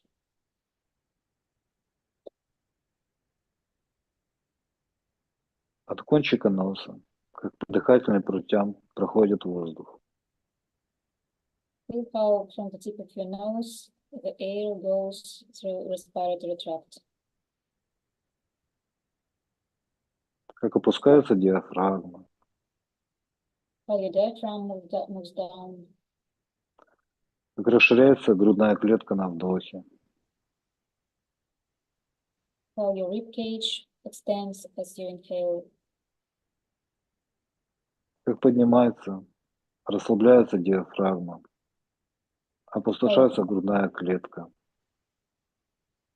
How your diaphragm goes up and relaxes. How your rib cage empties. Как согретый воздух выходит через ноздри на выдохе. How the warmed air exits through the nostrils on exhalation. Наблюдайте свои ощущения. Observe your sensations. Что происходит на вдохе? Что происходит на выдохе? What's going on as you inhale and what's going on as you exhale?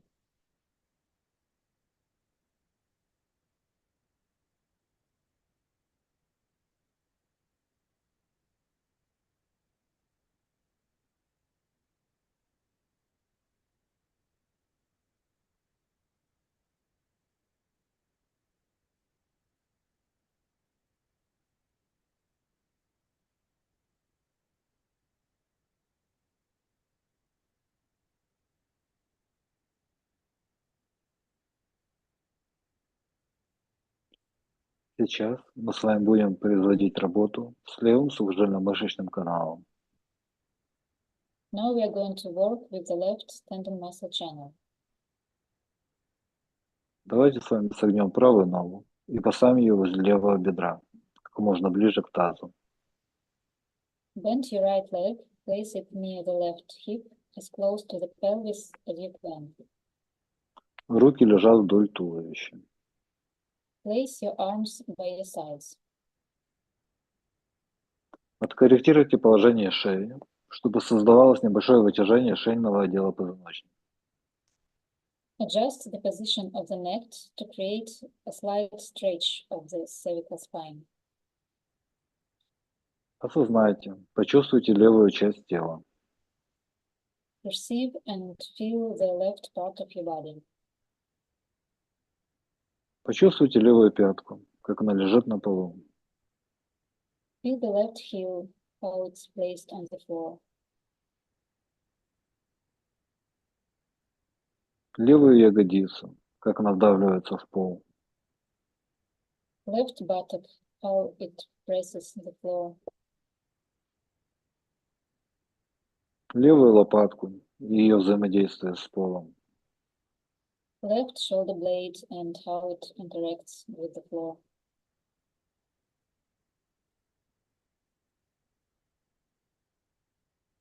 Почувствуйте область затылка. Feel the back of your head.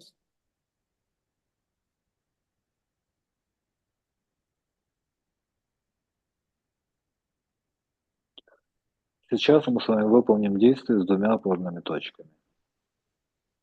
Let's perform an action with two supporting points. Давайте с вами переведем чувственное внимание на то, как левая ягодица лежит на полу. Direct your sensory attention on how your left buttock is placed on the floor. Осознаем область крестца и копчика. Perceive the sacrum and tailbone area.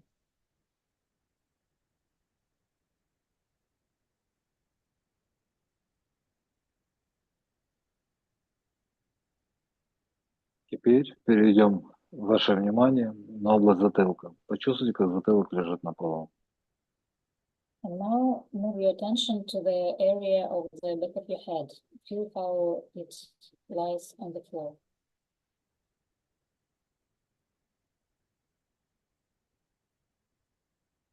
Одновременно осознаем область затылка и область копчика.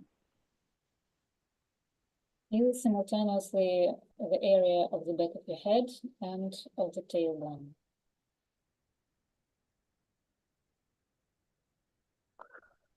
Почувствуйте пространство, которое находится между ними и их объединяет. Feel the space which is between them and unites them.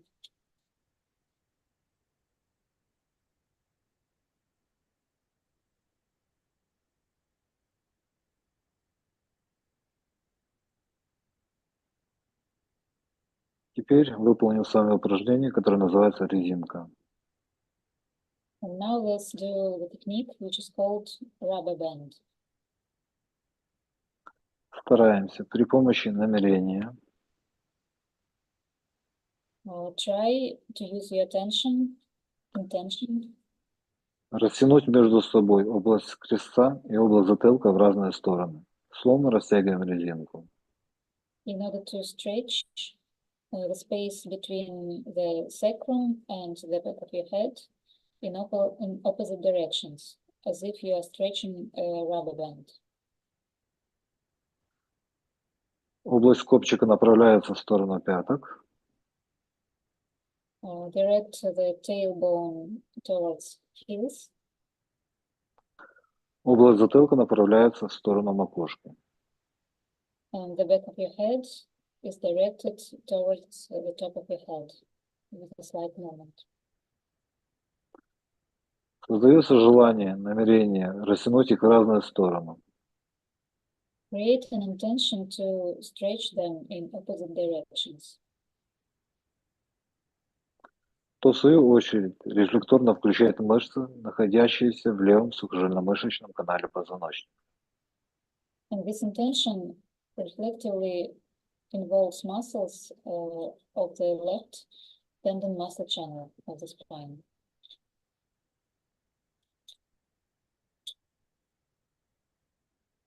Растяжение, вытяжение производится без рывков, только статическое вытяжение. Stretch without any sharp movements, just statically extend the muscles. Которое производится с одинаковым усилием по всей длине позвоночника. Extend it with a steady effort throughout the entire length of the spine.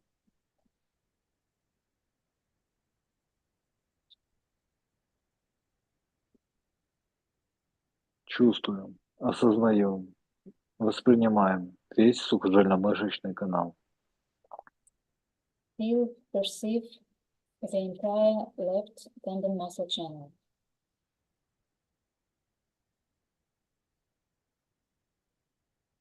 Стараемся сделать растяжение мышц максимально равномерным. Try to extend muscles evenly.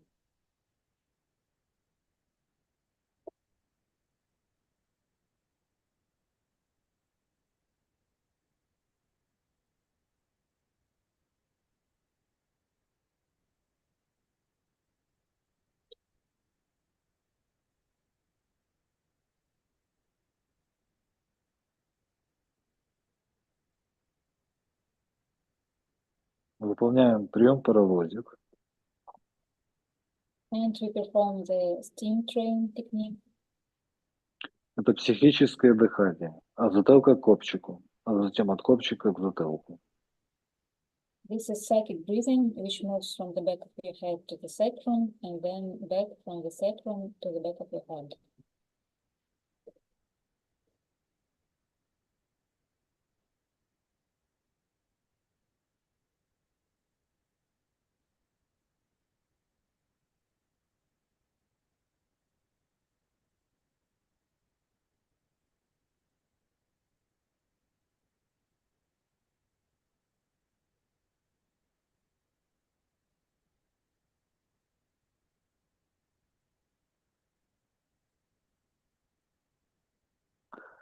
Ощущения в сухожильно-мышечном канале могут быть самыми разными.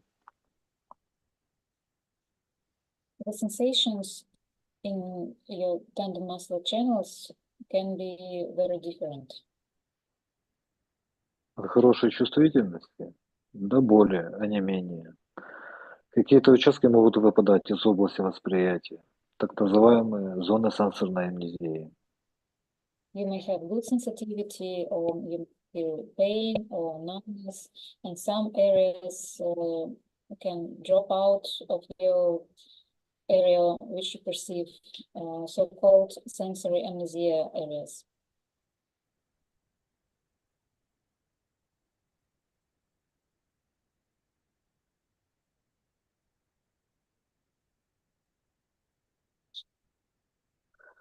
Для того, чтобы усилить связь с позвоночником, In order to increase our connection with the spine, давайте с вами выполним прием под названием гусеница. let's perform the caterpillar technique. Гусеница – это изометрическое сокращение тонических мышц. The caterpillar technique consists of asymmetric contraction of tonic muscles, соединяющих сегменты позвоночника между собой. which join spine segments between each other. В приеме гусеница мы локально сокращаем, а затем растягиваем два сегмента сухожильно-мышечного канала между собой. So in this technique, the caterpillar, we contract and then stretch two segments of tendon muscle channel. А затем задействуем два следующих сегмента. And then involve two next segments. Постепенно перемещаясь, как гусеница перемещается по ветке, сжимаясь, а затем растягиваясь. So we gradually move as the caterpillar moves along the branch, contracting and then stretching. Например, первый, второй сегмент сжали, растянули, второй, третий, четвертый, пятый, шестой, седьмой и так далее.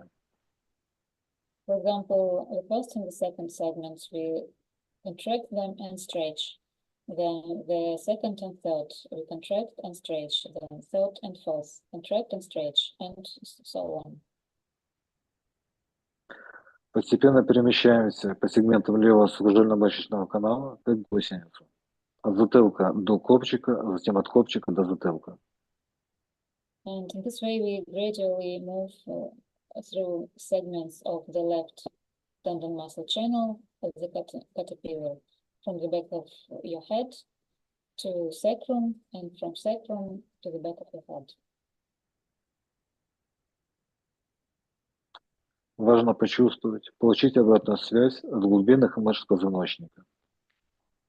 It's important to feel, to get a response from deep spine muscles. Важно почувствовать, получить обратную связь от глубинных мышц позвоночника, не представляя их, а почувствовать, что с ними происходит, соединяться с ними своим вниманием. Don't imagine them, but feel them, what's going on with them. Connect to them with your attention.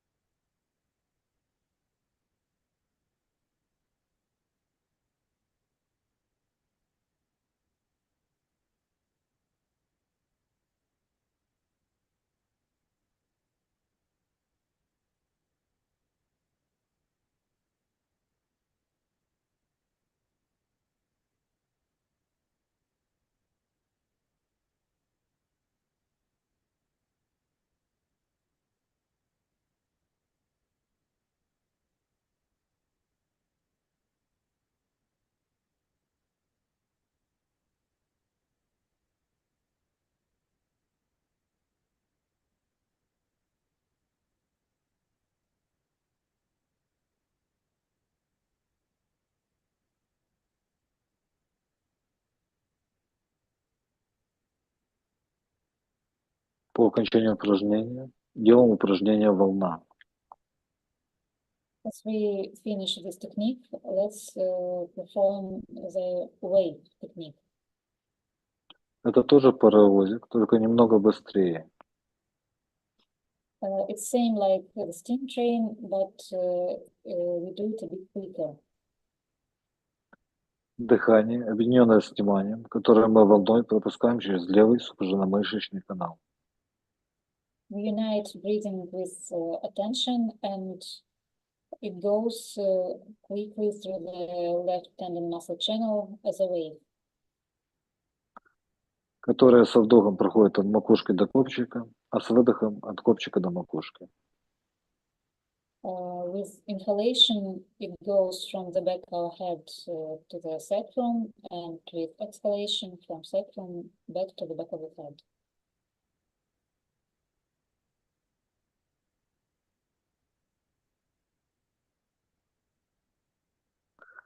Следующий прием – пиявочка. The next technique is reach. Восстановление функции мышц сухожильно-мышечного канала. Which restores function of the tendon muscle channel.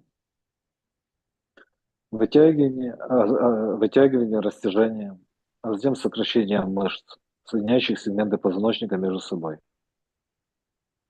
So this technique is about extension and then contraction of muscles, which connect the segments of the spine.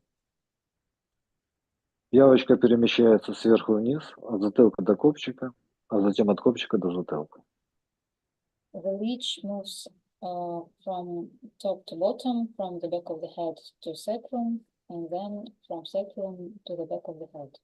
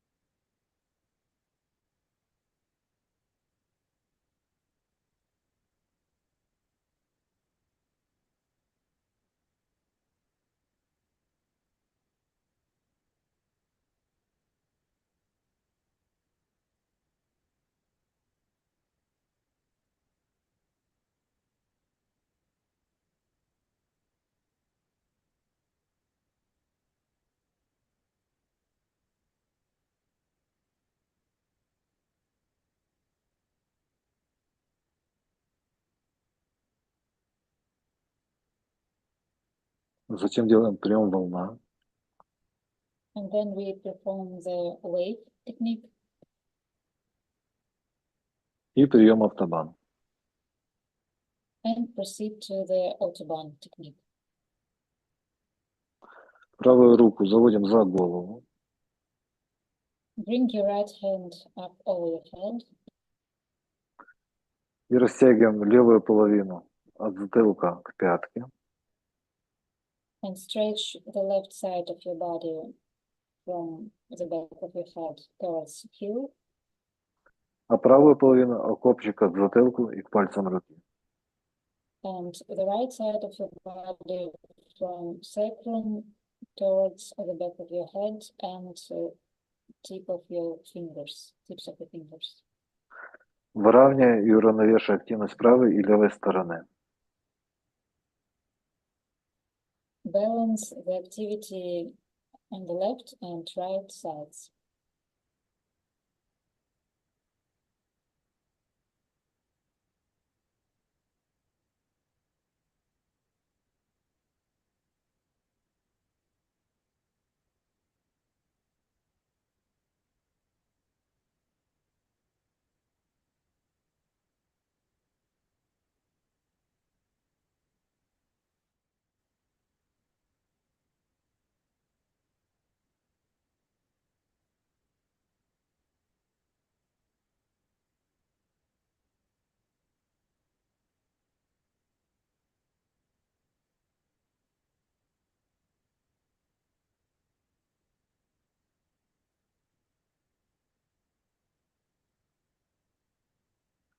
Затем возвращаем руку на место. And then bring your arm back to original position. Сгибаем левую ногу в колени и ставим ее стопой на пол. Bend the left knee and place your left feet on the floor, the left foot on the floor. А правую ногу ставим пяткой на коленную чашечку левой ноги.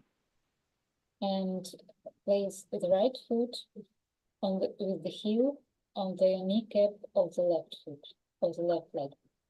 Поднимаем таз, вытягиваясь позвоночником в сторону левого колена. Lift your pelvis and try to stretch your spine towards the left knee. Уравновешиваем эту позу. Balance this pose. Удерживаем ее так, Hold it. чтобы почувствовать все напряженные области. And try to feel all the areas where there is tension.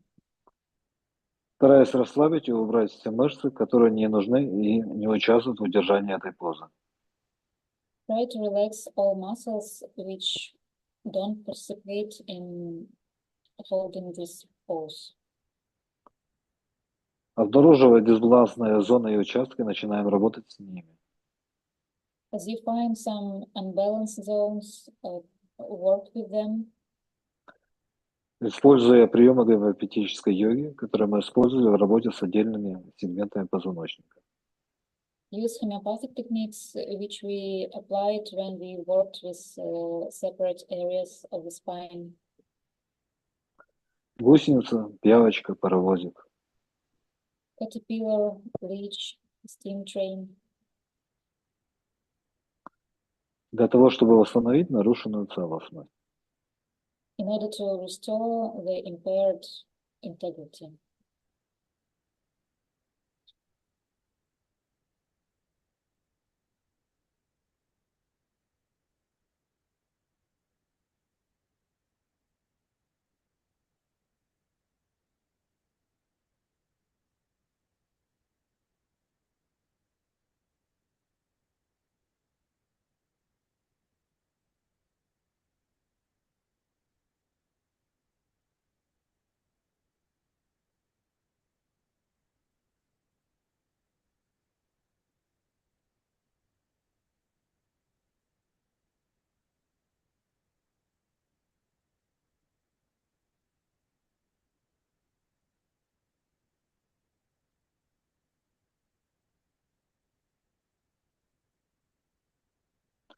По окончании выполнения этого упражнения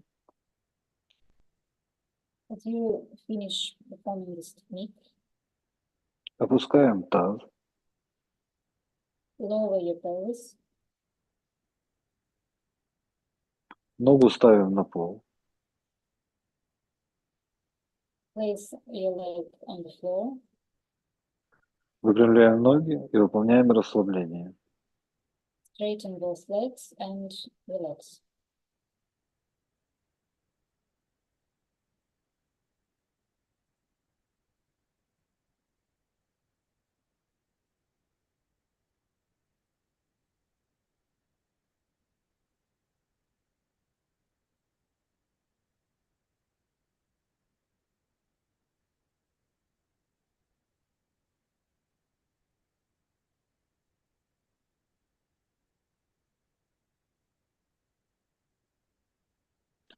Меняем сторону. Switch the side. Переключаемся на работу с правым сухожильно-мышечным каналом. And switch to walking with the right tendon muscle channel. Давайте с вами согнем левую ногу. Bend your left leg. Поставим ее возле правого бедра, как можно ближе к тазу. Place it near the right hip, as close to pelvis as possible. Руки лежат вдоль туловища. And place your arms along the side of your body. Подкорректируем положение шеи, чтобы создать небольшое вытяжение шейного отдела позвоночника. Adjust your neck position so that your spine was stretched a little in this area, in the neck area. Почувствуйте правую часть тела. Feel the right part of your body. Почувствуйте правую пятку, Feel your right heel, как она лежит на полу. how it's resting on the floor.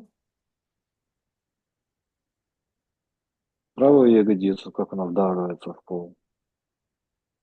Feel your right buttock, how it presses the floor. Правую лопатку и ее взаимодействие с полом. Right shoulder blade and how it interacts with the floor. Почувствуйте область затылка. Feel the back of your head.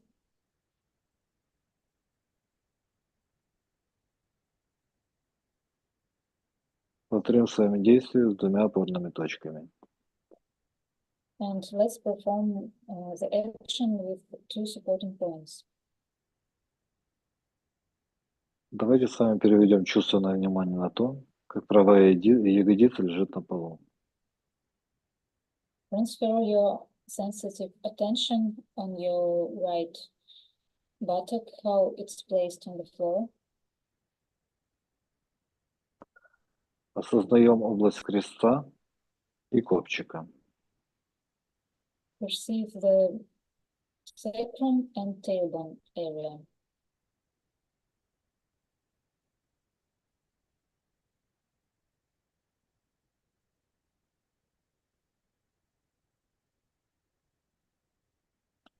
Теперь переведем свое внимание на область затылка. Почувствуйте, как затылок лежит на полу.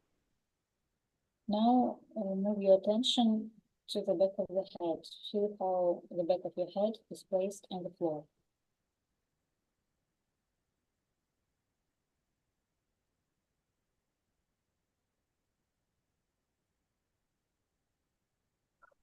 Одновременно осознаем область затылка и область копчика.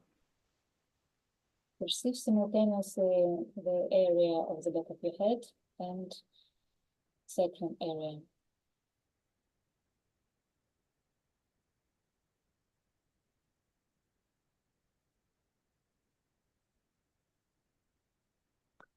Теперь выполним упражнение, которое называется резинка. And let's perform the rubber band technique.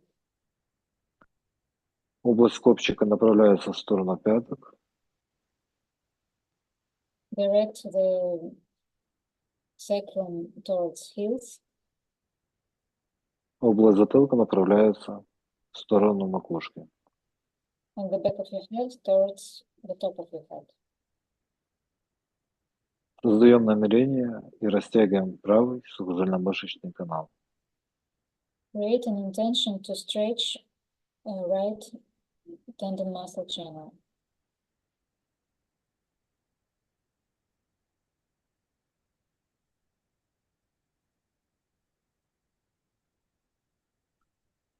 Растяжение производим без рывков, только статическое вытяжение.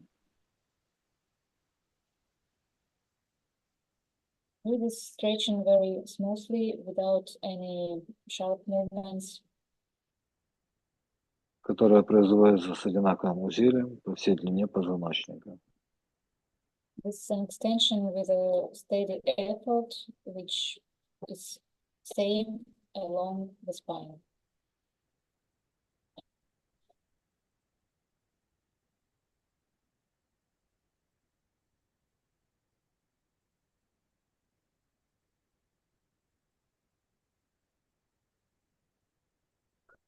Чувствуем, осознаем, воспринимаем весь правый сухожильно-мышечный канал.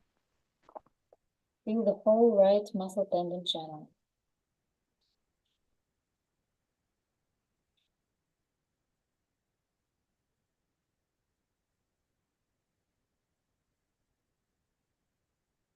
Стараемся сделать растяжение мышц максимально равномерным.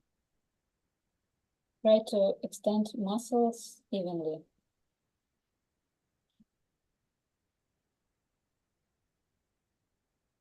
Андрей просто уже заканчивает через 5 минут. Выполни прием паровозик. Проходим внимание от затылка к копчику, затем от копчика к затылку. And let's perform the steam train technique, which goes from the back of our head to the sacrum, along the spine, and back from the sacrum to the back of the head. Осознаем ощущения в правом сухожильно-мышечном канале. Feel your right muscle tendon channel.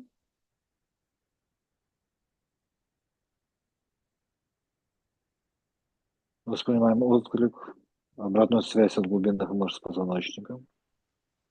Feel the response coming from the deep spine muscles.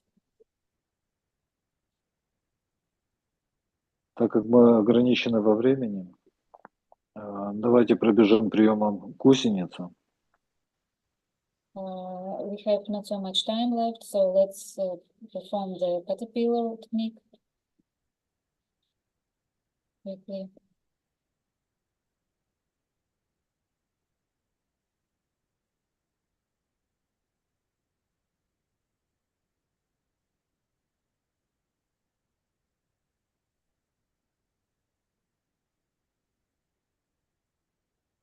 Пробежим пиявочкой. Now Пиявочка. Now the leech technique, also quickly.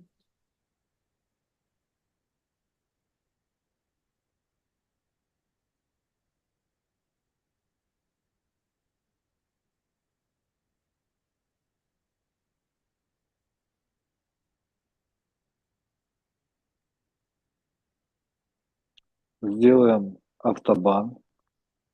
Левую руку вытягиваем за голову. And now autobahn, bring your left arm up over your head. Левая часть позвоночника стремится к левой руке, к пальцам левой руки, к затылку.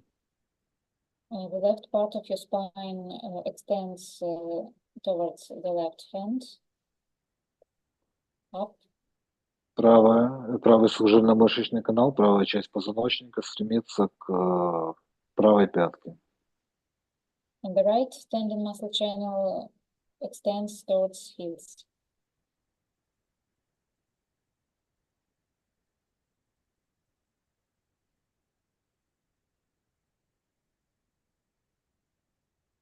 Уравновесьте все натяжения в вашем позвоночнике. Balance all the stretching of the spine condition.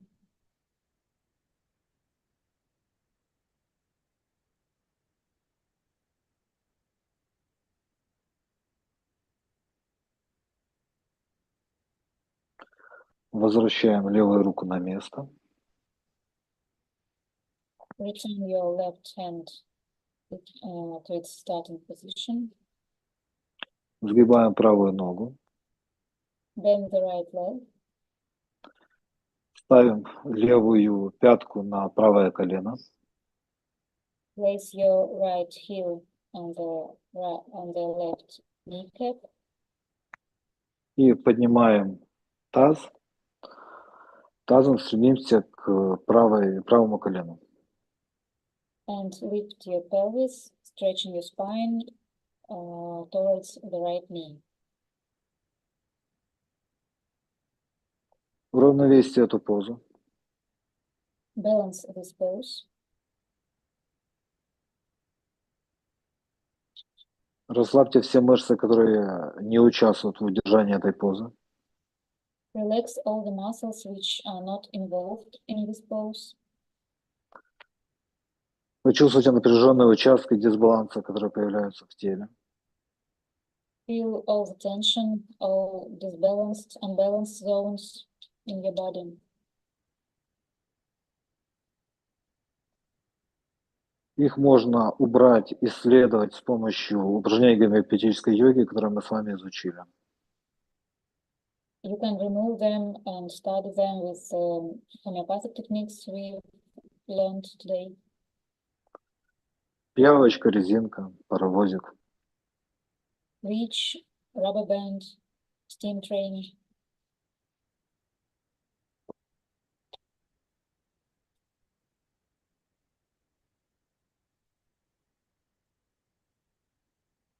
Аккуратно расслабляемся, опускаем таз на пол. And go back to the floor, relax. Опускаем левую ногу на пол. Drop your left leg. Выпрямляем ноги. Straighten your legs. Короткое промежуточное расслабление, буквально несколько циклов вдохов-выдохов. A short relaxation, just a few breathing cycles. И теперь у нас осталось два упражнения. Я коротко одно из них покажу. Второе упражнение, если вы хотите, вы можете сделать сами. Очень важное упражнение называется полотно. And there are two techniques left. I show you one of them, and the second one you can do by yourself later. Заводим руки за голову тыльной частью ладони кладем ладони на пол. The technique is called canvas. So we bring our arms up over the head, palms up. Осознайте, как ваше тело лежит на полу. Perceive how your body is placed on the floor. Почувствуйте все точки соприкосновения с полом, почувствуйте весь объем вашего тела. Feel all the contact points and feel the whole body volume. Теперь растягиваем тело во всех возможных проекциях. Вытягиваем тело вдоль, в ширину. And stretch your body in all possible directions. Как мы растягиваем полотно. And by your sides, as if we are stretching a canvas. Уравновесьте все участки, которые вы чувствуете растягиваются, чтобы везде растяжение было равномерным. Extend it evenly in all directions.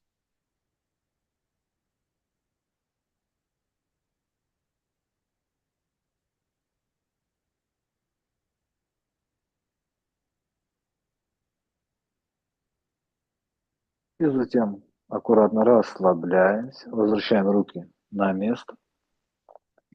And now relax and bring your arms back. И можете сделать шавасану. Расслабление делать нужно обязательно. And now you can do shavasana. It's a necessary part of practice. Простите за то, что нам немножечко не хватило времени. Sorry that we had not enough time. Можете пробовать использовать эти приемы сами. You can do these techniques by yourself. С развитием чувствительности вы увидите очень многое. And if you develop your sensitivity, you will get a lot of opportunities. Намного больше, чем вы ожидаете. You will see much more than you can expect. Ну и самое минимальное, вы получите как побочный эффект здоровья вашей системы. And health is the least effect, the least result you can get from this skill. Спасибо вам за внимание. Я рад был с вами присутствовать. I was happy to participate. Юлия, вам огромное спасибо отдельно. Пожалуйста, с удовольствием.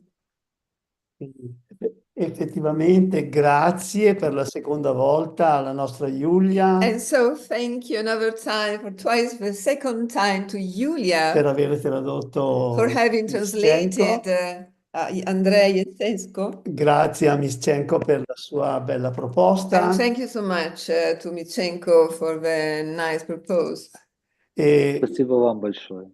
Chiedo scusa se a volte non abbiamo abbastanza tempo per poter mostrare un'intera lezione interessante. I'm sorry if we don't have sometimes the time to show an entire class so interesting.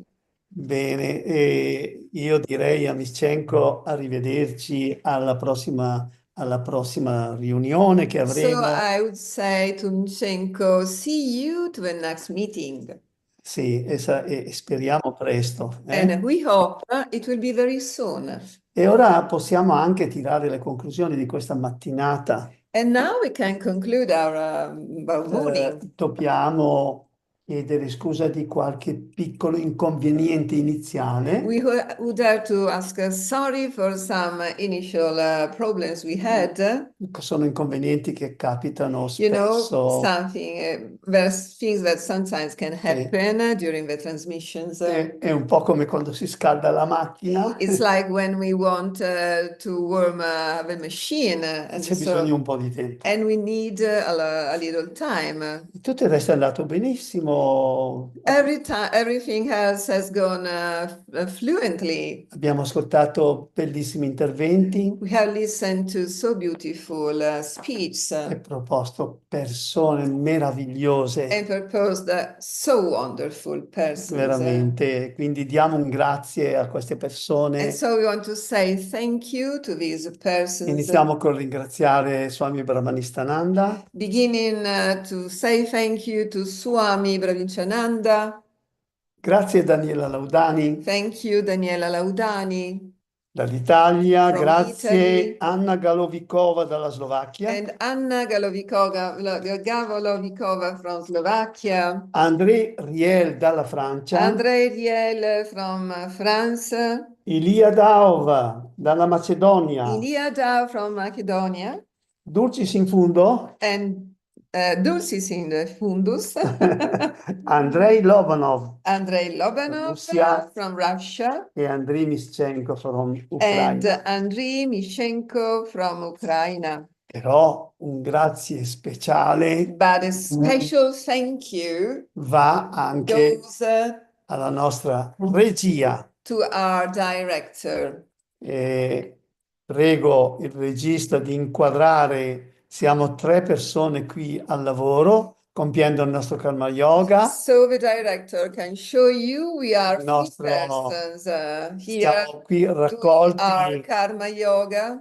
Immersi nell'amore. We are inside the love. E delle meravigliose informazioni che sono passate, metti in un primo piano se vuoi. The wonderful informations that passed. Gaetano Lauta, the director. Elisabetta Zambon, che già conoscete perché ha già fatto 2 edizioni almeno. Because it's just the second or third edition we did together. Amandio Bianchi al vostro servizio. Amandio Bianchi at your service. Questo è il mio seva. This is my seva. Karma Yoga. This is my Karma Yoga. Ora facciamo una pausa per il pranzo. And now we are going to have a break for lunch. Riprendiamo alle 2 p.m. And then we come back here at 2 p.m. Arrivederci. Thank you. Arrivederci.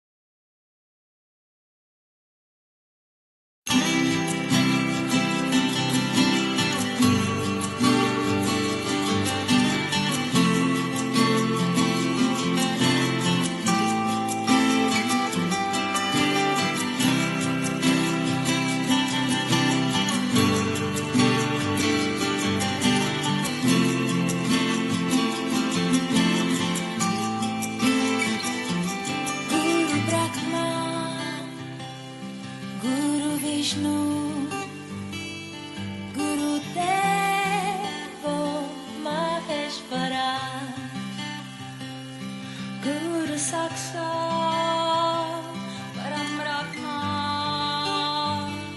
Tasmai Shri Gurave Namah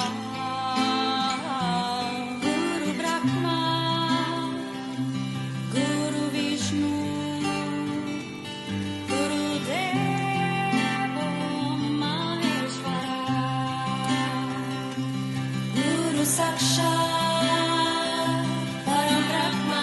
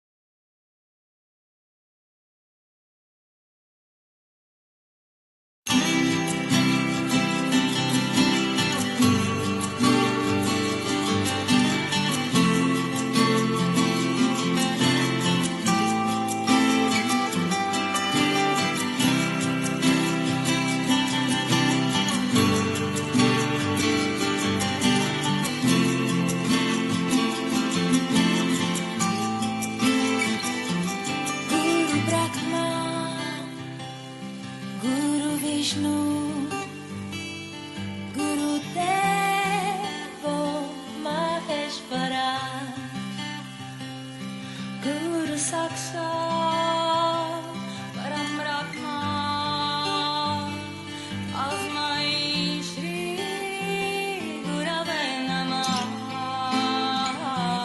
Guru Brahma, Guru Vishnu, Guru Devo Maheshwara,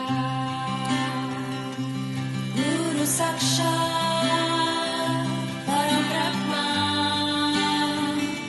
Tasmai Shri Gurave Namah.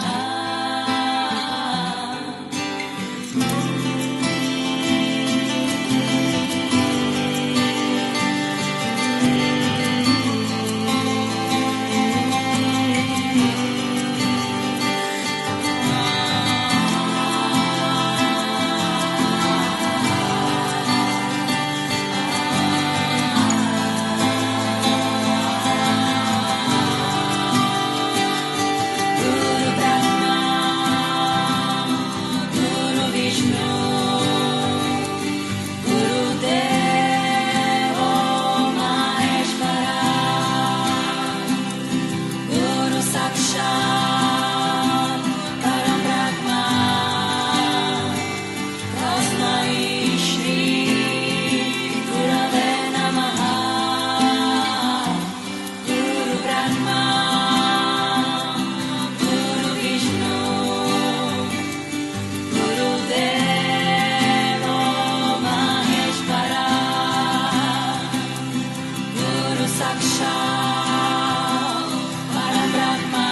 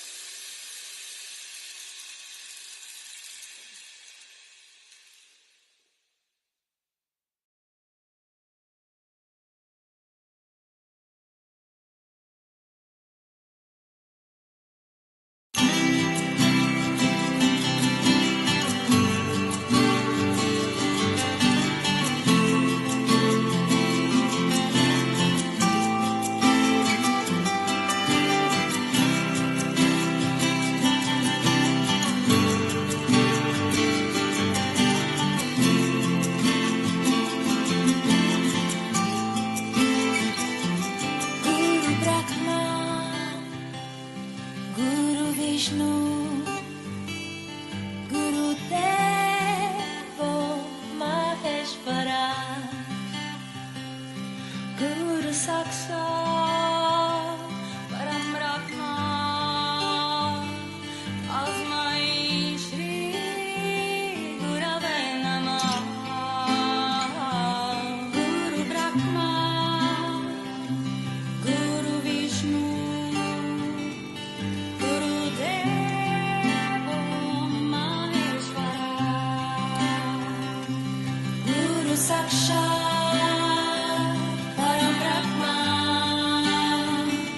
Tasmai Shri Gurave Namah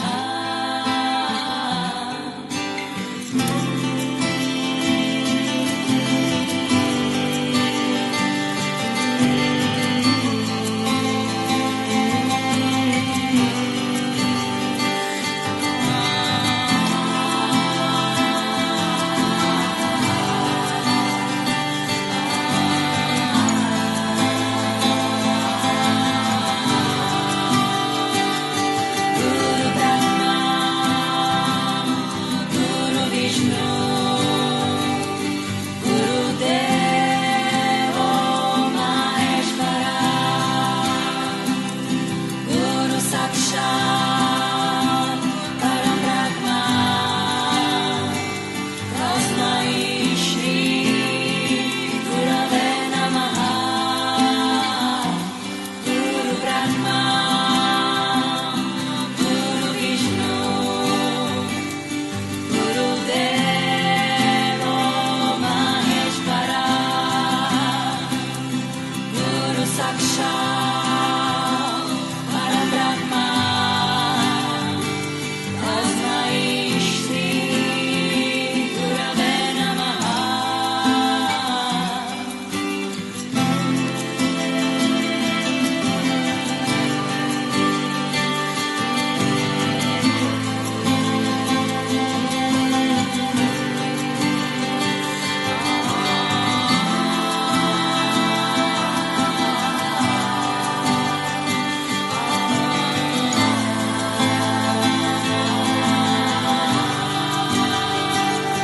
Guru Brahma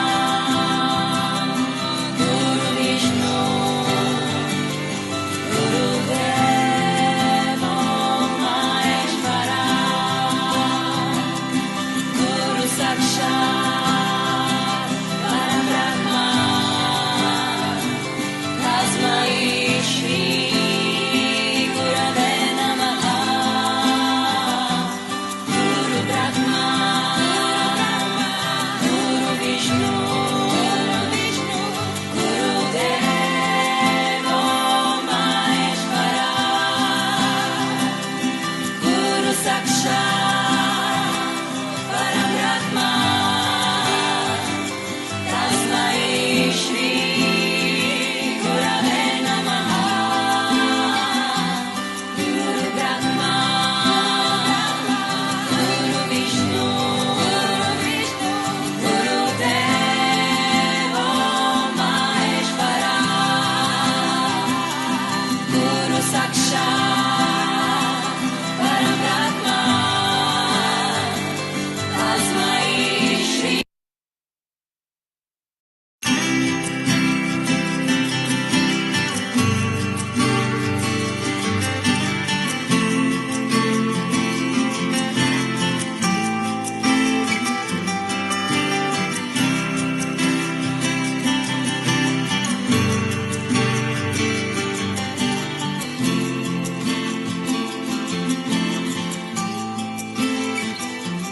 Guru Brahma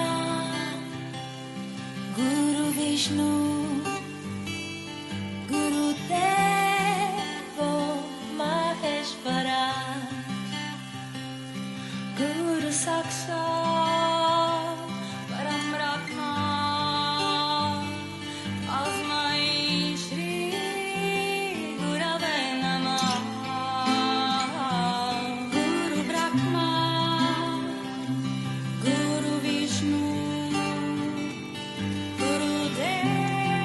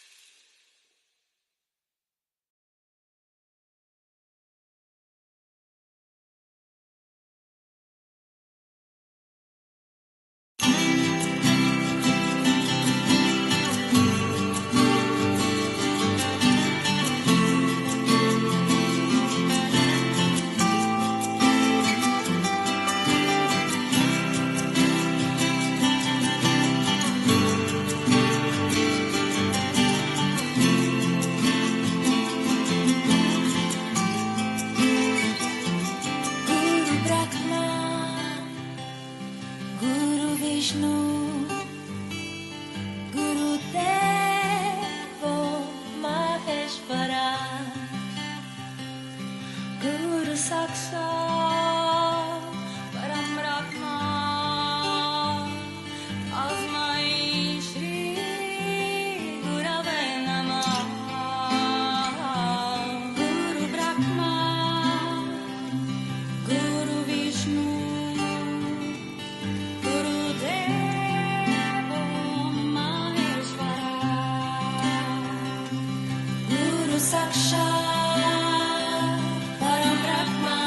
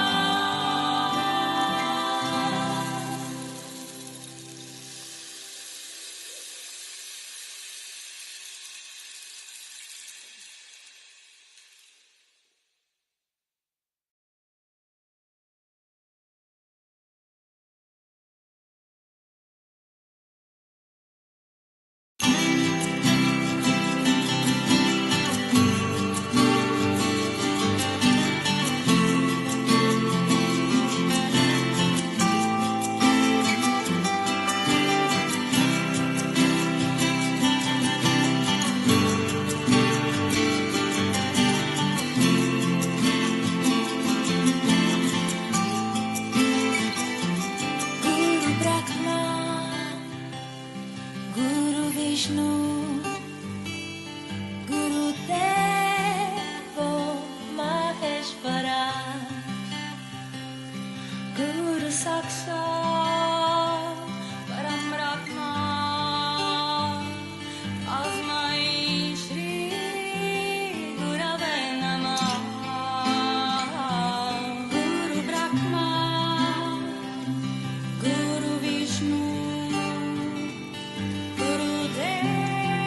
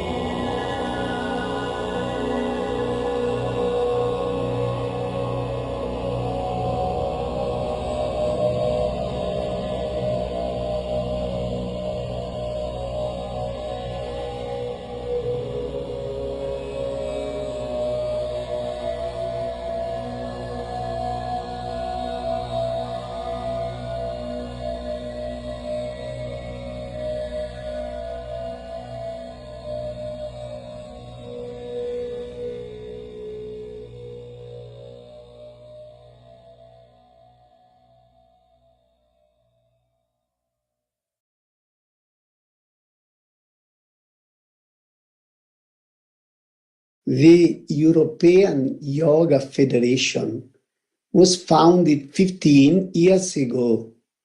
Since then, our motto is unity in diversity.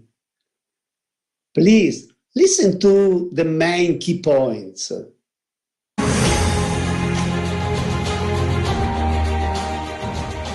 Connect, bringing together European yoga teachers and establishing delegates and representatives for each country, considering the social differences in various countries and support the needs, equality regardless of gender, origin, sexual orientation, social class and religion, overcoming dogmatism, fundamentalism to promote universal understanding.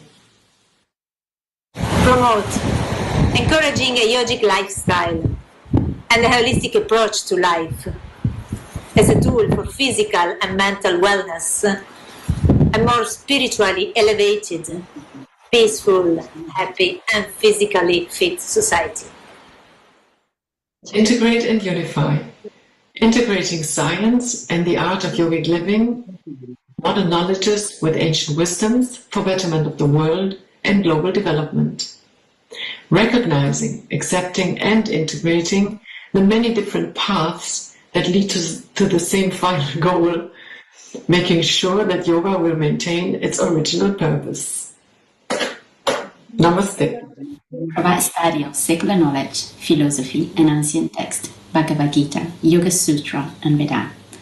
Study of techniques, modern developments in teaching techniques, incorporating scientific findings in medicine, psychology, etc. to guarantee a certain standard, an established graduation system to provide a minimum standard for yoga teachers training. The European Yoga Federation wants to gather everyone who wants to be operative toward the good direction of love and diffusion of a discipline like yoga that taught to all of us the way to peace.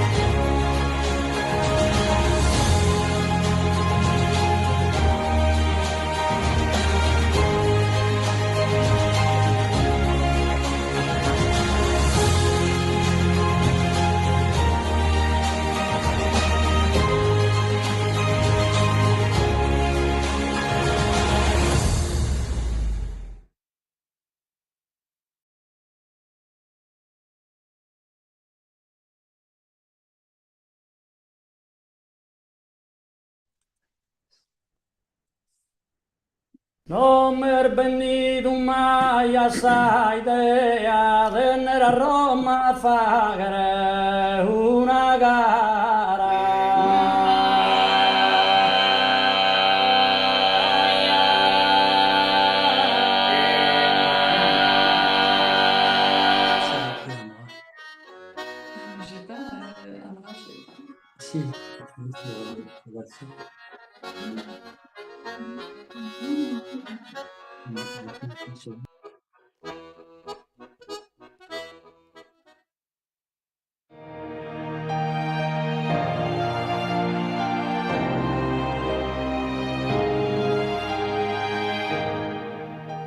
Sardegna, terra antica, di graniti massicci, attraente magnete che cattura chi cerca di vincerla.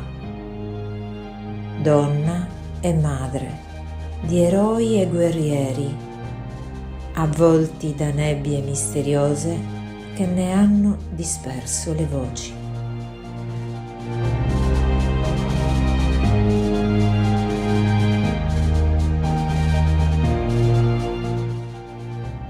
Regali a chi approda coste colorate, luminose come le tue acque, onde che si adagiano sui pensieri e la mente si riposa mentre naviga nelle tue insenature.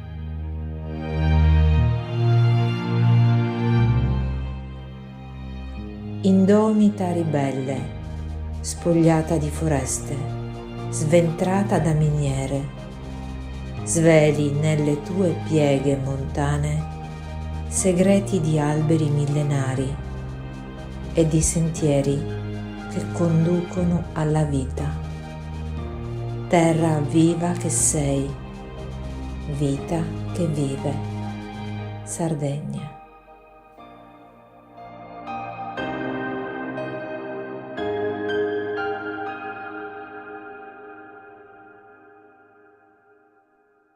Ed eccoci qua nuovamente, pronti a ripartire per il pomeriggio. And here we are again, ready to begin for the afternoon. E una cosa, io lo ritengo un dono, And one thing I think it's a gift.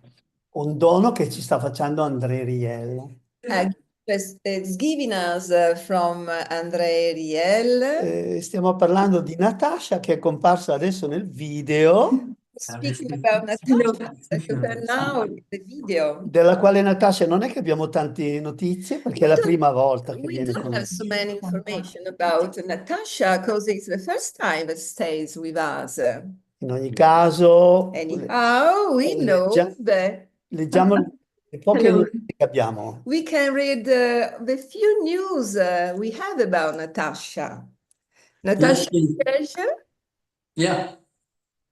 She's a yogini dancer. Natasha Yerzh uses the body as an alchemical crucible where awareness is the main ingredient. Her path is based on the perception of the immediate, where unity and movement meet together. Her performance is mudra, arms and legs dance. Natasha, prima di tutto, grazie di aver accettato di... So, first of all, Natasha, thank you so much. You accepted to stay with us. E ora? And now? Donaci quello che vuoi fare. Give us what you want to do.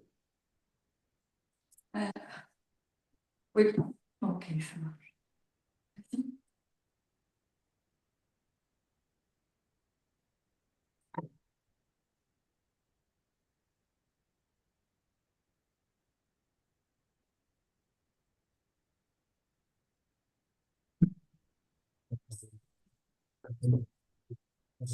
Non ce l'ho un video, non ho una musica.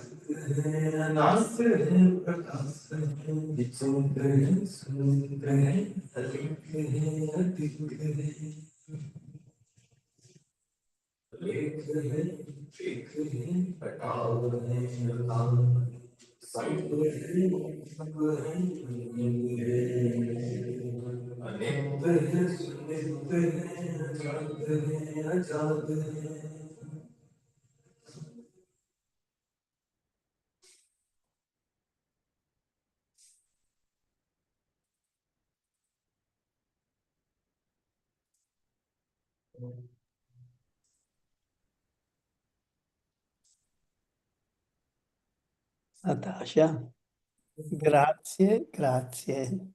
Thank you, thank you, thank you, Natasha. Qui nella regia abbiamo molto apprezzato come danzatrice e come ballerina. We have so much appreciated you as a dancer,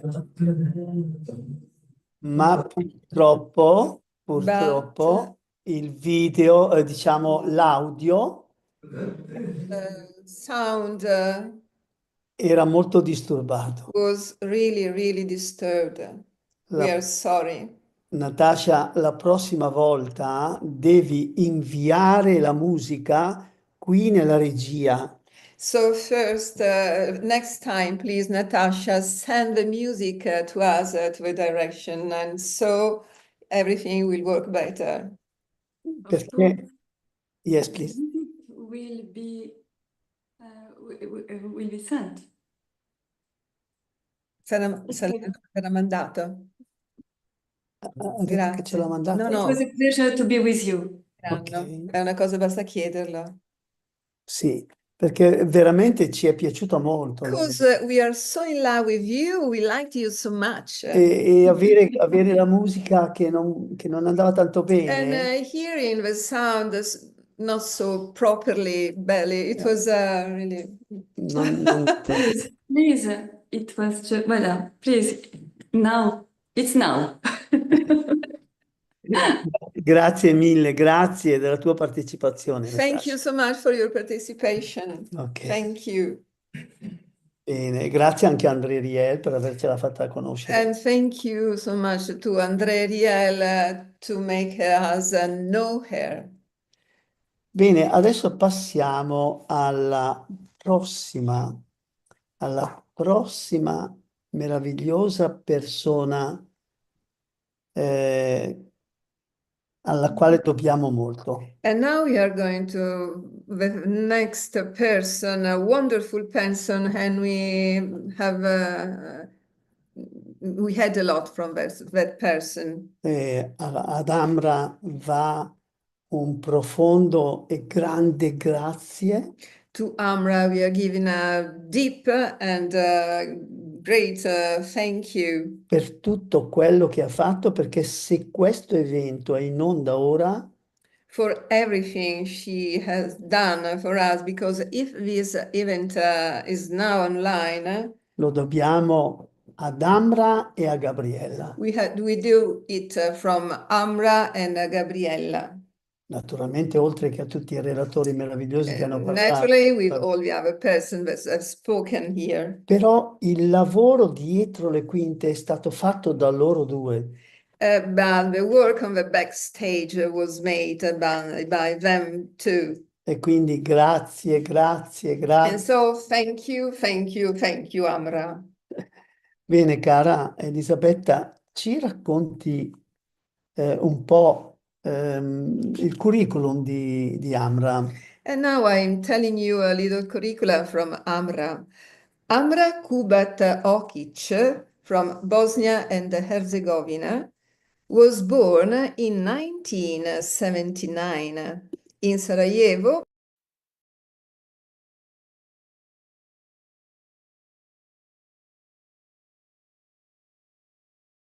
These areas as much as in others. She attended different yoga schools, workshops, and seminars related to yoga and personal development in many countries and India as well. She continued yoga education with teacher Yogachari Jadranko Miklec from Croatia. She has been practicing yoga for the last 10 years, and during that time, she has been acquainted with different styles and methods of it. She likes to combine Hatha Yoga and Vinyasa flow. She works with groups and individuals as well. In the meanwhile, she organizes and conducts yoga and Reiki schools in Bosnia and Herzegovina.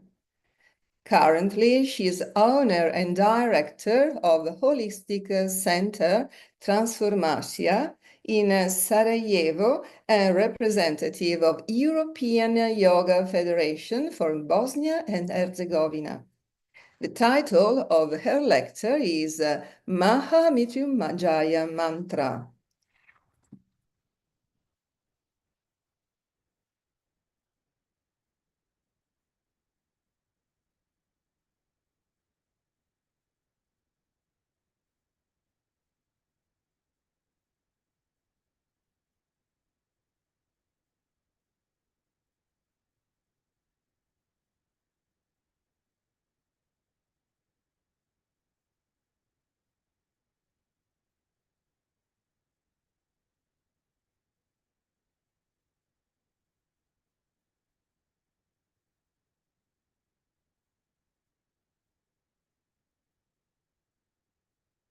Abbiamo qualche piccola difficoltà in regia Yeah. su questo video. We are sorry, but we have some difficulties, little difficulties about this video. Su questo video che ci è stato mandato. It was sent us by Amra. La proiezione di queste diapositive che ora And the vedrete che projections arriva. of this diapositive that we are going to see from Amra.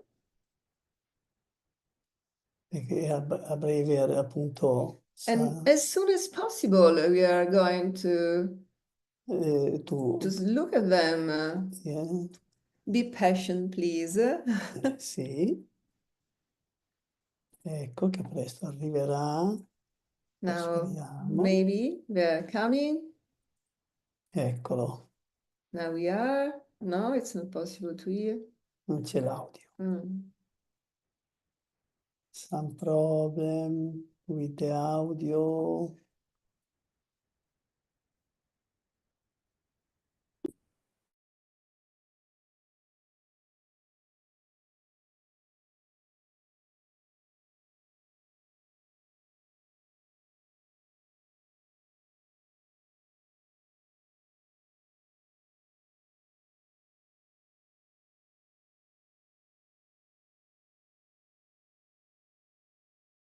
E stiamo sempre cercando di risolvere questo piccolo problema su questo PowerPoint che ci ha inviato You're la sorry. nostra cara Amra. You're sorry, but we are we are trying to resolve a problem about this PowerPoint that was sent us by Amra. Probabilmente qualche difficoltà su magari il metodo che è stato utilizzato nel creare queste Maybe we have diapositive. some difficulties about the method they used to send us the material.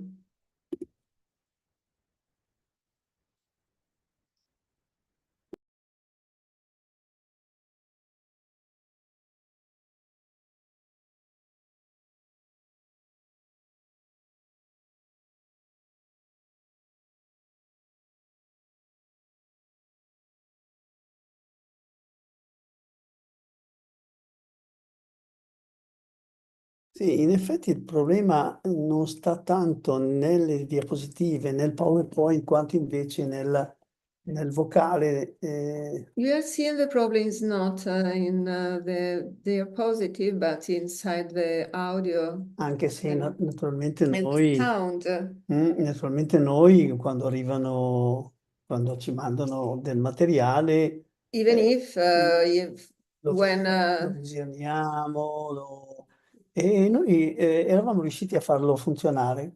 when we receive the material, È it works soltanto well. il problema è soltanto di questo momento. The problem is just now at the moment.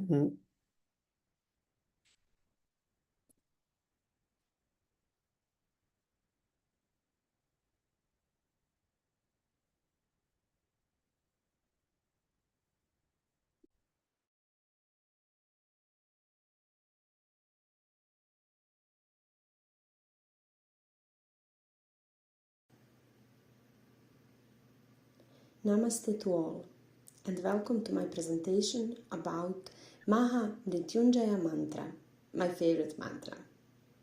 Before I start the theory part, let's listen this mantra a little bit.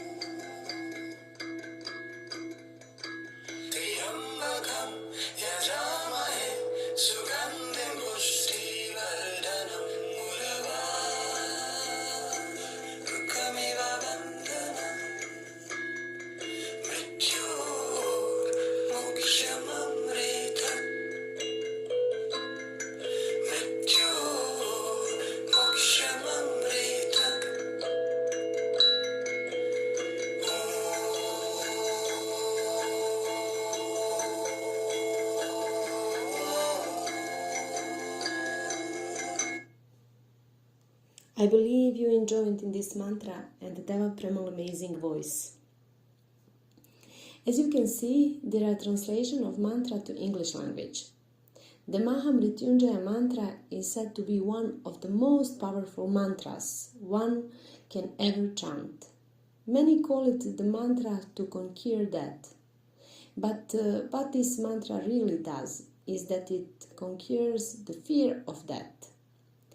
It makes you accept everything and along the way assures you that Lord Shiva's power will be with you. And Lord Shiva, to whom we dedicate this mantra, is the all-powerful and ever-compassionate. He is the transformer of the universe who not just vanishes the evil forces, but also builds everything anew. And now I will give you the detailed translation of this mantra. It starts with the sound of Om, the primordial sound, the sound through which it is said that everything emerged. Then it says Trayambakam, which means the third eye one, which is basically a name of Lord Shiva. His third eye is said to be his helper and the ability through which he sees beyond the physical world. And it says Yajamahe, which basically means we worship. So, the first and second lines means Om, we worship the third-eyed one, Lord Shiva. The third line of the mantra says Sugandhim Pushti Vardhanam. These two words basically define Lord Shiva. He is Sugandhim, which means he is fragrant or sweet smelling, and he is Pushti Vardhanam, which means that he nourishes all living beings. So, when we describe Lord Shiva as Sugandhim Pushti Vardhanam, we are trying to say that the presence of Shiva is pleasing and beneficial to all living beings. And as he spreads his fragrance all over the world, he also nourishes all his children as he is the sustainer of the universe. The fourth line of the mantra says Urvarukam iva bandhanan. Here, Urvarukam refers to ripai, cucumber or melon. But this is usually true of as metaphor for the soul. So, Urvarukamiva is actually a word to mean the soul, and then bandhanan means to free from bondages. So, while the literal translation means something on the lines of like a ripe cucumber is freed from the vine, it should be read in a way of feeling the soul. The fifth line of the mantra is Mrityor Mukshya Mamritat.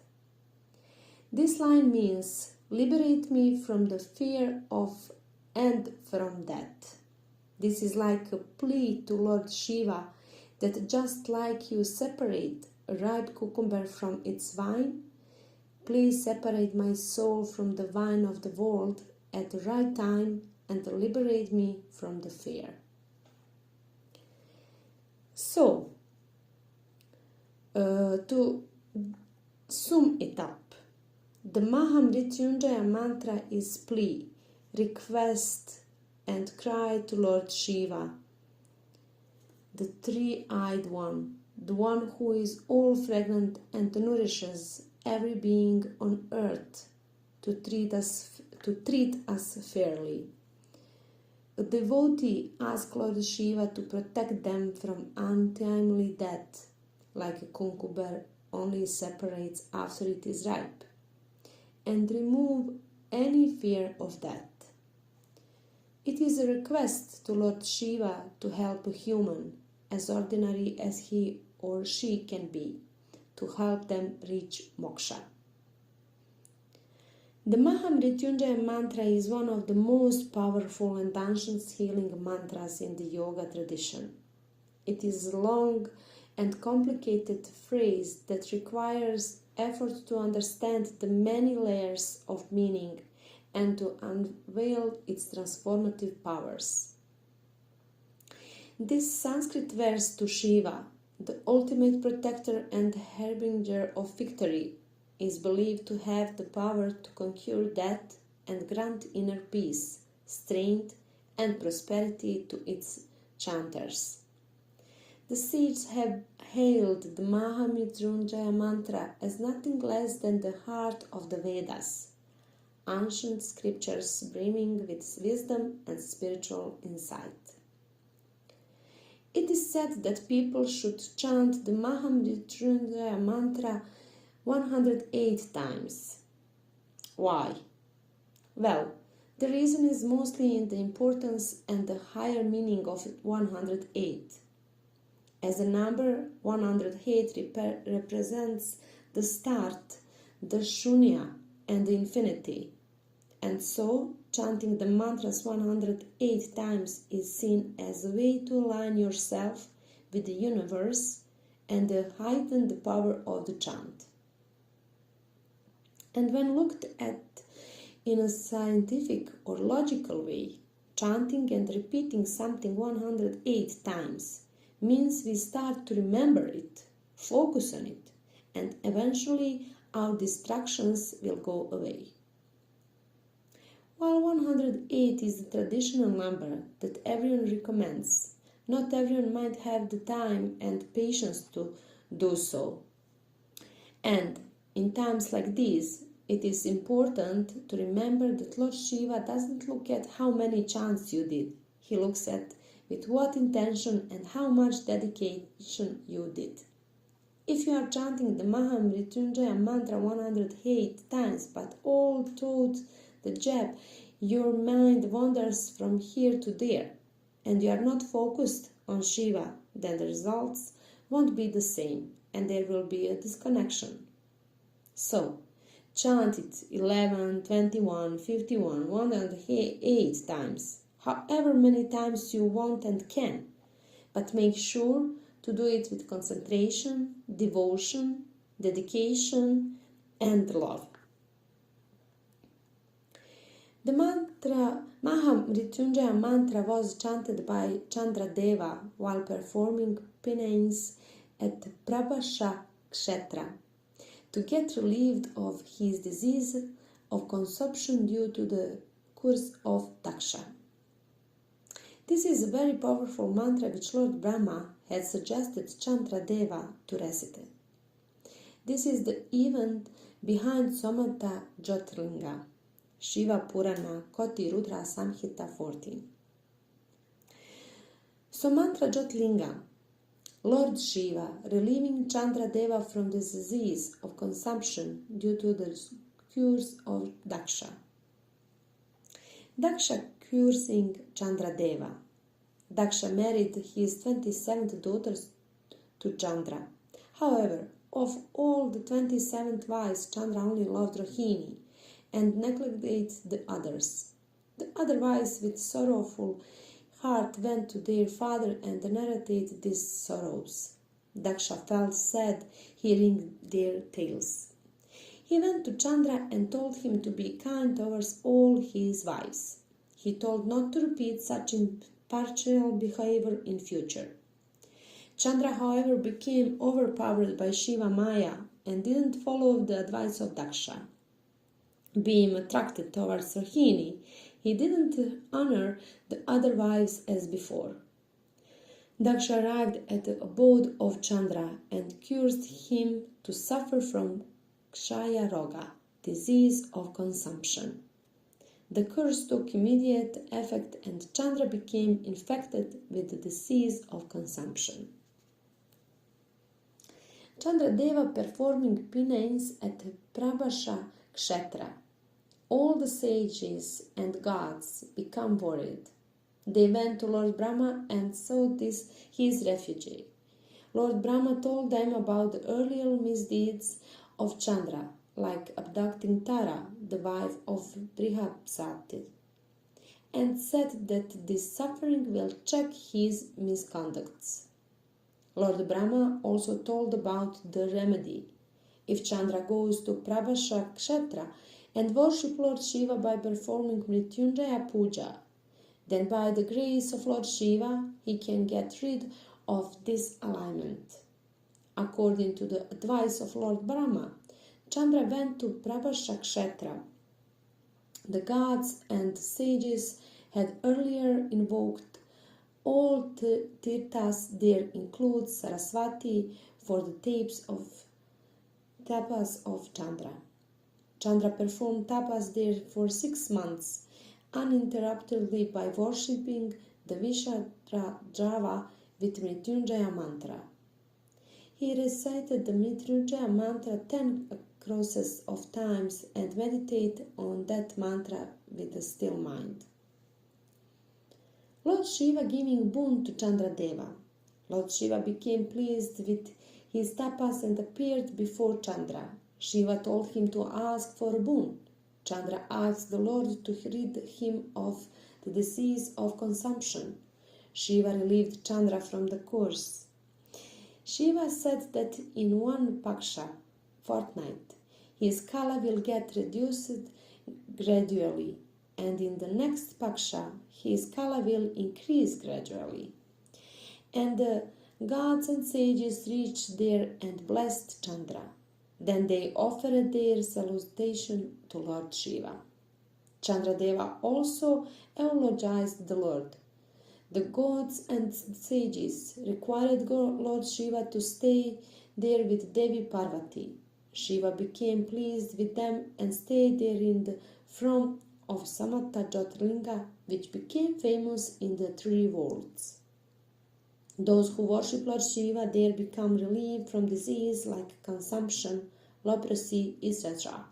The gods created the Kunda there now as Chandra Kunda. Persons who take bath there becomes free from all sins. By taking bath in that Kunda for 6 months, a person gets cured from incurable diseases like consumption. Performing pradakshina or Paprashasa Kshetra is equivalent to performing parikrama of the world. The person becomes Shuddhatama, of pure mind, and after that goes to heaven. By looking at the Somalinga, a person gets free from all sins. His desires are fulfilled and after that goes to heaven. The Mrityunjaya mantra, death-defeating mantra, also known as the Rudra mantra of Trayambaka mantra, is verse of the Rig Veda addressed to Trayambaka, the three-eyed one, an epithet of Rudra who is identified with Shiva. The verse also recurs in the Yajurveda. The mantra is beneficial for mental, emotional and physical health, and consider it a moksha mantra which bestows longevity and immortality. It is chanted while smearing vibhuti over various parts of the body and utilized in japa or homa. This mantra is also from the Sri Rudram, which is a hymn of Lord Shiva. This verse contains a beautiful metaphor. The urvaruka fruit is a mellow which is grown on the ground attached to a vine. It takes its time to ripen. When fully ripe, it doesn't have to be plucked. It detaches itself from effortlessly, remaining where it is but free from the vine. Amrita is total freedom from the sense of all inadequacy and limitation. An essential requirement in joining Amrita is emotional maturity, which is gained by the process of inner growth by living a life of values and prayer. This maturing of the mind is likened to the ripening of the fruit. There is another important aspect in this example, freedom being the essential nature of itself. The mature mind doesn't have to seek outside itself to gain this freedom. When a mature mind is exposed to the teaching, it effortlessly comes to recognize that freedom. That is the gain of the which already has been gained. Thus, this is a prayer of mumuksha, a person who has desires that total freedom and who makes it his main pursuit in life. It is also a mantra which is traditionally chanted by family and friends for a person who is ill and approaching death. This prayer should be learned and recited using the 3 svaras, tones that are used in Vedic chanting. In a world where stress and anxiety are companions, there are hundreds of options given to function better. This might cause a great deal of confusion as to what to start with, and you may end up doing nothing. So if you need a simple method to overcome stress with the guaranteed benefits, try chanting of Maha mantra, which serves as a powerful tool for mental relaxation and emotional stability. Originating from the Vedas, this mantra is known for its healing and rejuvenating powers, thus being a part of Shiva meditation. This mantra is also used during illness, life changes, or when facing fears. Many believe it brings health, long life, and removes fear of death. This mantra is prayer to Lord Shiva, seeking his protection and asking for liberation from the cycle of death and rebirth.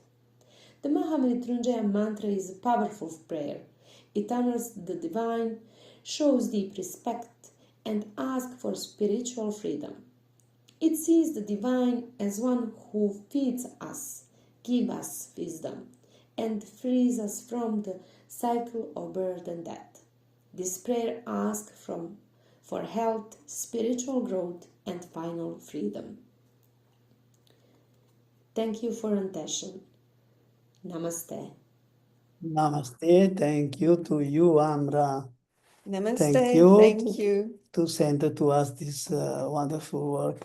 Grazie per averci mandato questo meraviglioso lavoro. Ecco, e ti chiediamo scusa e chiediamo scusa anche a quelli che ci stanno And seguendo. now we say sorry to you and to persons that are following us Per questo problema because the problem we had. è un misterioso problema perché questo video l'abbiamo visto più volte. It was a mysterious problem because we saw this video so many times before. Ma a volte sapete com'è la tecnologia? But you know, sometimes technology, Una piccola variazione e qualcosa non funziona. there's just a little variation and something can't work. Benissimo, passiamo a Gudrun. Gudrun è la nostra rappresentante ufficiale per l'Olanda. And now we are going to speak about Gudrun. Gudrun is our official representative from Netherlands. E in un certo senso è un battesimo perché è la prima volta che si presenta. In some way, it's the first time she presents here. It's like in persona nei nostri eventi. and it's the first time we see her in presence in the events. Ok. Oh. Hello. Hello. So only a minute that you want to read something about you.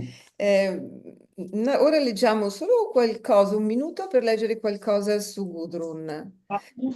Gudrun Buchzig, Netherlands. She is a certified yoga teacher with an advanced qualification of 1,500 hours, and she is accredited to train and certify yoga teachers internationally. Since 2012, she has conducted yoga teacher training courses across Europe, Asia, and the USA. She leads the yoga therapy, asanas, and pranayama department at the Maharishi College of Perfect Health International, where she has developed and implemented specialized training programs, including the Maharishi Yoga Asana Instructor Training Course and the Maharishi Yoga Asana Masterclass. In addition to her expertise in yoga, Gudrun G is a certified face yoga teacher, personal life coach, and pain therapy coach. She also works full-time as a deputy director at Maharishi Ayurveda Products, Europe in the Netherlands. The title of her lecture is Maharishi Yoga Asanas. Okay, Gudrun. Oh, this was a nice introduction. Thank you so much. Am I audible? Otherwise, I use a headset. Can you hear me clearly? Can you hear me well? Yes, yes, absolutely. So I don't need a headset. Wonderful. Yes. So I'm so excited and I'm so happy that you invited me to speak on this wonderful online congress on yoga. And my presentation is a little bit designed also for beginners who hopefully will later see on YouTube the presentation so that they get an understanding. I enjoyed everything what happened today so much. Amra, wonderful. Everything was great. Yes, I'm Gudrun and I began practicing yoga when I was 20 years old. And I've had the opportunity and privilege to teach participants from more than 40 countries around the world. So I would like to look at different perspective on yoga today with you. We anyway do that, so not as a physical exercise, but as a profound path to inner development. We will not practice yoga asanas in the sessions, otherwise I would look also a little bit differently, but we will explore the deeper meaning and also the history a little bit, how the asanas can refine the functioning of the nervous system and gently expand our experience of consciousness. Yoga as a living path toward integration, clarity, and ease. And I liked what was said this morning about the mantra with the breath. It was wonderful. So I prepared a little presentation. I will now share my screen, and please let me know if you see the screen already. Yes, everything is okay, Gudrun. Okay, so this is a presentation, wonderful. So then, this is the title, you said that, how Maharishi Yoga Asanas refine the nervous system and expand consciousness. And what is yoga really? Let's take a moment to reflect on what yoga really means. Before we dive into the practice, it's helpful to look at where yoga comes from, what its core ideas are, and how some common misunderstandings have shaped the way we see it today. Yoga has become one of the most popular approaches to holistic health, offering a wide range of scientifically validated benefits, from better sleep and digestion to greater resilience, flexibility, and stress relief. You know all that. When the topic of yoga arises, if you ask people on the street, what is yoga? And it's commonly associated with the practice of asanas, the physical postures, often performed in a way that resembles gymnastics. You know, people say, oh, I'm sweating, I had a very good workout, I did yoga. So that's not what we want in Maharishi Yoga Asanas, or in general, I guess, because the true essence of yoga lies much deeper. At its core, yoga signifies unity, and it is essentially a state of consciousness, an experience of our inner self, the source, an infinite reservoir within us. This is the meaning of the word yoga. So the true essence lies deeper, as I said, and I will come to the Yoga Sutras if you never heard about this later. But there is a verse in the Yoga Sutras of Patanjali which says, Yogas Chitta Vritti Nirodha. Yoga is the settling of the fluctuations of the mind. When the mind becomes still, the body, breath, and senses naturally follow, and we come to rest in our own true nature, a state of inner silence, balance, and clarity. Yoga practices help us to gain that inner experience, the state of yoga during meditation. Then let's look a little bit about the history. So yoga is an ancient science dated back thousands of years. It is rooted in the timeless wisdom revealed through the inner vision of rishis. The word rishi means seer, and Maha rishis. Maha means great seers, therefore, in deep meditation. And the Vedas are the most ancient and comprehensive source of knowledge in the Indian tradition, encompassing insights into consciousness, natural law, health, and the purpose of life. As a discipline, yoga is one of the so-called 6 darshanas, systems of knowledge in the Vedic tradition, offering profound insights into the nature of life, consciousness, and human potential. The system of yoga, the yoga philosophy, was later laid out by the seer Maharishi, great seer Maharishi Patanjali, in concise aphorisms. I just mentioned that, the Yoga Sutras, and they are divided into 4 sections. Maharishi Patanjali also described 8 limbs of yoga. I think there are also lectures on the Ashtanga yoga, the 8 limbs, for the development of yoga in all areas of life, from the outermost to the innermost. Ashta means 8, Anga means limb. But over the time, the classical texts have been widely misinterpreted. Yama, niyama, asana, pranayama, pratyahara, dharana, dhyana, samadhi. These are the 8 limbs, and a detailed explanation is now, there's no time for it, and we will hear about it during the Congress, but we can say that they describe a complete path of personal transformation, ethical living, physical and breath regulation, refinement of the senses, and the inward journey of the mind towards stillness, clarity, and finally, cosmic consciousness, enlightenment, samadhi, they say. The angas, the limbs, have been taken historically as steps instead of limbs. The common understanding and teaching these days is still understood as a sequential process, where each limb is a step that leads to the next. That one first must be able to master the senses, the body, and sit in a meditative pose, then control the breath, and then start to meditate. And maybe after a long time, one may reach the state of unity, samadhi, the 8th limb.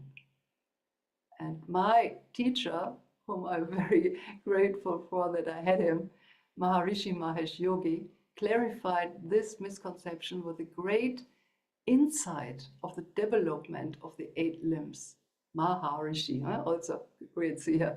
He explained that these limbs develop simultaneously rather than sequentially, much like the limbs of a human body. He emphasized that the experience of samadhi can be naturally and easily achieved even for beginners with the effortless technique of transcendental meditation. And this I can only confirm after being a meditator for so long. Yoga asanas and pranayama, as 2 essential components among these 8 limbs of yoga, are practiced to gently prepare the body and mind for the fulfilling meditation experience. From this broader understanding, we can now look at asana itself as it is described in the Yoga Sutras. How is asana understood within the path of yoga, and how does it help us move toward the experience of unity, the very goal of yoga itself?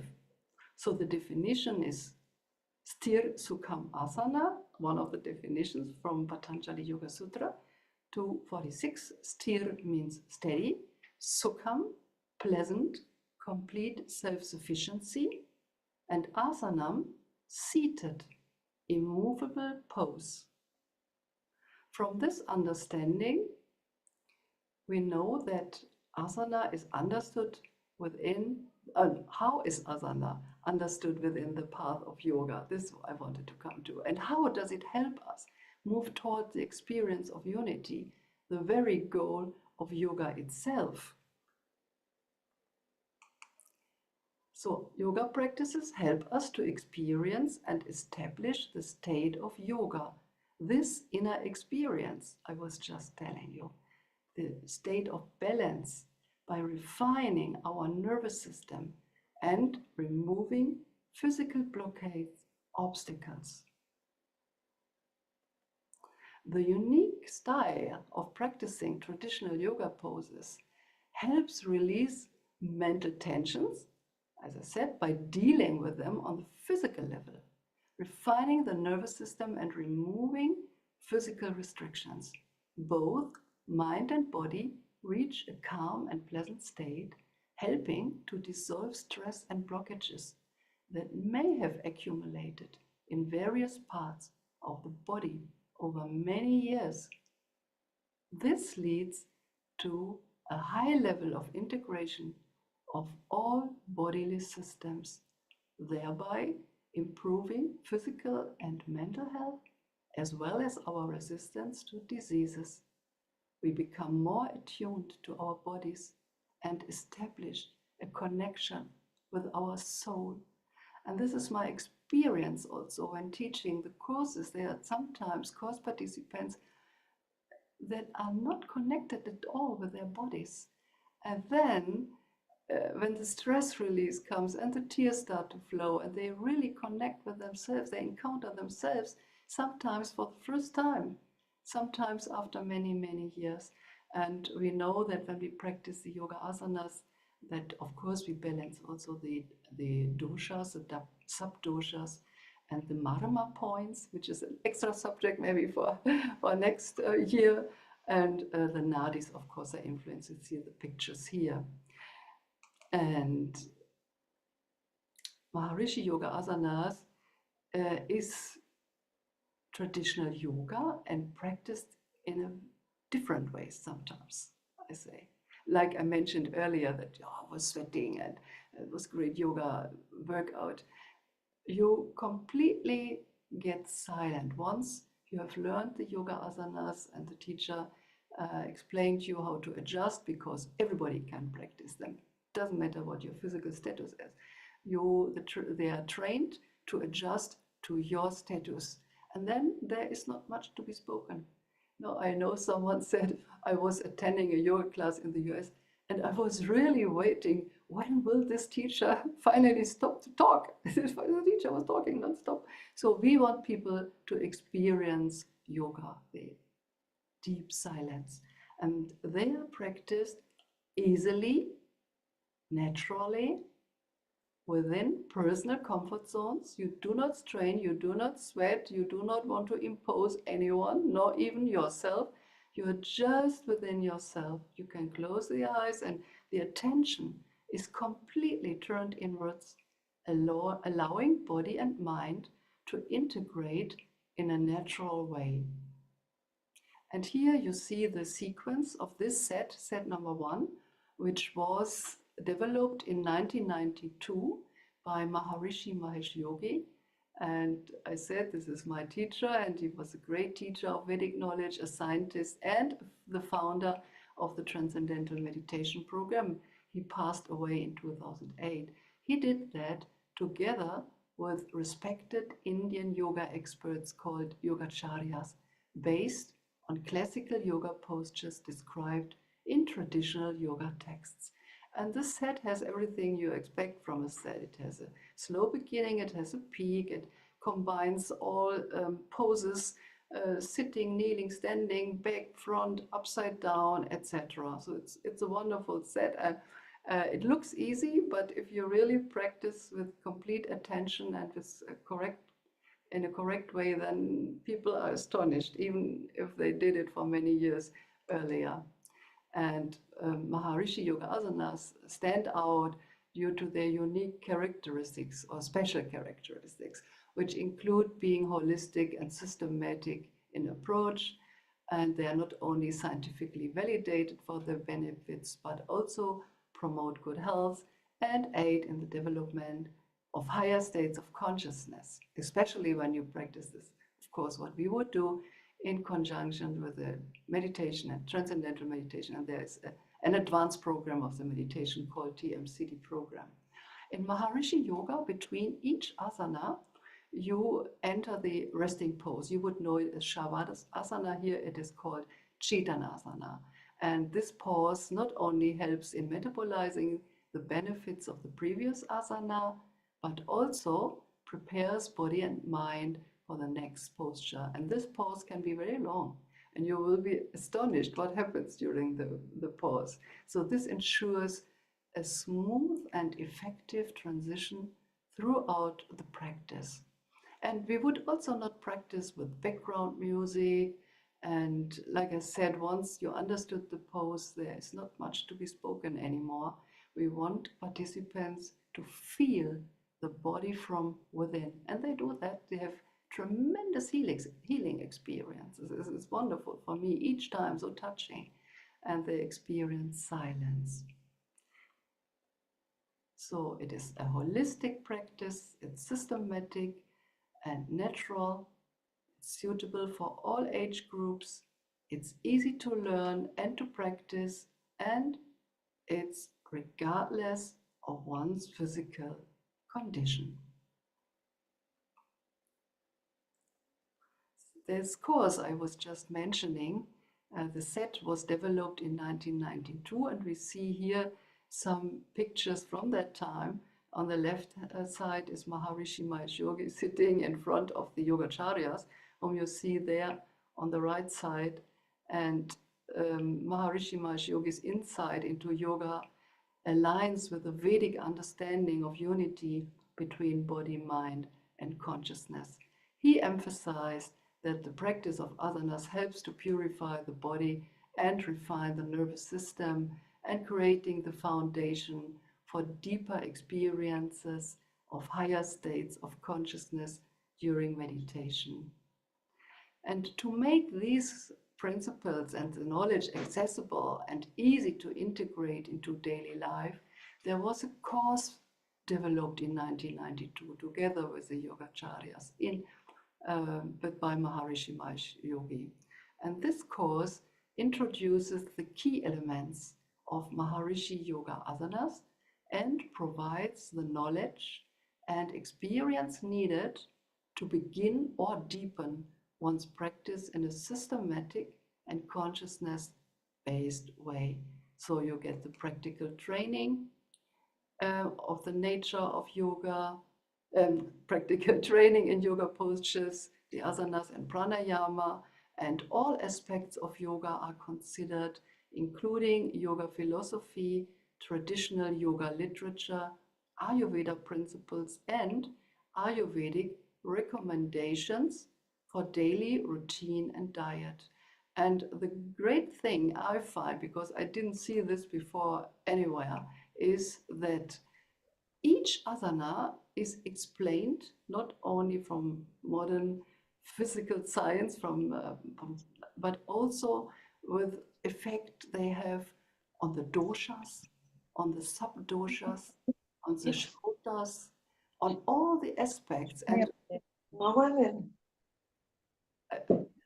am I supposed to stop, or who's talking? Okay, I close shortly, wait. So I just wanted to finish.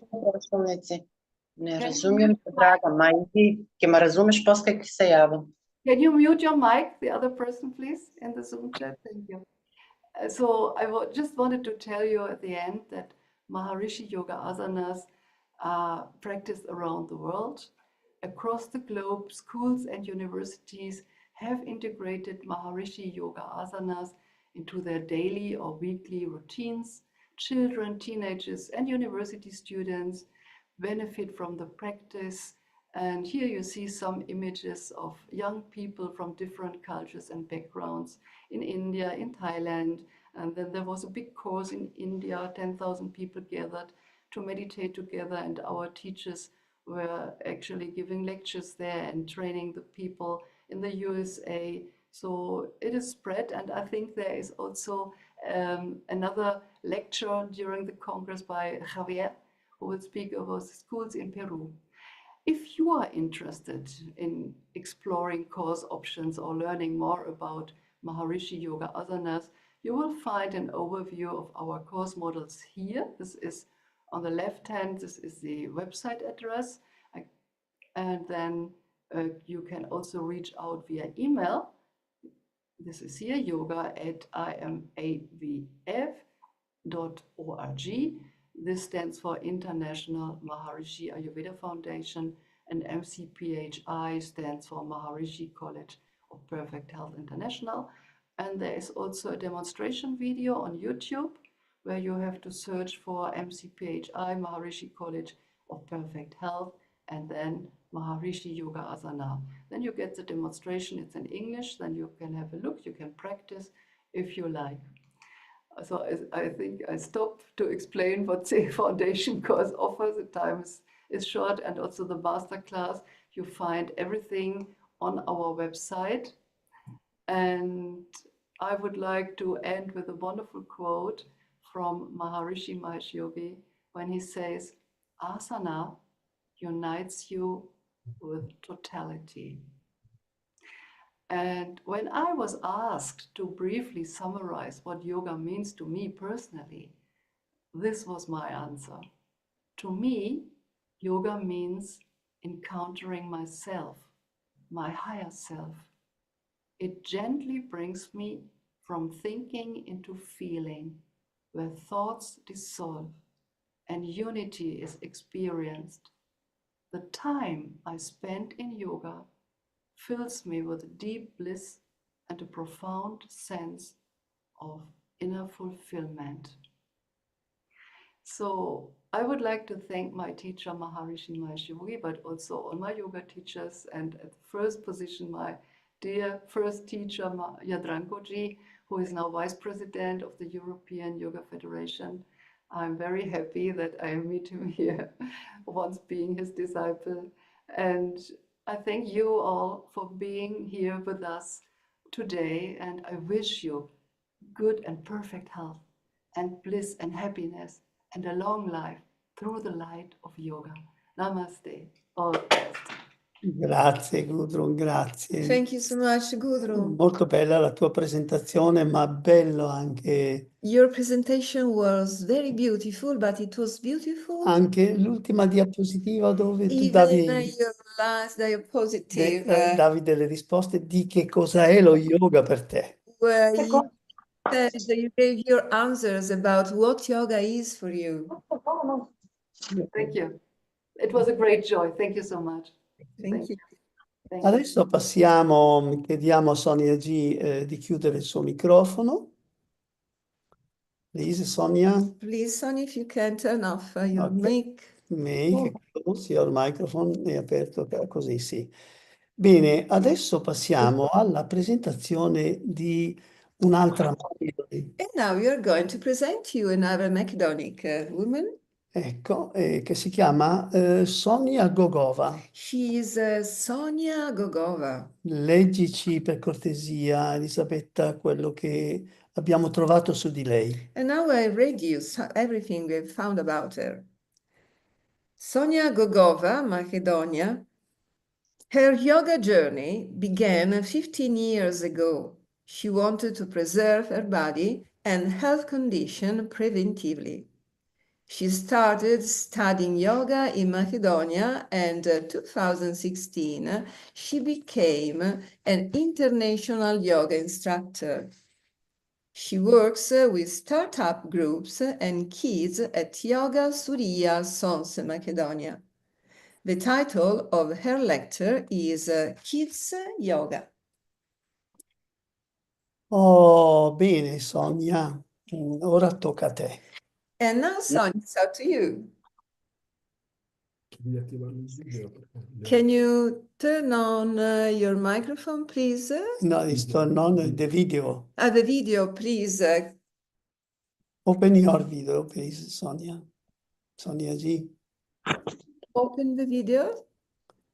Ne može.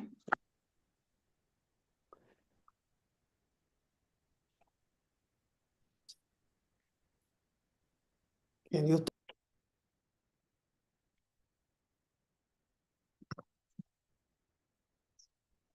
Story is okay.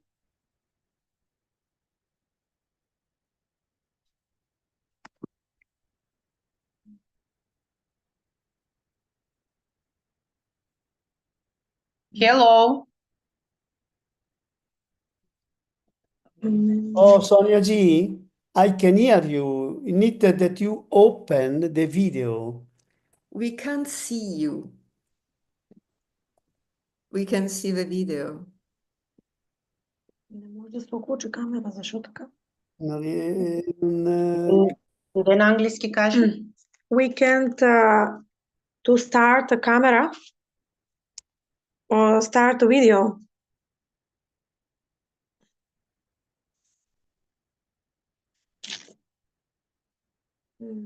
Please allow Zoom this camera from device, okay?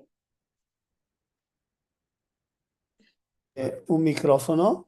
There is a microphone. E a fianco c'è una camera. And at the side behind the camera of the video.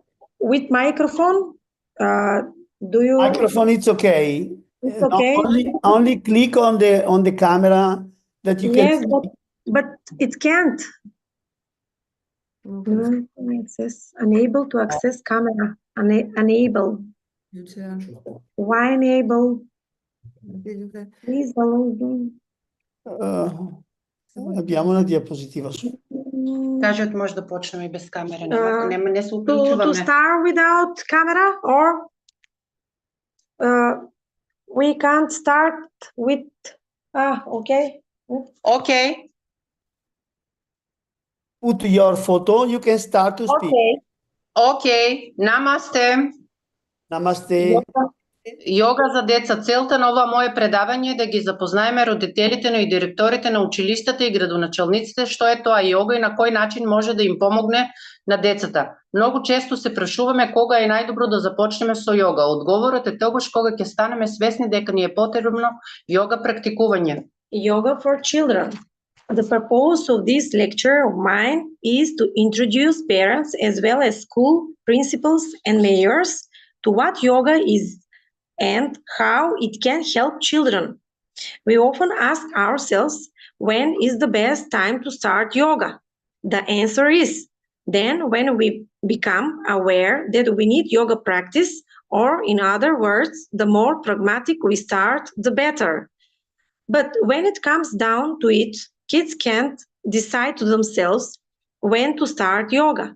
Parents need to guide them. So we need at this point to get to know all the benefits of yoga, first to parents, then teachers and schools, principals, school and family doctors, mayors, and the general public. By practicing yoga regularly, we will encourage a healthy and holistic lifestyle in the younger generation, aged 6 to 18 years, that will inevitably be noticed by their parents. This includes improving physical fitness by strengthening muscles, correcting posture, and increasing flexibility, improving mental well-being through improved focus, attention, and emotional regulation, promoting creativity and self-expression, fostering healthy habits by reducing sedentary behavior and screen time, and empowering parents with the knowledge and tools to raise happy and healthy children. Ultimately, the goal is to create a lasting impact on the overall well-being of individuals and the community as a whole, fostering a culture of well-being and mindfulness. What indicators of success relate to the overall goal. Indicators of success are recommended to be presented in a gender-sensitive manner. Measurable performance indicators. Participation rate, determining the number of individuals who actively participate in yoga session and events. Reach and awareness, follow your followers and social media, website visits, and questions about your yoga program. Improve physical fitness. Access participants' progress in muscle strength, postures, and flexibility. Mental well-being, measure improvements in focus, attention, emotional regulation, and overall mental well-being. Creativity expressions. Follow up on and encourage creative expression inspired by yoga practice. Reduce sedentary behavior. Monitor changes in screen time and daily movement. Parent improvement. Assess the knowledge and skills acquired by parents through workshops or education materials.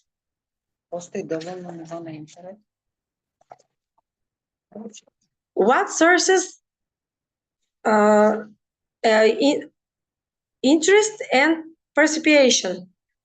There is a sufficient level of interest and willingness among the target population, you aged 6 to 18 years, and their parents to adopt a holistic and healthy lifestyle through yoga practice.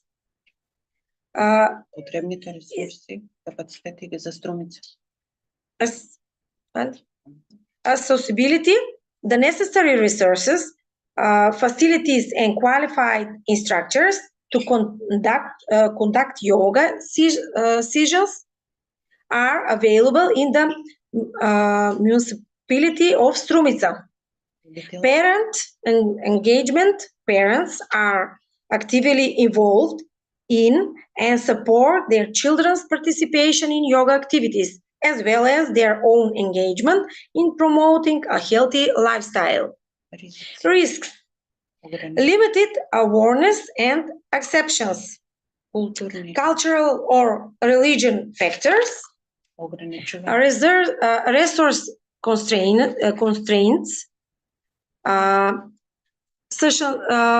Sustainability. The project summary contains all the elements.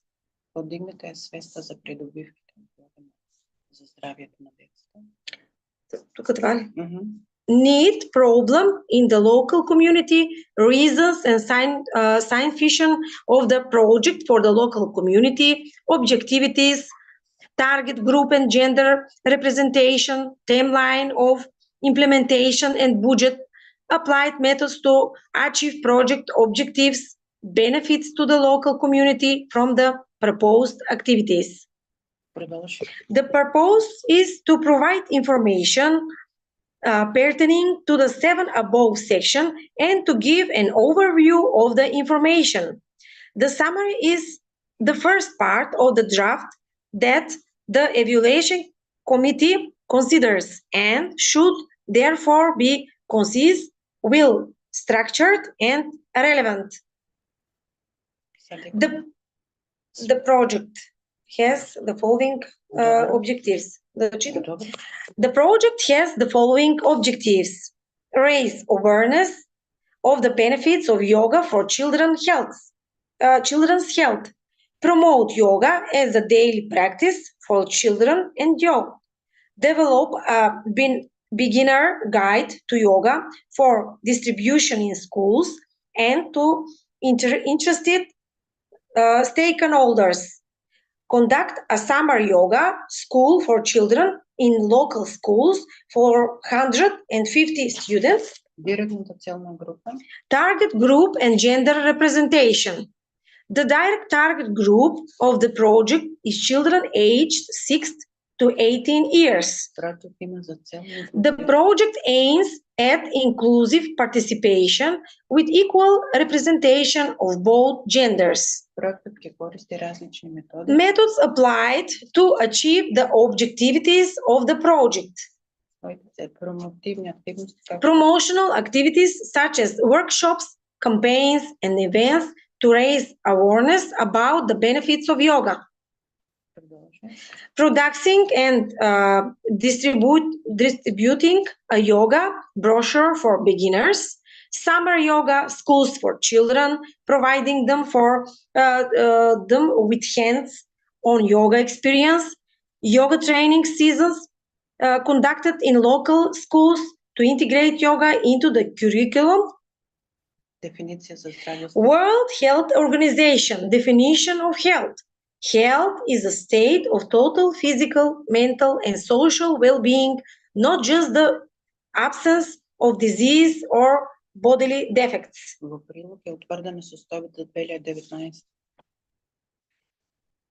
In addition, the state of systematic examination of secondary school students and students in Macedonia for 2019 is determinate.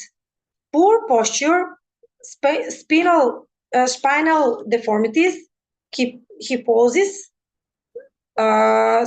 scoliosis, increased obesity, lethargy, and the like are pronounced. We are guided by the motto of Indian Prime Minister Shri Narendra Modi, who has called on the UN to declare International Yoga Day to maintain and preserve the physical health of all people on the planet. In practice, the classes contain all the asanas of Hatha Yoga, but adapted to the age of the students. I have to note that the most interesting for children are Shashashkasana, rabbit, Marjarasana, cat, Sarpasana, snake, Vyagrasana, tiger, and others. The children showed special interest in the asanas. Natarajasana. Dance of the king, Natarajasana. 3 Vyagrasana. Vyagrasana drvo, Mandrukasana, žaba, Trikonasana, triagulnik, vojn, Virabhadrasana i Surya Namaskara. And others. The final class was attended by many parents and relatives of the children, so I took the moment to talk to them. All children show greater awareness in the performance of their tasks. Children with hypnosis spines are already sitting upright. Elasticity is improved in everyone. Socialization is multiplied, for example, with a girl who is born without a fist. And finally, let's summarize what we've accomplished with the project, this project. Загнување на мускулатурата на раците и нозете.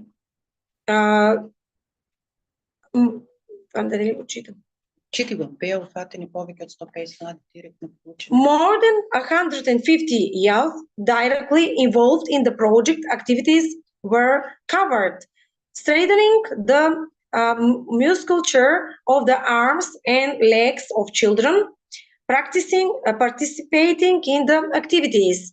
Straight and healthy spine, posture correction in participants. Yoga teaches children self-control and helps them realize how much joy and satisfaction comes from being able to properly manage instincts and impulses in a way to transform them into constructive actions, thus increasing the sense of belonging in a group. Develop attention and fitness in participants, increase creativity. Yoga develops positive feelings in children and creates a positive attitude towards life. Thank you very much. Oh, thank you to you. Thank you. Thank you. Thank you. Grazie.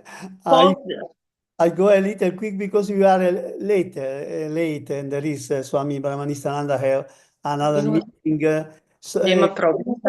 No problem. Okay. Thanks Okay. for. Thank you. See you another time in another meeting, okay? Да ве поздравам на македонски. Okay. Поздрав од Македонија. I Ciao. will come. Ciao, ciao. Close Ciao, your ciao. audio, please. Close your audio now.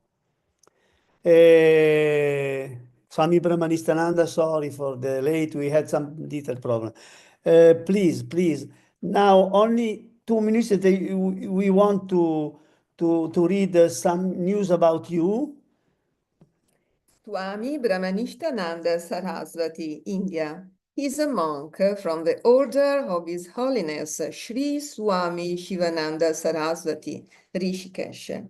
He is a disciple of His Holiness Sri Swami Chidananda Sarasvati and founder president of Swami Chidananda World Peace Foundation.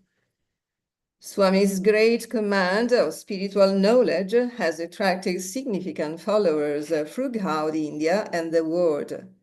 He has been requested to lecture at numerous conferences, including the World Yoga Summit 2023 and International Day of Yoga 2022.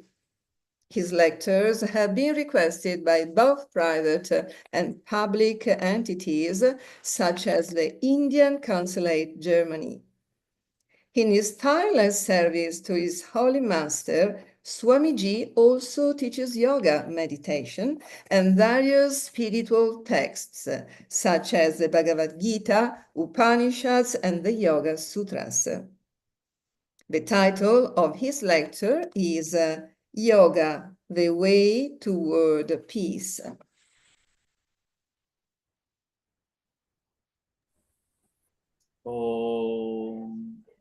नमस्ते अनंताय सहस्रमूर्तये सहस्रपादाख्य शिरोरुहाहवे सहस्रनाम्ने पुरुषाय शाश्वते सहस्रकोटि जुगधारिणे नमः।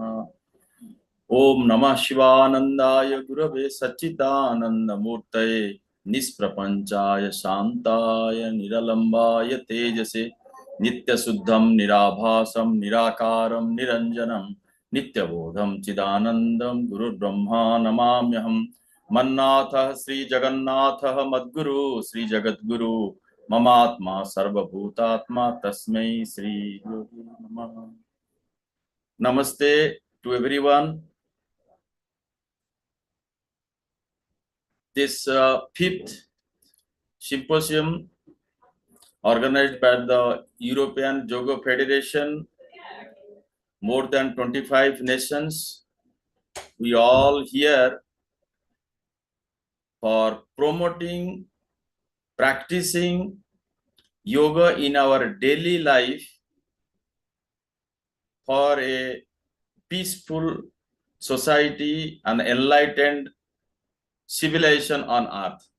In 2014, India initiated this International Day of Yoga, and United Nations declared 21st of June as the International Day of Yoga, and India appeals to the whole world for a peaceful existence on earth.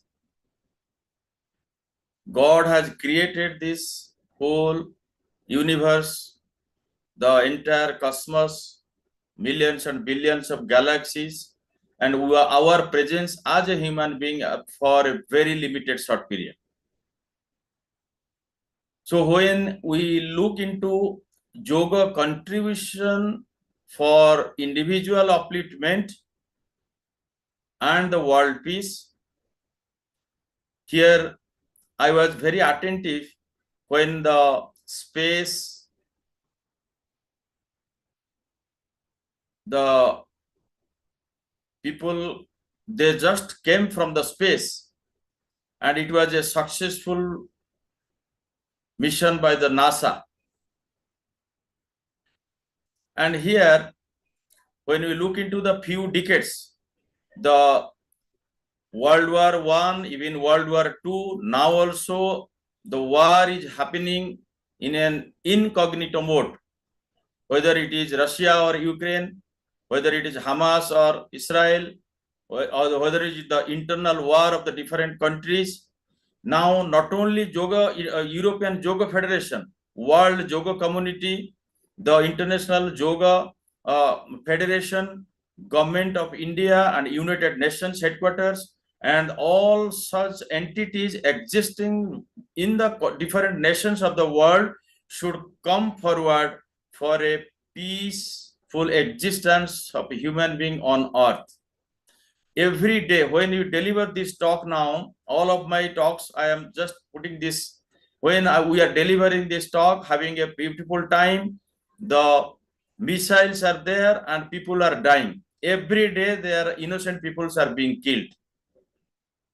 Yoga not only contributes to the individual upliftment or the salvation or what we call moksha or nirvana, but in a mass scale, it can, in a true spirit, with the mass implication, peace can be restored through yoga, and that is the dream of India, initiated by our Prime Minister of India, Mr. Narendra Damodar Modi ji. And it is a clarion call to all nations of the world. Come forward, let us unite each other, and through yoga, we will have a violence-free, war-free, peaceful earth. Human beings, in the God's creation, starting from the creation of the single cellular to amoeba to this evolution process of human beings, we are moving through in a very, very tough time where we are able to accomplish space projects. We are able to reach at the surface of the moon and hear how peacefully we all together as humanity as a peaceful existence on the earth. That is, the yoga is the only medium. And the Dalai Lama, he says, if a student from the childhood, a child is taught meditation from the beginning, then the violence and the war will over. Yoga now, not only in India or Europe or America or other part of the world, the yoga coming to the West, the practice of yoga in the East as well as the West, it should be based upon mutual understanding, without any demand or without any commercial attitude. The yoga in a mass scale, everybody is practicing yoga. Millions and billions of people are practicing yoga. There are thousands and thousands of yoga teachers all around the globe. But still we feel still the existence of the earth and the different countries. You see how we are, every day violence is happening. So yoga, when practically implemented with a selfless attitude, without any selfish oriented motive, that it will serve the entire humanity, and it is our each and every country, each and every individual, it is our responsibility. We contribute this practice of yoga, not confining it to just one ashram or some project, or not just confining it as called some pranayama techniques or yogasana postures, but how yoga can come to our daily lives with our behavior, with our conduct, with our speech, with called the virtue of forgiveness, kindness, compassion, universal brotherhood, and God will be happy. The world will turn a peaceful world. Not only European Yoga Federation, but all the yoga communities of the world should come forward for a common forum. demanding and keeping the object of peace.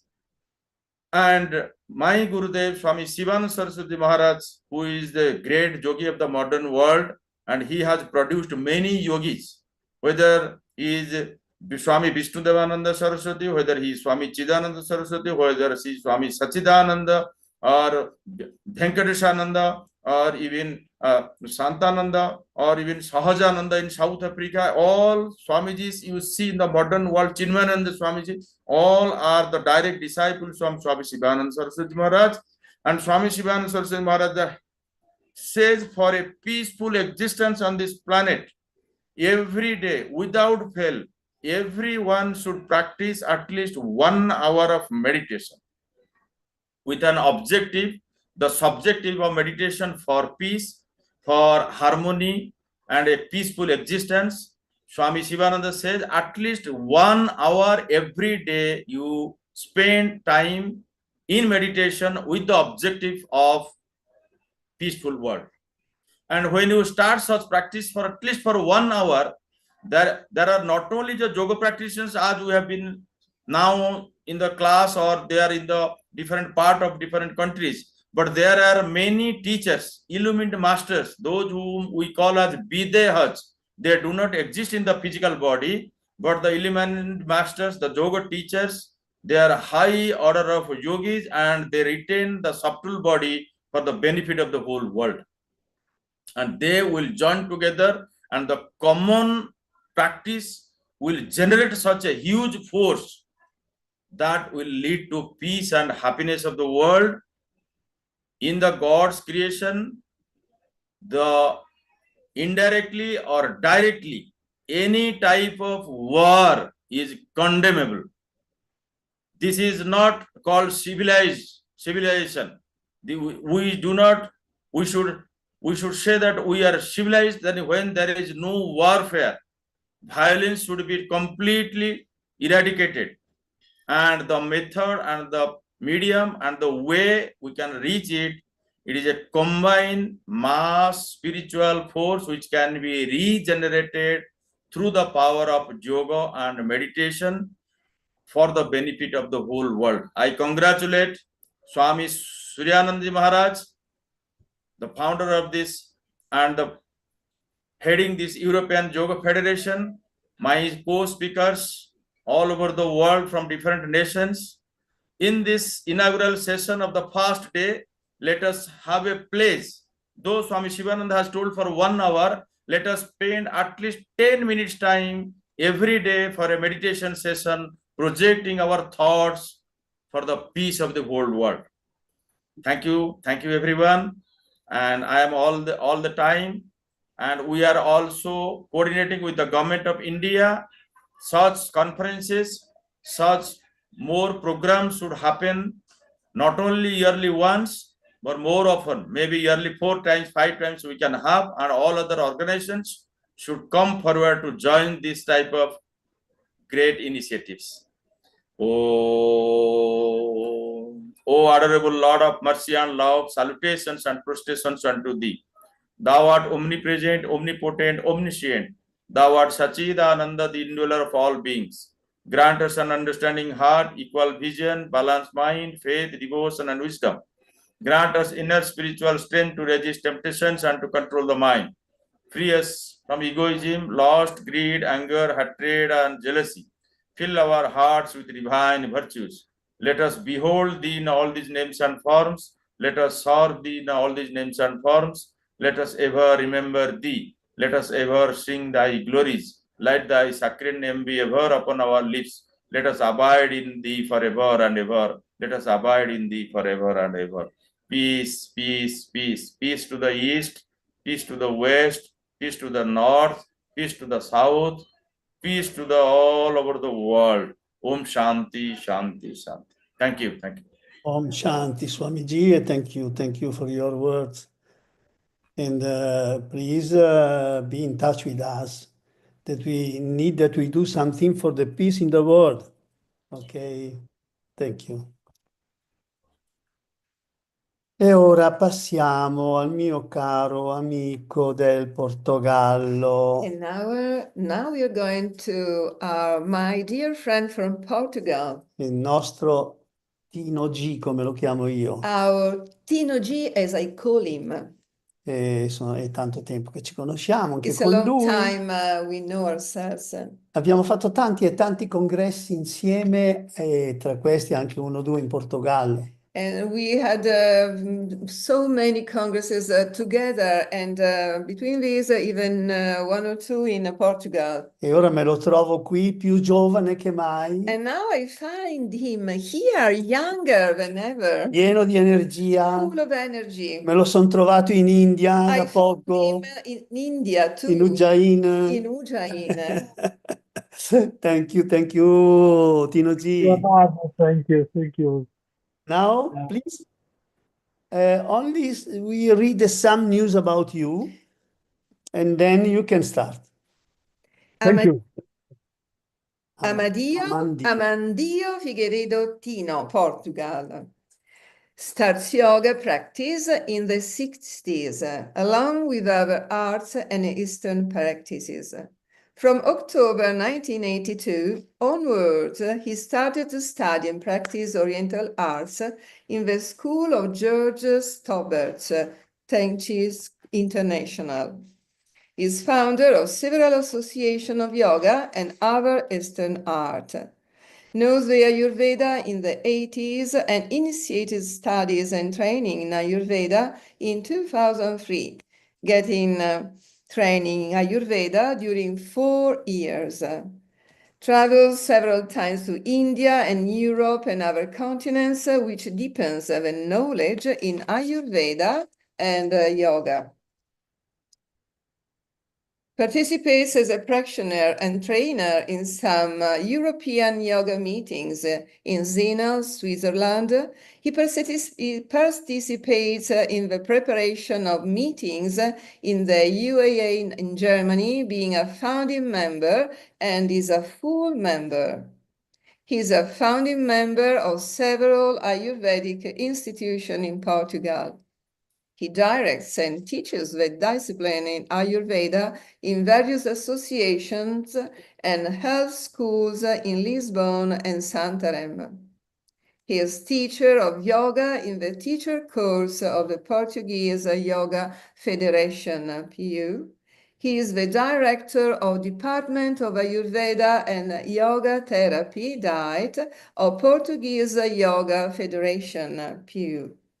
The title of his workshop is Yoga and Mental Health. Thank you very much for this introduction that I don't know how can I could be to satisfy all that thing that you present me. Thank you very much. I'm very honored to this invitation. I'm at the G and for the all European Yoga Federation, and I try to share some PowerPoint if I can, because my English is not so good, and writing it was better to do this introduction. Can I start to? Yes. In 2 minutes you have. Now you can. Okay, let me see how to do this.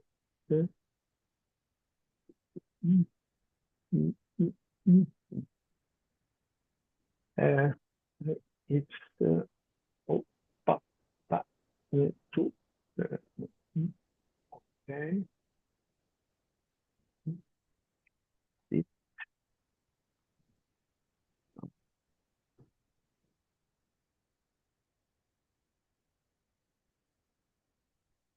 Can you see? It's okay? No. How can I do this? Well, just a moment. I'll try. the pure light. How, how can I do this? First, I do this. You can share as usually in your laptop. No, yes, I found it. Okay.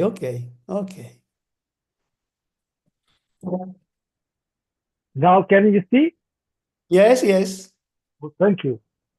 Because the time is short, I'm gonna start. Maybe this is one interesting thing to talk about the brain, mind, and spirit, because the yoga is maybe the direct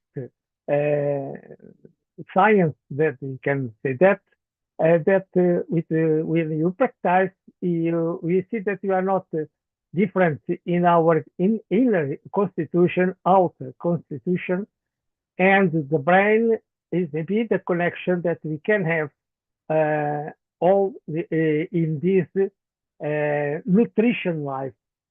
We are, as you know, Annamaya Kosha. That is what we are living from what we eat and what we breathe, especially what we breathe. We can be sometime without heat, without drink, but without breathe not. So the most important thing is the brain has the consciousness, the feelings, and the creativity too, that the Occidental science said. In the brain, maybe the mind is a field of ideas, the body is a field of molecules, but both are expression of consciousness that interact with itself. That means that the stomach, the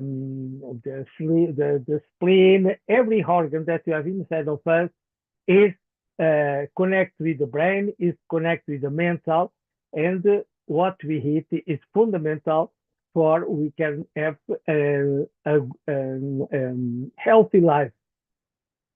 This is something that we can see. The brain exists in any sensitive feelings and the existence of sensitive animals. And we have a lot of different ways to have the feelings and the consciousness between all beings. Intelligence and self-awareness together give human beings the unique ability to progress and evolve within their own life. The brain has the wider than the sky, a poem by Emily Dickinson. It was a Roman poet in America in the 19th century. The brain is wider than the sky, for put them side by side. The one the other will contain with easy and you beside. The brain is deeper than the sea, for hold them blue to blue. The one the other will observe as the sponge's bucket do. The brain is just the weight of God, for health them pound for pound, and they will differ if they do have syllables from sound. This is in the book The Blank Slate, the Modern Daniel of Human Nature by Steven Pinker.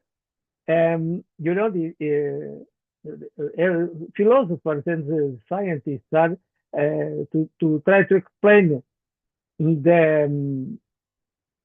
our whole existence and our consciousness, that we can, maybe the most strong part is in the brain, maybe.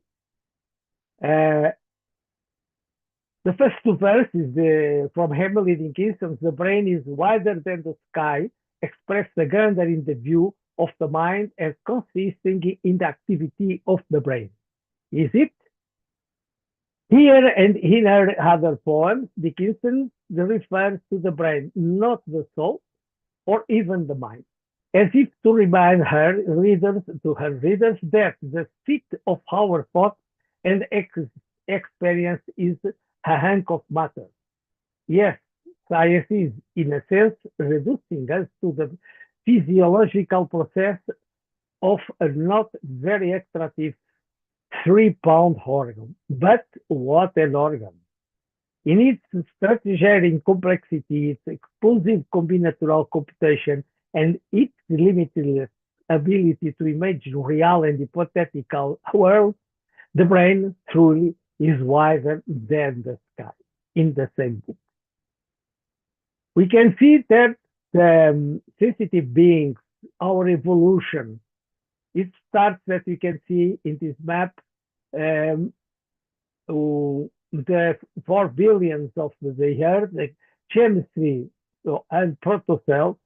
The first cells of billions years exist. Eukaryotic cells 2 billion years. Multicellular organisms 700 to 600 million years. Nervous system more or less 500 million years. This is from a book of a neuroscientist that lives in America. His name is a Portuguese scientist, Dr. António Damasio, The Strange Order of the Things, that he wrote in the book. The seamless development in physical evolution takes thousands of generations. The evolution of the mind is many times faster. An individual nervous system is continually changing, adapting to the environment throughout their life. The culmination of millions of years of evolution has been the development of the human brain. The brain continues to perceive, remember, monitor, and integrate a myriad of different functions every second of every day of our life. It is sensitive to magnetic and electric fields, the phases of the moon, and probably also the positions of the planets that we know that influence our lives. In the same books of The Strange Order of the Things, António Damasio. The brain continues to perceive, remember, monitor, and integrate a myriad of different functions every second of every day of our life. This is a phrenologist map of the brain, and an old map of the brain, that we can see now the science says more precisely where the neuronal functions of neurons is working electrically, and they are like the stars in the universe in the neurons in our brain. This is more or less the positions that we can take in the same place a lot, millions of some reference and memory. It is sensitive to magnetic and electrical fields, the phases of the moon, and probably also the positions of the planet that we have seen. There is now growing evidence that we are also sensitive to the mental activities of other people, being directly affected by their moods and thoughts. To be the same, to deepen who we are, we have to change many times. This is for a priest, the Portuguese now is in the Vatican, in Rome, with the Pope, Francisco. Priest, his name is José Tolentino Mendonça. But maybe you know the Dr. Hamid Goswami, in one of a lot of books he has, everything answer book he wrote.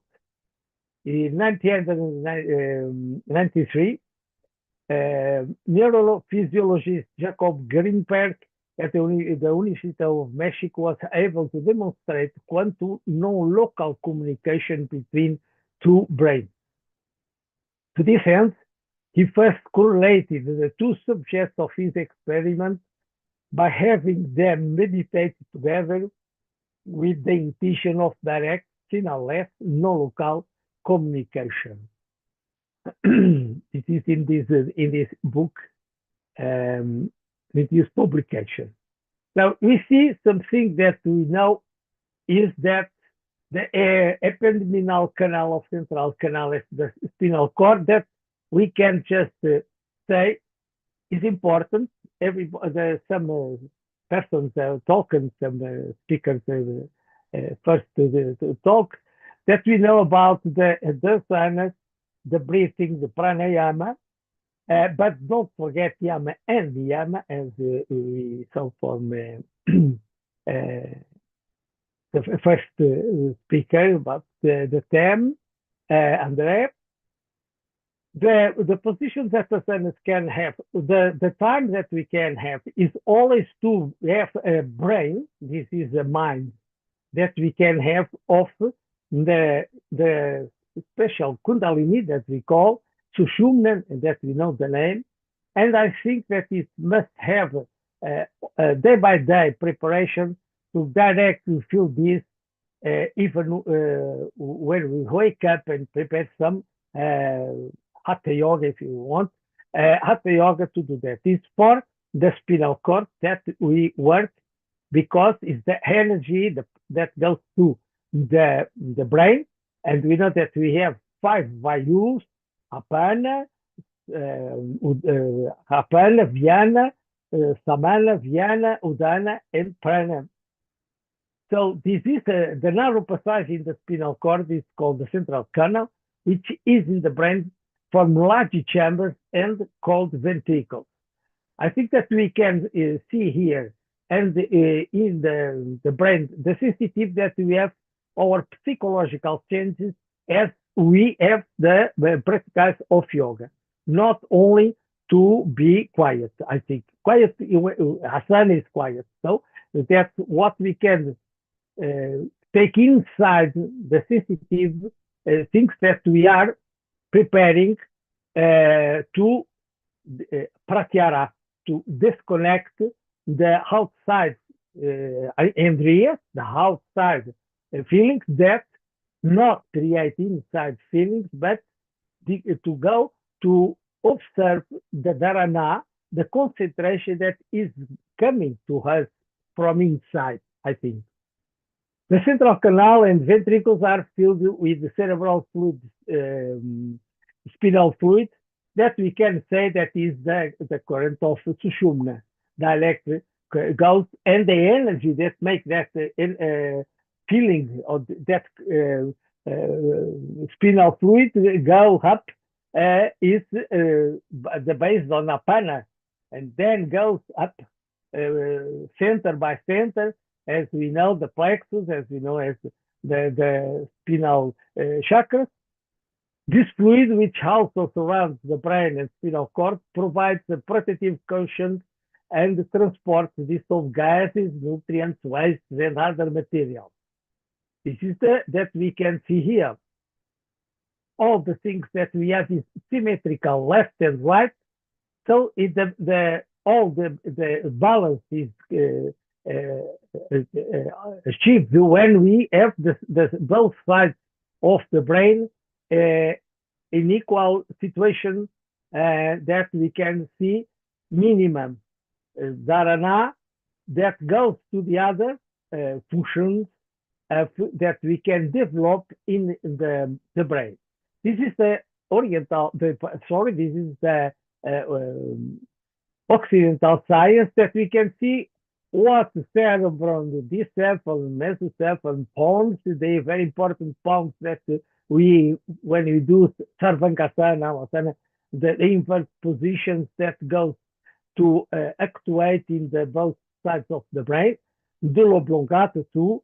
This is important that when we take something conscious, the asana is not a gymnastic, but is to know what we're going to put in the sensitive of our brain, that we can say is where we have the connection with the mind. We see that from yoga, we have the same thing, but with the different name. There are books of a doctor from Netherlands that takes a very important connection between the yoga and the Vedas and the physical Vedic of the energy of the human being, and with the medicine science today, that we go to see that all different points of view can and do the exactly thing. Now with the energy that we call here in Occident energy, but we don't have to know that control. We talk about the energy so easy. In the brain, we can have just feel this, all these nadis. This is the in the same book. The nadis that we have, and the things that we have that we must put balancing the left here, the right here, the left high, the right high, and especially when we know the Hida and Pingala. That's the things that we always is connected with the mind, is the quality of breathing, the conscience of breathing. Pranayama is not only the exercise of breathing that we can see in the first pada of Sutras of Patanjali, in the Samadhi pada, explained that it's different to have a good breathing that is okay for the nervous system, but when we are talking about pranayama directly to the mind, we have in the second pada, the sadhana pada, maybe in the, I suppose in the 749 sutra, in the sadhana pada, where he explained exactly what is when we do kumbhaka, and kumbhaka is the retention, the stop the breathing with full lungs or not. Now I'm gonna change this and put other. I'm gonna put other slides. Just a moment. Okay, Tino G. Yes, it's finished. What? ¿Tienes infinito? How many time do you have again? I think more 5 minutes, I think. Okay. Tino G, please. Thank you.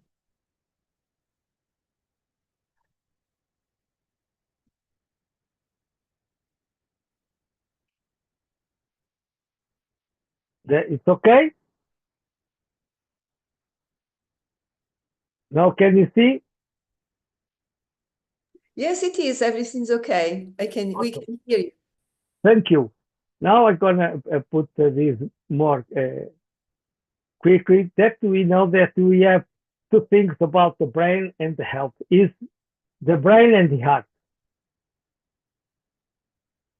This is just that when we have the mind,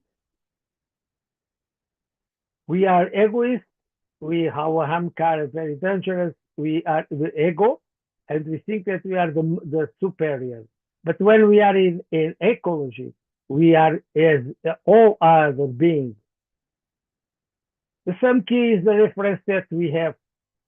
And I've had as the steps when we go up the hand upper, and day after day, this situation of brahmacharya, grihastha, vanaprastha, and sannyasa, when we have more than 75 here to control all the things.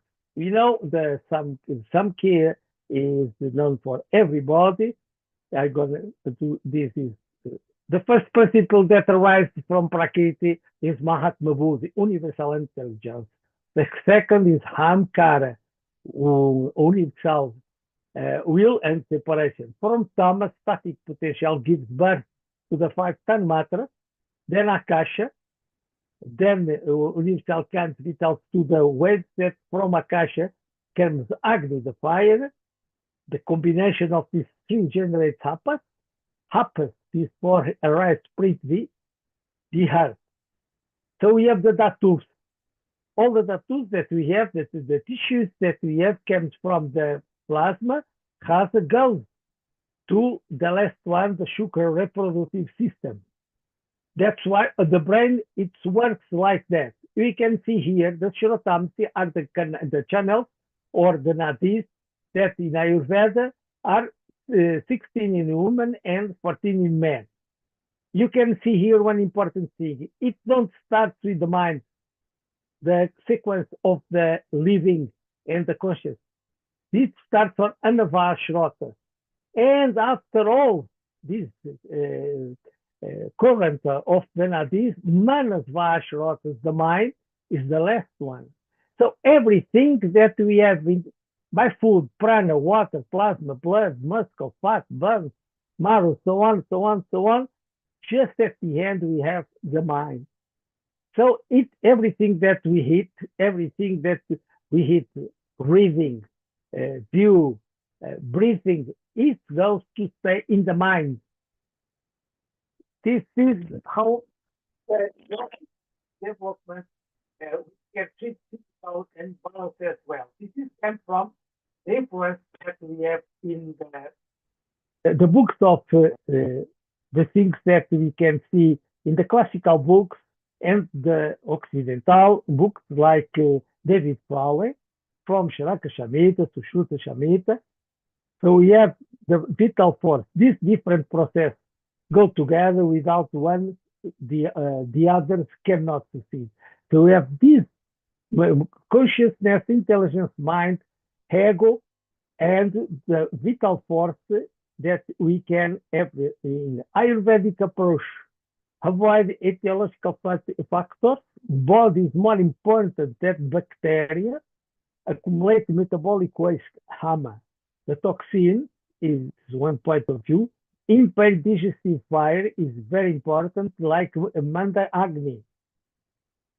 Treat the man as a whole, holistic, not only in the manifestation of one thing.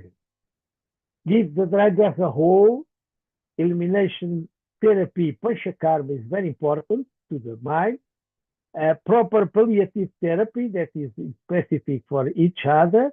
Yoga is an integral part of Ayurveda and vice versa. This is the books that we can read. We must see the Samkhya from like the Yoga Sutras of Patanjali. This is one book from David Fowler, Ayurveda and the Mind, and the mind in Ayurveda and other Indian traditions. So from here, this is a very profound work that we can have the mind as we have no health, that we have a good health, and we are not well. So that's something important after all that we know from Sharaka Shamita to Shruta Shamita and Astanga Vinaya. Thank you very much for your time. No, Tino, thank you to you for your wonderful presentation. Well, thank you very much. So nice done. Okay. Thank you. Thank you, Tino. I love you. I love you too, you know. Bye. A big hug. Bye. Thank you. Bye. Bye. Bye. Namaste for all. Ecco, ottimo. E adesso passiamo, ritorniamo in Croazia. And now we are coming back to Croatia. Però sì, in effetti vive in Croazia Marco Bianco, And effectively, Marco Bianco lives in Croatia, ma but è originario dell'Italia. he is original from Italy. Però in Croazia lo amano come se fosse di lì. But in Croatia, they love him as if he were from the place. Siccome suo figlio mi chiama nonno, His son called me grandpa, nonno. vuol dire che lui è un po' anche mio figlio. And so it means he is a little bit my son too. Prego Marco, aspetta un attimo che leggiamo un po' di notizie So tue. please, Marco, wait just a minute. We are reading some news about you. Hai un curriculum molto grande, molto lungo, sono stato costretto a tagliartene solo un pezzettino, l'ultima parte, per una questione di tempo. We are just to cut a little bit your curricula because it's so large. Thank you. Marco Bianco, Italy. Born and raised in Italy, Marco dedicated his life to the wisdom of yoga by spreading it to people worldwide. Today, he lives in Zagreb with his wife, Petra, taking care of different schools and programs dedicated to yogic education. He is the advisor for Croatia and the European Yoga Council, delegate of the European Yoga Federation, and international advisor of the World Yoga Council. He met Eastern philosophies very young, in the late 80s, and since then, in his rich life experience, he had the opportunity to meet and work with many great teachers of many different traditions, such as Iyengar Yoga, Shivananda Yoga, and Ashtanga Yoga. Beside his excellent knowledge of the asana practice and anatomy of the human body, he is a passionate meditator, meditation teacher, and philosophy scholar in the field of Patanjali Yoga Sutras.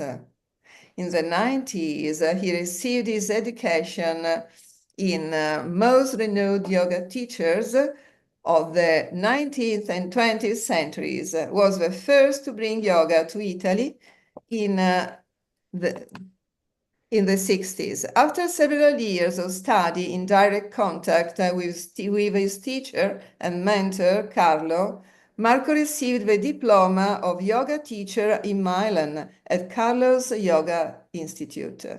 In 2005, he moved to Croatia, where he was invited to teach, and soon after, he developed the first Croatian training program for yoga teachers, according to the high international standards of the European Yoga Federation, Yoga Alliance, and International Yoga Federation.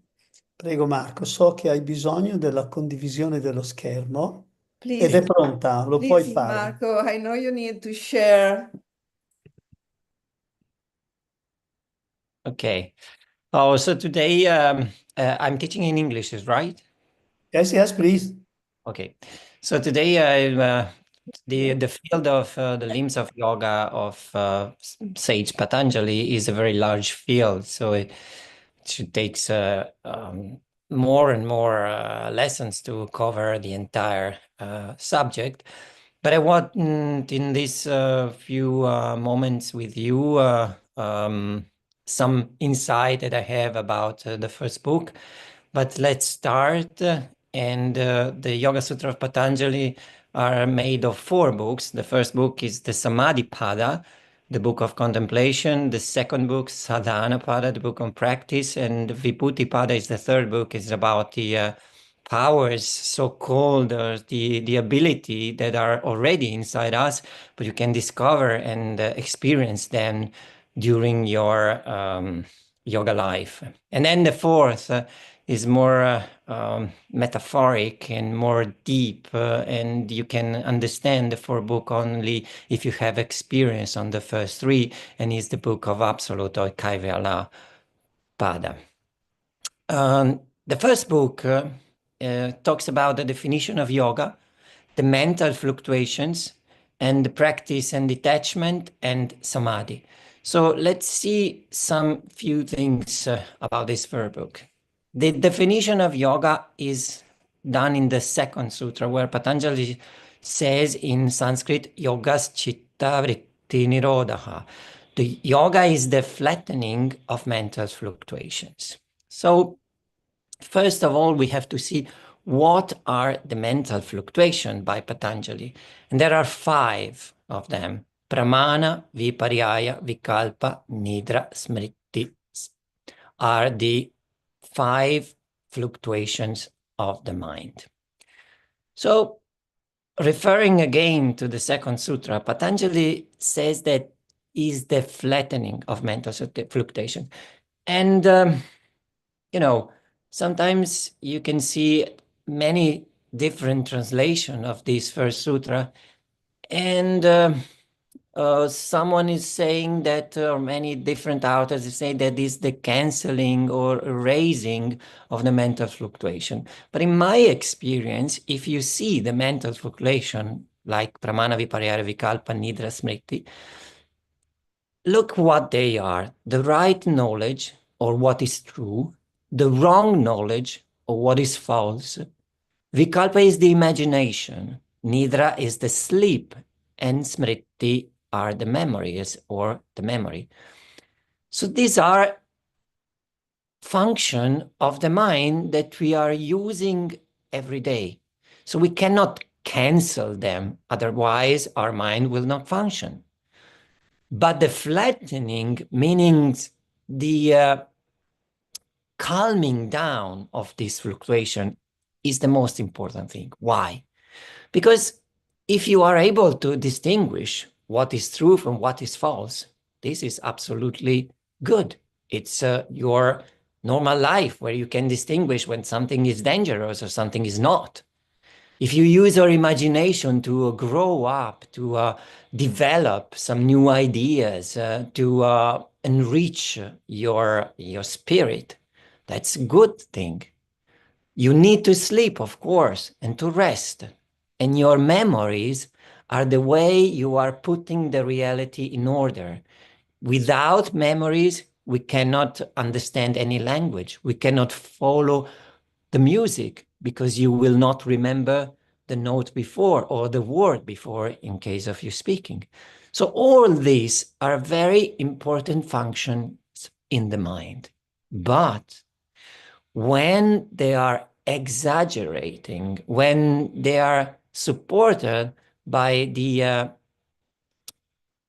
inflated egos, then they become like right knowledge, I'm always right. False knowledge or wrong knowledge, you're always wrong. Imagination, living in a dream without understanding the reality. Sleep, oversleep. And memory, living in the past. When this is happening, that means, in my understanding of Patanjali, that these waves, because the mental fluctuations are nothing but waves, then are becoming giant waves. And what we need to do is to calm them down, to take him back to the normal function of the mind that is a wonderful tool to grow up and to follow your beautiful life. What is the medicine for Patanjali to flattening the mental fluctuation when they are exaggerating? Practice and detachment. Patanjali says, Abhyasa vairagyabhyam tanirodaha. Abhyasa is the practice, vairagya is the detachment.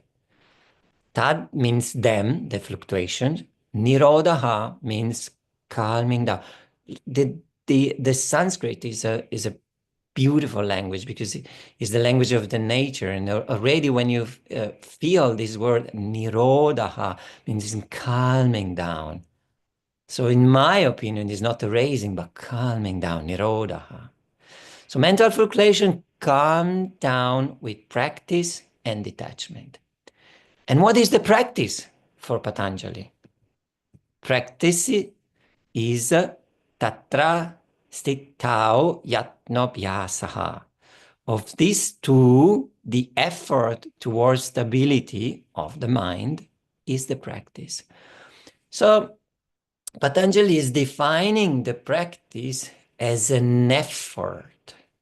But it's the practice itself that we're doing asana, we're doing pranayama, we're doing meditation, and every different yoga practice, and we apply this practice. It's all good, but we have to understand what Patanjali says is an effort towards something. We're not practicing the yoga tools only because of them, only because we want to get this goal of unity, of consciousness, but also because, first of all, to come there, we need stability in the mind. Because Patanjali is defining that yoga is the flattening of the fluctuation of the mind. And this can be done only with practice, but practice understood like effort towards stability of the mind. So these must be the approach when you're into an asana. So feeling the physical practice from inside and feeling yourself and asking, where is my mind now? Is calming down or is fluctuating? Pranayama is an excellent tool because when you're doing pranayama, I don't think that you have time to think. So already the tool is calming down your nervous system, it's calming down your mind, it's calming down the fluctuation. And meditation should be like that. And the practice becomes stable when applied for a long period of time without interruption and with all sincerity. So Satu Tirka Kala Nairantarya Sat Kara Shevito Drdabhumihi. So practice becomes stable.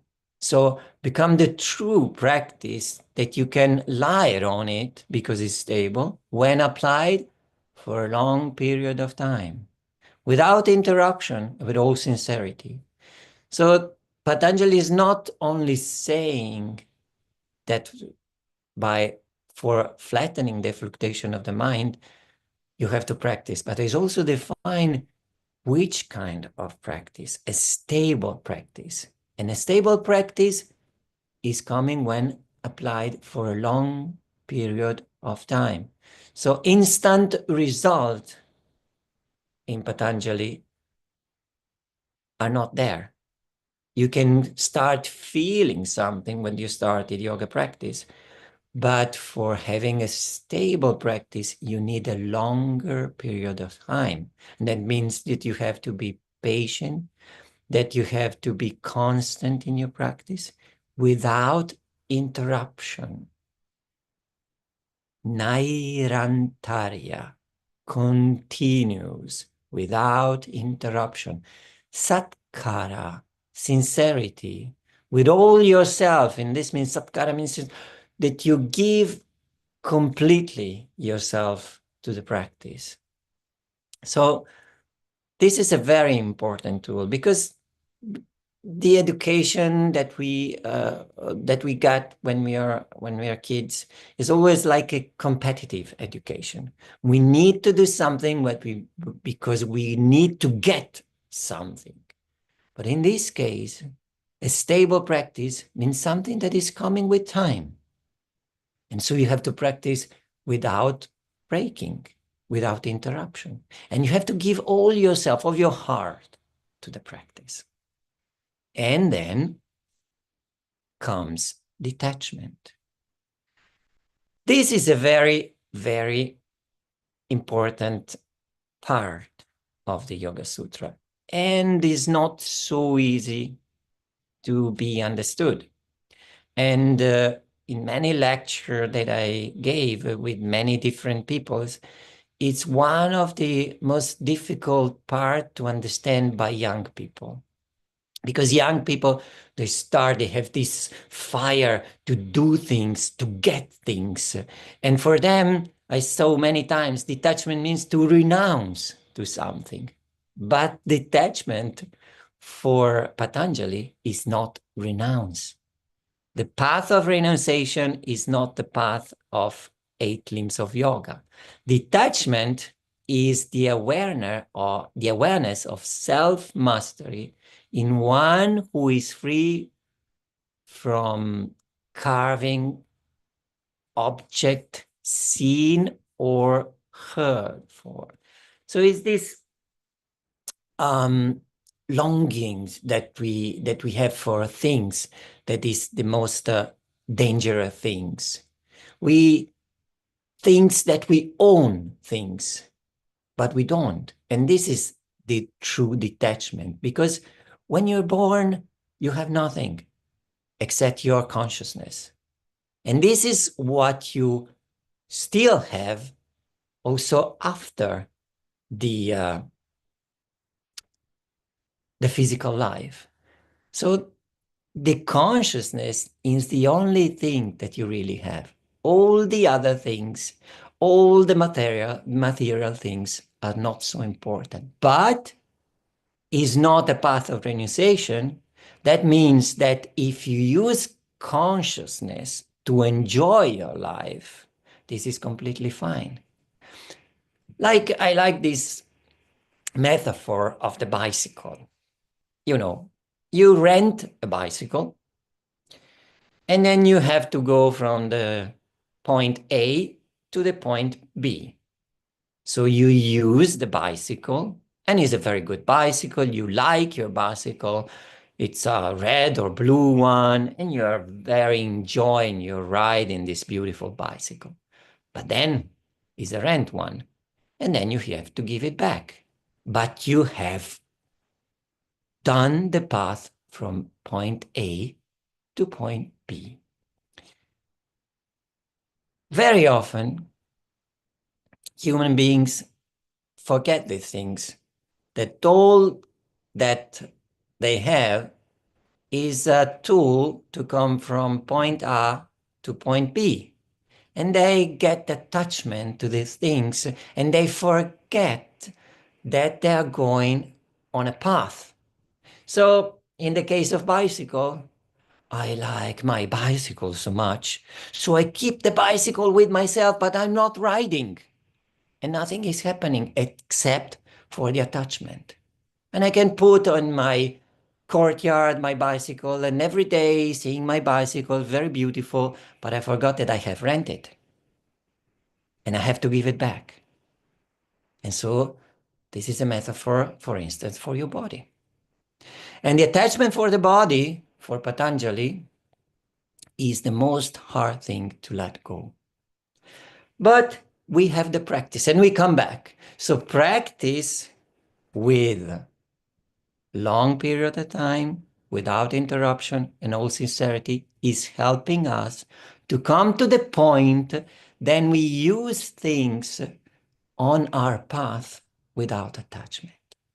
So these are the things that should be learned by young people, not to renounce the things, because very often I saw detachment. Oh, then I don't have nothing in my life. I'm lost. I don't own anything.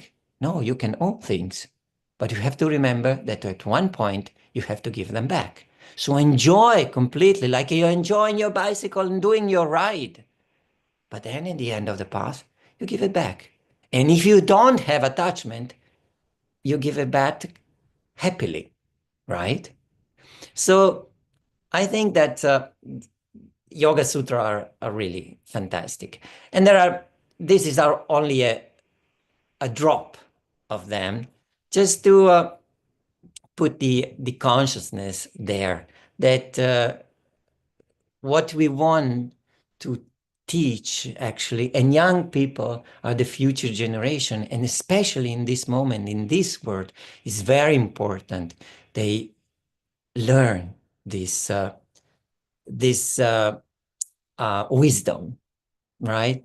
Because not renouncing, but having consciousness that all in this material life is passing, that all is temporary, then makes you understand that you have to enjoy the moment. Our life, in my opinion, is just one single breath into the eternity.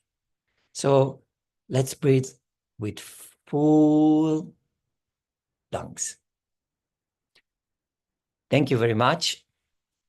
Marco, You are wonderful. You are perfectly in time. Thank you. Grazie mille Marco, sei un Thank you. tesoro, hai fatto una bella presentazione You had just really a great presentation. e intanto che non ci sente nessuno lo sai quanto ti voglio bene, And vero? you know, nobody is listening to us. You know how much I love you. Grazie papà. Thank you, my dad. Thank you, Daddy. Grazie Marco e subito noi per stare nei tempi che And now, ci just to hai, stay inside the times, ci hai dato un bellissimo esempio, andiamo subito a cercare you have Marcella. given us a so beautiful example. Mar- We are going to look for Marcella Fulco, Marcella Fulco from Italy. anch'essa, anch'ella, come si dice? She too, and she Anche lei, Marcella, mi ha chiesto la condivisione dello schermo, è vero? Marcella, Bravo. Possiamo darci del tu? Marcella, Of course.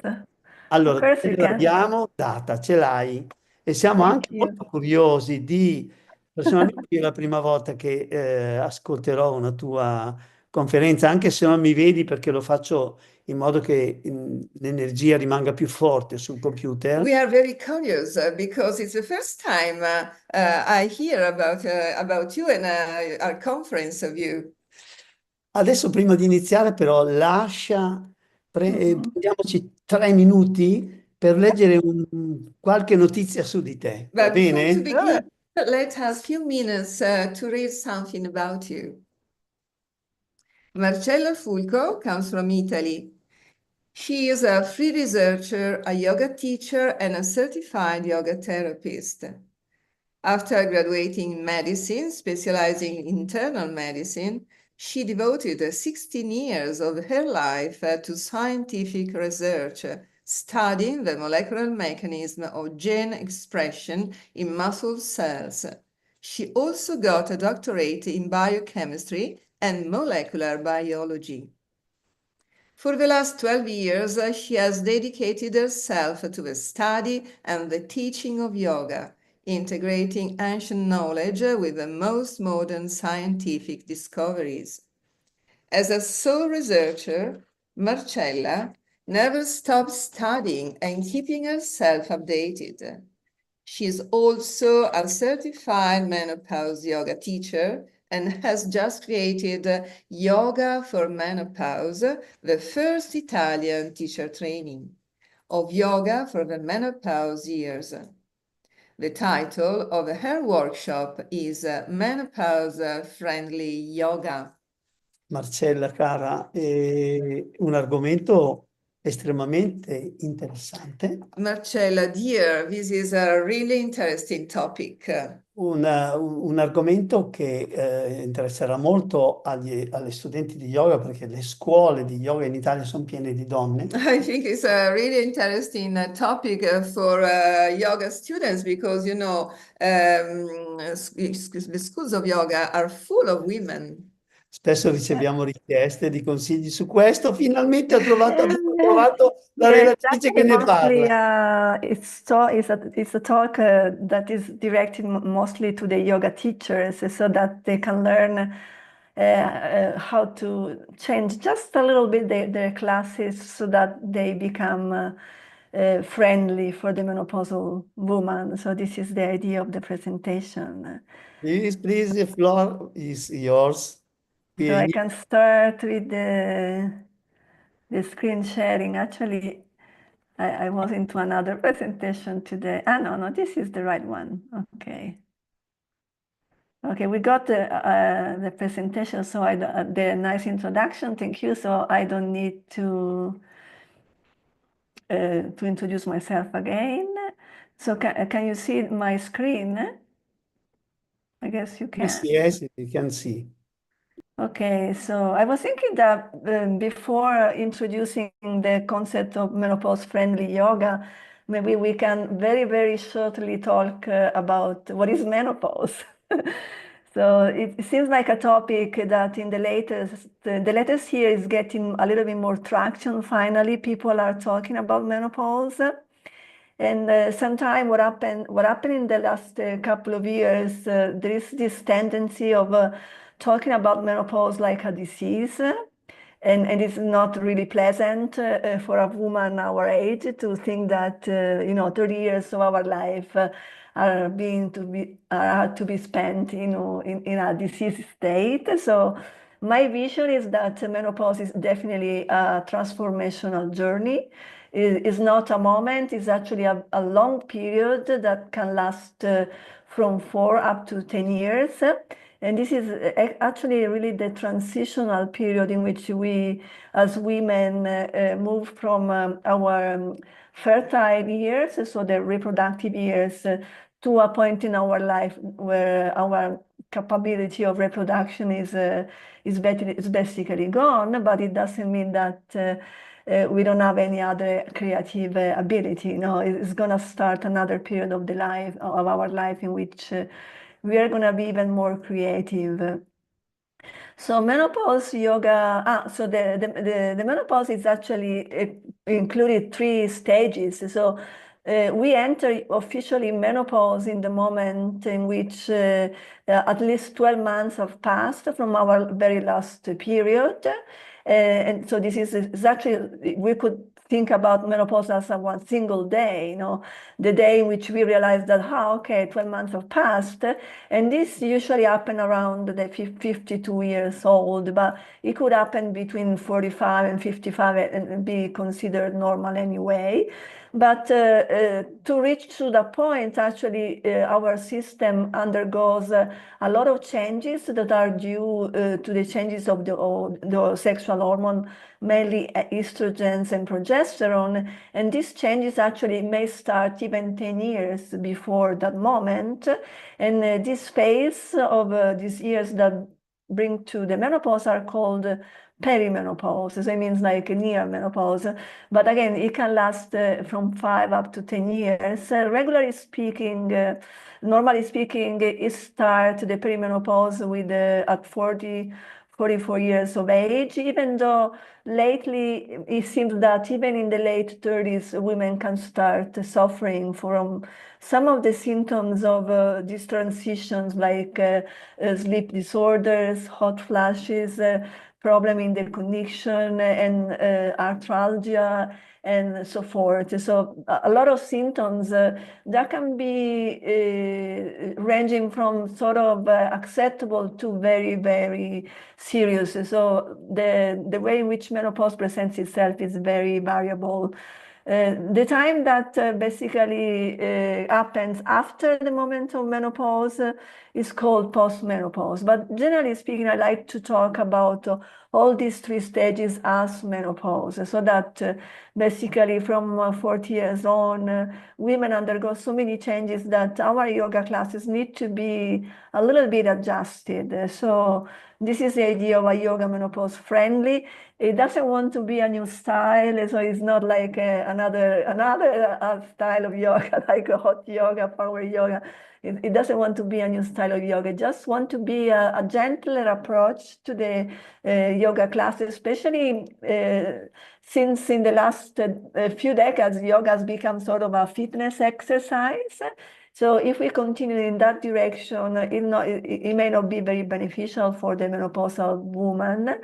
So the idea is to adhere to a few very basic principles so that some of the new needs of this population can be met, and the yoga practice can be more beneficial, and we try to limit any kind of detriment to the middle-aged woman. So I came up with a few guiding principles. Some of them are actually inspired from my studies with Nif Deri of Instinct Yoga, and some other I came up by myself, but by no means this is not thought to be exhaustive list, and so there could be other principles introduced, and as well a class may be made menopause friendly even with fewer basic principles. I would say the most important one are definitely taking care of the joints, so with an appropriate joint warm-up, and try to adapt the asana so that they taking into account all the physiological changes of the menopausal woman. And then very important, it could be to introduce several tools, let's call them the way, so that our yoga practice eventually results in the activation of the parasympathetic nervous system, that is basically the branch of the autonomic nervous system that is involved in the relaxation response. And in these very regular yoga classes, we can even teach very, very easy pranayama that if the women were to practice at home, obviously sort of in a constant way, it has been scientifically proven that some of these practices are actually beneficial, and they're able to reduce at least for 50% some of the symptoms like hot flashes. And we will get to some of these points in a little bit more in details. These other points we don't have time, but definitely it would be important for these women to find ways in the classes to stimulate the pleasure, because sometimes women in this transition have lost touch with their body and with the pleasure of being embodied. It's very important also to remind these women that rest is essential, because the women are in the middle phase of their age tends to be overwhelmed with so many activities and so many things to do. And as for, I would say, any kind of classes, menopause-friendly yoga classes should have should be trauma informed, because this is a very delicate phase of a woman's life, where some of the trauma that were not processed in the past may come up to the surface. So to come into why we want to warm up the joint is basically due to the decrease of estrogen in our system in general, and in the joints in particular. The joints in the menopausal woman tends to have a lot of problems. They can have a reduced amount of cartilage. There could be a reduction of synovial fluids, and the ligaments and tendons may be very rigid due to the decrease of collagen.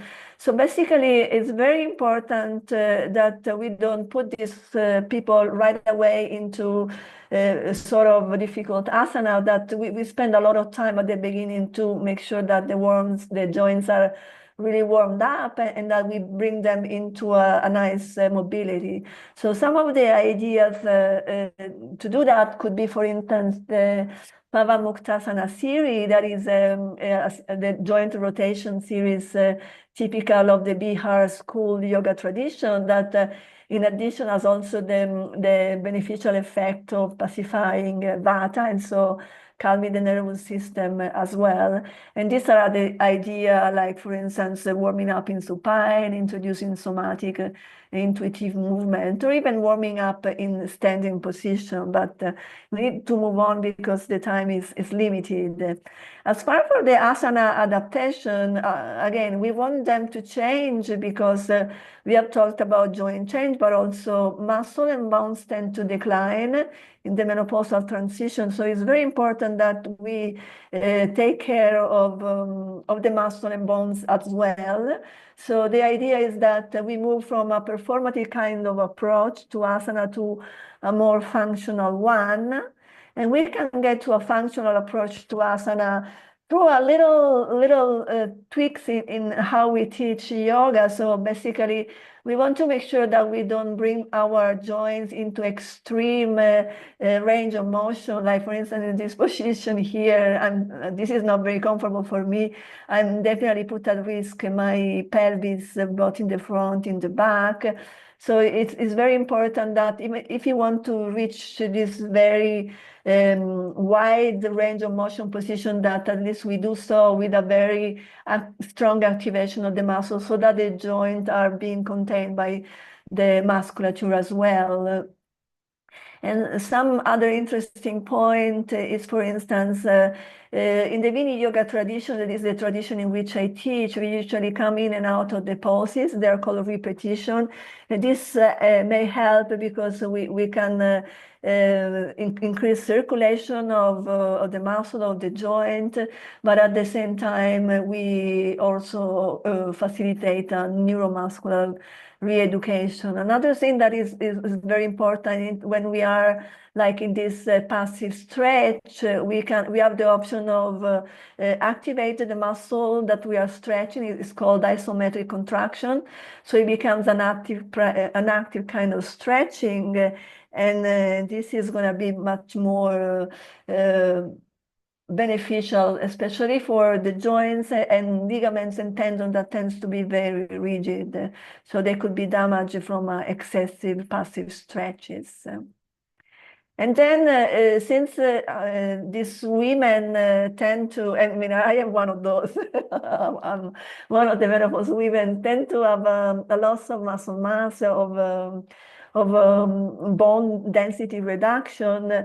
If we want, we have the option in our yoga class to increase a little bit the muscle effort, or at least start educating our students that it may be important, if not in the yoga class, at least outside of the yoga class, to start resistance training exercises. So we could choose to sort of educate them in a way that can be playful, maybe, for instance, in a standing and balanced position like this one, we could flex, and so coming in and out of a flexion of the knee, so that we can strengthen the muscle of the legs. Or for instance, we could hold the poses a little bit longer, or use little weights. I know that for some of the purists, this may not be considered yoga, but we also have to consider that our population of women in this phase maybe come to yoga as a only form of exercise. So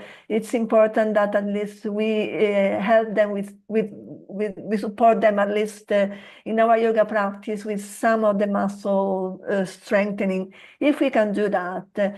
And even the brain needs to be stimulated, so it's important to introduce a lot of variety in our sequences, and doing the same movement in a different way, because the brain really loves novelty.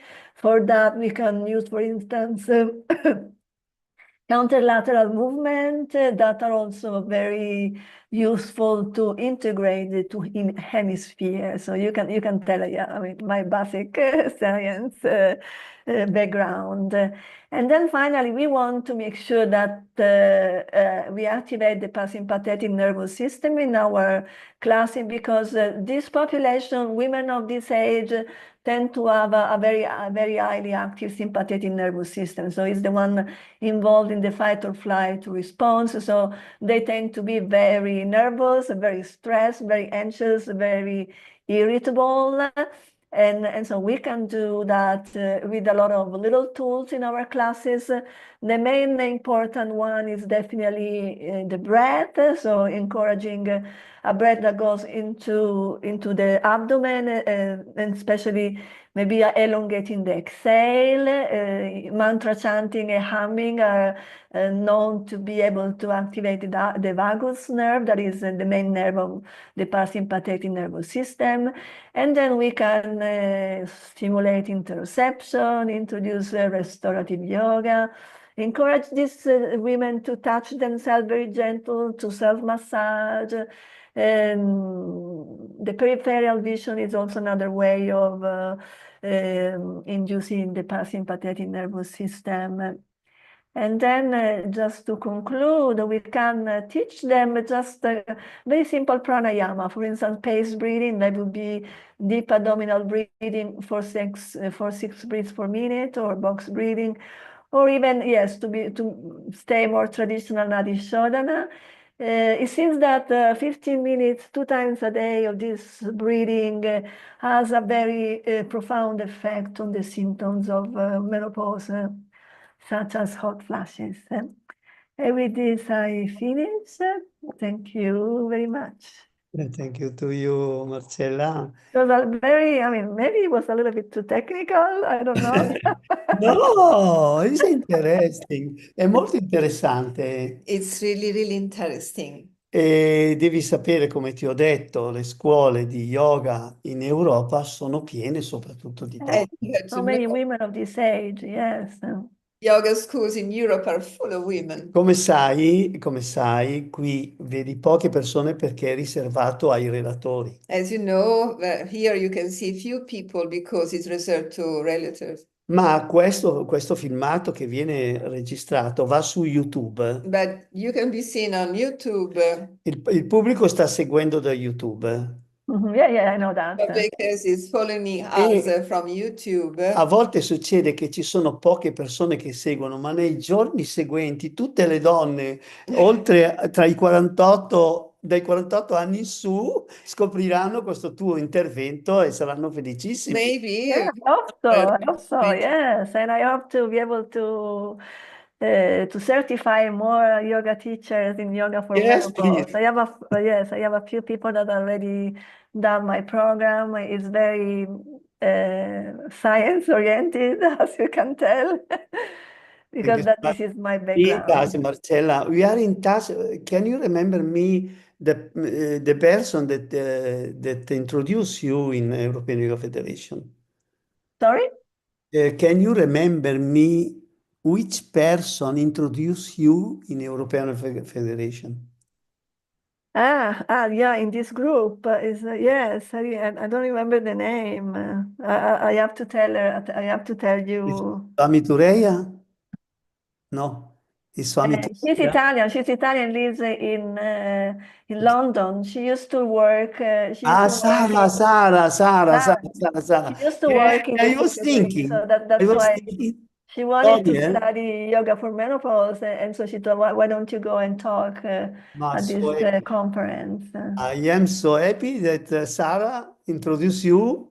Thank you. Very nice to be with you guys here.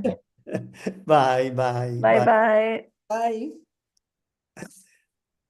Ecco, siamo arrivati all'ultimo relatore della giornata. And now we are at the last relators of the day. Beati gli ultimi, se i primi saranno stati Blessed bravi, will be the onesti. last, if the first will be honest. In effetti vi sto introducendo il vicepresidente della European Yoga Federation. We are introducing you the vice president of the European Yoga Federation. Jadranko e lui vive in Croazia. Yogacharya Jadranko Miklec, who lives in Croatia. Ma è conosciuto in tanti paesi europei, ma anche molto in India. Known everywhere in Europe, but a lot in India too. E ci ha fatto anche, ha creato un piccolo video che quando lui finirà, noi lo proietteremo. Lui ha chiesto a tutti i partecipanti, a tutti i representatives dell'European Yoga Federation di esprimere in 2 o 3 frasi che cosa pensano che sia lo yoga. He created a nice video where all the representatives of European Yoga Federation participated, and with a short spot, they say what yoga is for them. Quando Jadranko avrà terminato il suo intervento, noi proietteremo queste diapositive prima di chiudere la giornata. And when Jadranko will finish his interview, we'll project the video. E dico che Jadranko è sempre pieno di queste belle di riunirci sotto un topic, per esempio. And I must say, Jadranko is always full of his nice ideas to make us meet inside all the same topic. Bene, per favore Elisabetta, raccontaci qualche cosa di Jadranko, leggi il suo curriculum. So, Yogacharya Jadranko Miklec from Croatia is a yoga and Ayurveda therapist, teacher of transcendental meditation and Maharishi's Vedic science, Vanaushadhi Bishagacharya herbal scientist, president of Institute for Yoga and Ayurveda, SAN, vice president of European Yoga Federation. Yogacharya Jadranko Miklec teaches yoga in Europe, America, and other continents, India and China. He gained knowledge about yoga from Maharishi Mahesh Yogi A.G. Mohan, direct disciple of Sri T. Krishnamacharya Maharishi Swami Dev Murti, Yogacharya Dr. Mukund Bole, Sri Gurav Maharaji, other Yogacharyas, and his own insights, which he gained through the 50 years long practice, teaching and discovering deeper understanding of yoga. He wrote 6 books about yoga. Also, he has experience with the application of yoga and Ayurveda to sport, tennis, football, diver, judo, volleyball, and so on. For teaching yoga, Jadranko is cooperating with Maharishi Academy für Vedische Wissenschaft, Deutsche Gesellschaft für Ayurveda, Hochschulsport, Institut für Sportwissenschaft der Universität Tübingen in Germany, Morarji Desai National Institute of Yoga, India, the Lonavala Yoga Institute, India, BPCA's College of Physical Education in Mumbai, Bharati Vidyapith Dimit University, College of Physical Education in Pune, Sabzibai Pula Pune University, European Yoga Federation and World Movement for Yoga and Ayurveda, United Consciousness, India, Centenary College, New Jersey, USA, and Academy for Living Healthy in America. The title of his workshop is Essence of Pranayama. Please, Jadranko ji. Thank you. Thank you, and welcome everybody. I'm very happy to greet everybody present and to speak about yoga, especially the pranayama. So we know that the yoga is the practice with aim to make us more conscious of the life we are living and to have more conscious experience of all aspects of our life. And especially to become consciously related with some aspect of our life which is very important, and this is the function of the autonomic nervous system, which is taking care of all activity of vital internal organs. So that autonomic nervous system is organizing the function of our heart, lungs, liver, all the internal organs. And on that basis, we have ability to be conscious being and being conscious of ourselves and life around us. Sometimes through our actions and through our behavior, we can create some blockages to the normal function of the autonomic nervous system. We can disturb the balance of its function or homeostasis, so that sympathetic activity become more than parasympathetic, and then leading to more stress and change on the level of the chemistry of the organism, and creating health problems. As I say, the fact we are alive, we are just taking as it is, without much bothering which way we are alive. Because the autonomic nervous system is doing that, whether we are conscious or unconscious. When we are sleeping, our body is living. If we are sometimes going to the unconscious condition, the body is still functioning. Then, in case if there is a need to recover the homeostasis, it means which can be in the state of disbalance, then we need to know how to do it, how to connect consciously with the function of autonomous nervous system.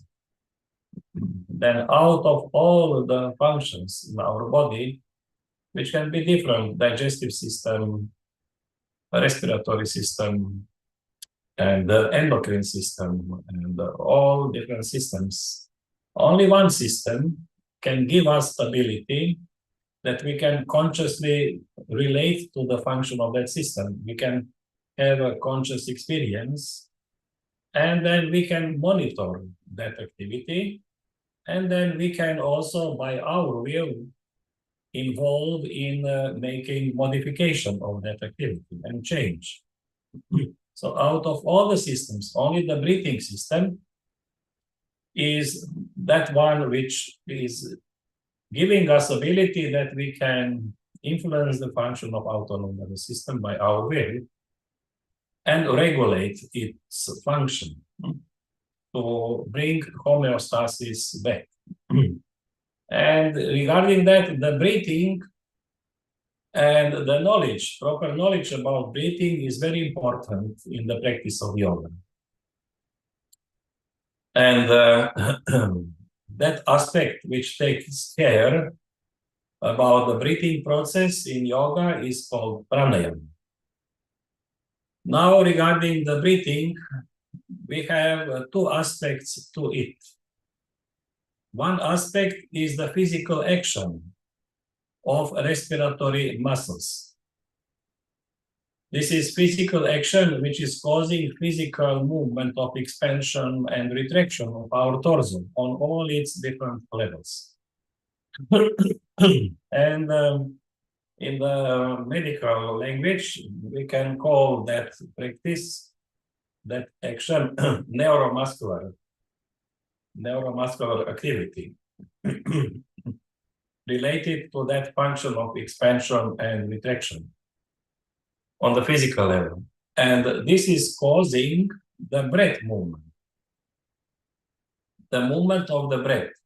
So that physical breathing movement is the cause for air moving in or out. So when the physically body expands because of the action of respiratory muscles, when that expansion is happening, then the air is sucked in the internal space of our torso. Basically, physical air is ending in the lungs. And when the body retracts physically, then this is expelling air out. So these two things, we need to understand what is the cause and what is the effect. The cause for the movement of the breath in and movement of the breath out is the that physical action, that neuromuscular activity related to the respiratory muscles. The main respiratory muscle is diaphragm, which is situated here. And that diaphragm is connected at the back with the lumbar region of the spine, and from the side with the floating ribs here. It's connected, and it's in that shape here, dividing the chest and stomach cavity. So when that muscle is contracted, because it is connected with the lumbar region of the spine, when it's contracted, then it's pulling, the upper part is moving down. That like parachute shape of that muscle is starting to be lowered down, and the edge is pushing the ribs to the side when it's moving down. So then, as a consequence of that contraction of diaphragm, it's the expansion in the chest region And also because it is moving down, it is increasing the pressure in the stomach space, and the stomach walls are expanding. So there is expansion in the stomach, even if that movement is more normal in the diaphragm, then it will cause the pressure spreading even down to the pelvic space. So the expansion in the pelvic space, expansion in the stomach space, and expansion in the chest space.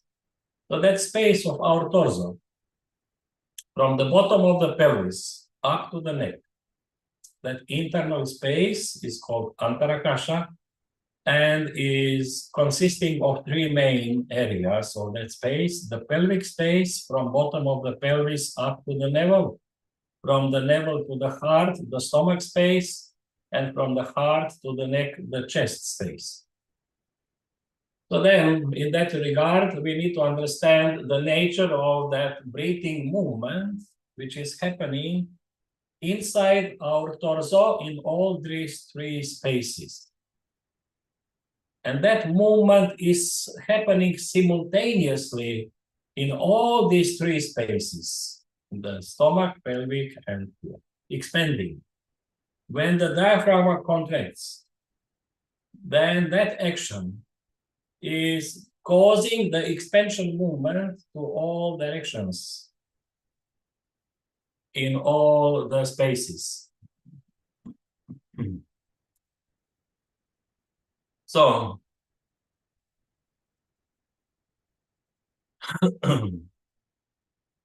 now when the diaphragm relax, when it is relaxing, then what is happening? Because of the relaxation from here, then the pressure which is here increased is now pushing diaphragm back up. When it is moving up, then the side is closing. It means there is the stomach space is retracting. In the pelvic region also is retracting. The pelvic diaphragm moves upwards, and the chest space is retracting also. So all the three spaces are retracting during the relaxation of diaphragm. During contraction, it's expanding. So it's like the whole torso is expanding and retracting to all directions. So this is the first thing what we need to learn when we start learning the pranayama. Because without understanding the proper breathing movement, and this is called in the yogic language prana vayu and apana vayu. Vayu means the movement, internal movement, which is on which it is based all the life activity inside the body. It's based on these two kinds of movements: internal expanding movement, prana vayu, which is giving ability something to enter our body, and retracting movement, apana vayu, which is causing that something can be eliminated from our body. To receive and to let go, to eliminate. On that basis is functioning all internal organs and even the cells. That expanding, the pulsation, called spandana, pulsation, expansion and retraction. And then we need to consciously connect with that activity, understand that activity, remain consciously connected, and then by our will, being able to modify that activity. Because then we will be making modification on the breath movement. Because you cannot do the modification on the breath movement directly, because it's not the cause. The cause is the physical action, and this is the consequence. The breath is sucked in or expelled. How you are able, in a very smooth and sequential way, work in a conscious way with the respiratory muscles and slowly make expansion. Prolong that expansion value So in that sense, the breath will be so slowly moving in. Or how slowly you will start with retraction, working. So like this, so slowly the breath will be moving out. If you do sudden, like in Kapalabhati, quick contraction, then the air is expelled very quickly. But if you, depends which way you are working with your respiratory muscles. So that's why we cannot learn pranayama starting dealing with the breath itself. So first we need to start dealing with the breathing movement and then master the function of prana, apana, vayu, and normalize the direction of the function of prana and apana, vayu by our will. This, there is a lot of knowledge about that. We don't have so much time to go too much into the details, but generally just we will go through that. So first we work with the vayu and we do the vayu shuddhi. For the breathing movement to be normal, it is neuromuscular activity. Depends on the quality of the muscles. Whether respiratory muscles are tense or they are in a tonic condition, or they are chronic hypertonic, or they are chronic hypotonic, too weak, or they are very tense all the time, they will be blocking the normal action of expansion retraction. And then we say this is the blocking of the function of the vayu. That's why with the practice of asana and stretching and in a comfortable way, sukha, sthira sukha way, then we are releasing the tension from those muscles so that they come to the tonic condition, and then they will be able to respond to that nerve energy, which is the neurotransmitter action of activator and inhibitor to regulate the function of diaphragma or other muscles. Then that vayu shuddhi is the first practice to release the tension from the muscles from the torso. And then when that action of expanding, retracting is all over the body free, then actually when the breathing movement is felt everywhere in the whole torso, not only in the torso, but also in the groins, over groins in the legs, and in the shoulders, over shoulders in the arms, then the whole body becomes breathing body. See, when you feel breathing movement, that expanding, retracting, going on all over your body at once, then the breathing body becomes as big as physical body. So you transform your physical body to the breathing body, and then you start pranayama in the breathing body. You don't do pranayama in the physical body anymore. And the breathing body is the connection between the physical body and the energy body, between the annamaya kosha and the pranamaya kosha. It's the breathing body. And that breathing body is depicted in the traditional text of yoga as a concept of the lotus concept. You have these pictures with the lotuses all over the torso. It shows the lotus expanding, retracting movement. The lotus is symbolizing the function of the prana vayu and apana vayu. And it's non-linear action. It's expanding to all sides at once and closing from all sides at once. So this is resembling that activity of the prana apana vayu inside our torso, which is responsible for the breath movement in and out. So first we are working with the neuromuscular activity. And then we are working with the neurosensory activity. And this is dealing with the breath. Shvasa prashvasa is the breath moving in and moving out, following the breath movement. But in the Yoga Sutras, in the text, there is written that pranayama begins when the shvasa prashvasa stops. So then you need to know how working with the breath movement, you can shift to the value of Puraka and Rechaka, which is not the inhale or exhale, it is something else. So I will try to lead you to that experience, starting from the physical movement, breathing movement, then the breath movement, and then the knowledge related to the breath movement in the form of feeling the internal space becoming full or empty. The Puraka, the internal space becoming full and internal space becoming empty. Then you are working with the prana. So first you work with the Vayu, Vayu Shuddhi, and then you establish work with the prana, then the pranayama begins. So the pranayama begins when you start working with the prana, when you start working with the breath, but not with Shvasa Prashvasa, not with the physical breath, but with the knowledge related to the breath, that the space becomes full and empty, full of your consciousness, fullness and emptiness. Then this is leading to the neural activity.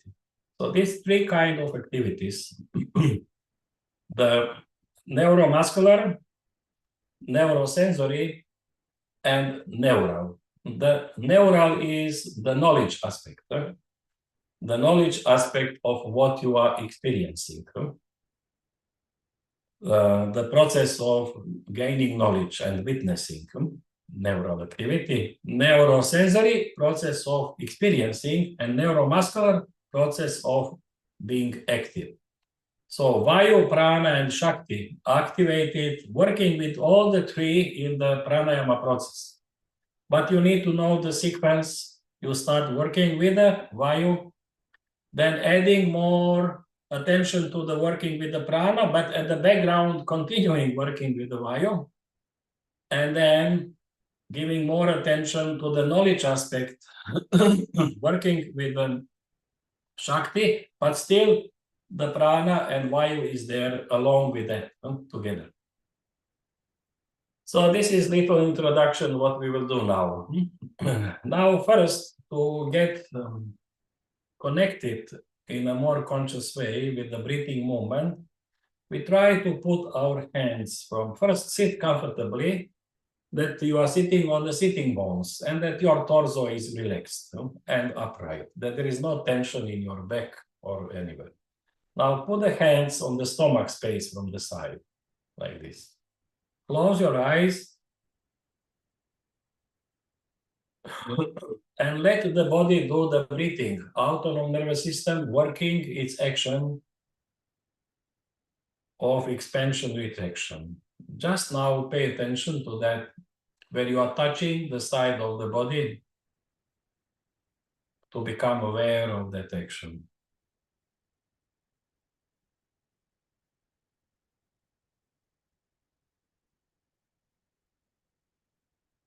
Just notice whether you are experiencing that expanding, retracting movement, what is the quality of that movement. Then move the hands more up to the chest space from the side and continue.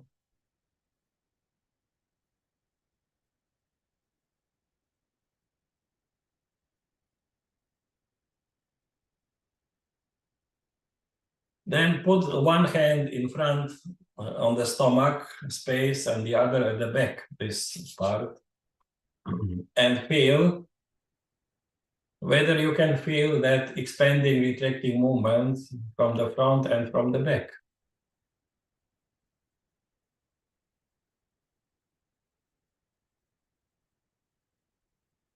And then move higher to the chest space.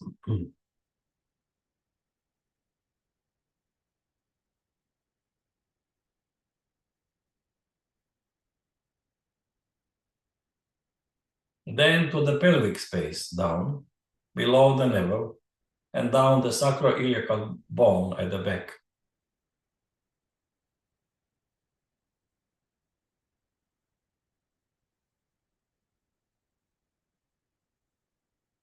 Then go on the on the hips from the side to feel from the side, expanding, retracting action.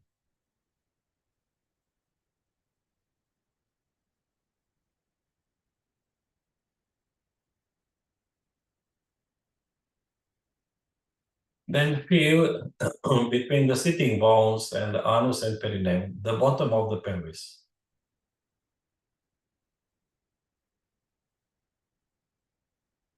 Whether you can feel there some activity of expanding, retracting.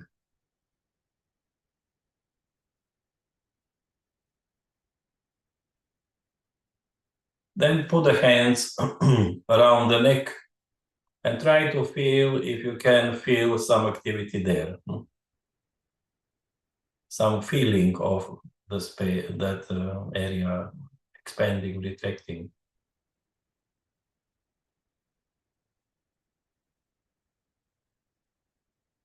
Okay. Now, with eyes closed, try to feel the whole torso from the front, from the back and left and right side, that internal action of expansion, retraction. Without touching with the hands now, without with help of the hands, just by your awareness, that you can gain knowledge about that internal movement of expansion, retraction.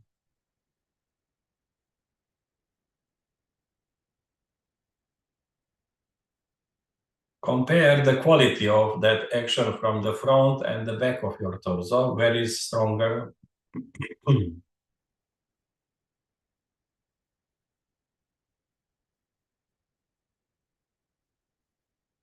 Now put the hands to the floor and slide forward, slowly bending forward. Wherever you are sitting, just bend forward so that the front of the body go to the compressed condition. And feel breathing movement being enhanced in your back of expansion, retraction.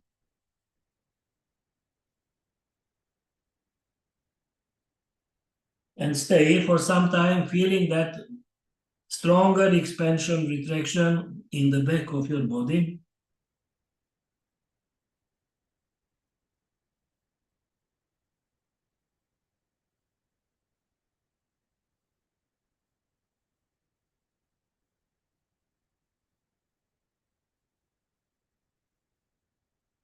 Then slowly come up to the sitting position, back.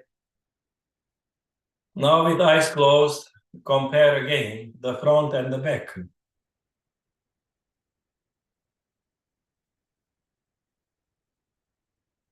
And action of expansion, retraction, where is more now? Where you can feel stronger action.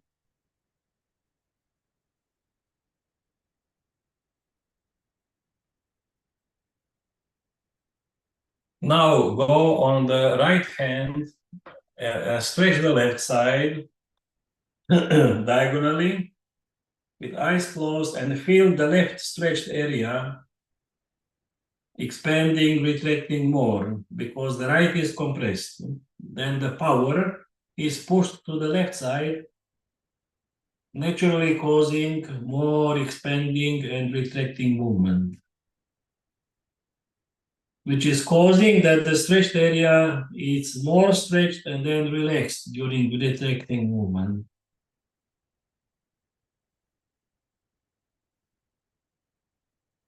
And then come up.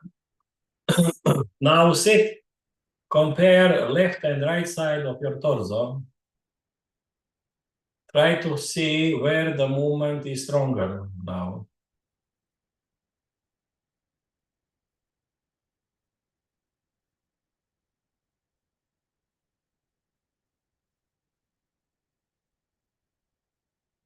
Now go the other side also, stretch.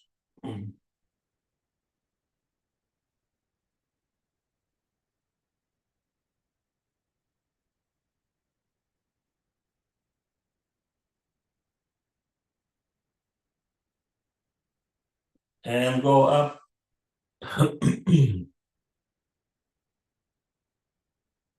And feel your torso. Whether it has more feeling of being free in that moment. Then inhale and twist to one side. Keep the torso vertical, upright. Now, middle of the thorax, you can find that expanding, retracting movement is more focused in the middle of the thorax. Back of the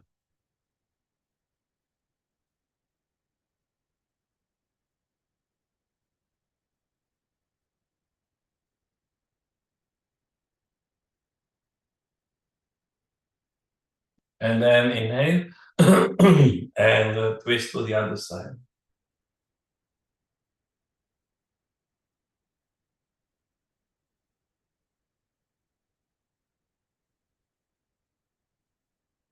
And come to the middle. So very simple movements. This is just to demonstrate working with your torso. It means to release the tension from the muscles all around your torso, from the back, left, right side. Those who are involved in the breathing movement, to release the tension from them. Then you are bringing them to the tonic condition, and then they are functioning very nicely under the guidance of the from the nervous system. Now remain eyes closed and feel that expanding, retracting value in the whole torso.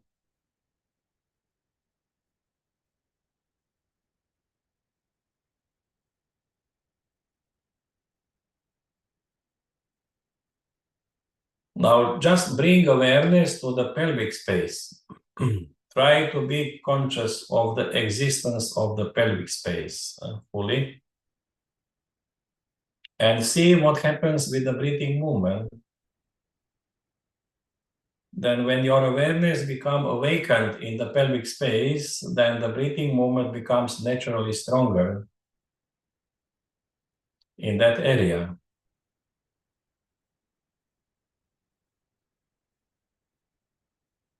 That the prana-apana-vayu function becomes increased, nourished by space becoming conscious of its existence. Just by that. Now shift attention from the navel to the heart and observe what is happening with the breathing movement of expanding, retracting, just by being more conscious of the space of the stomach.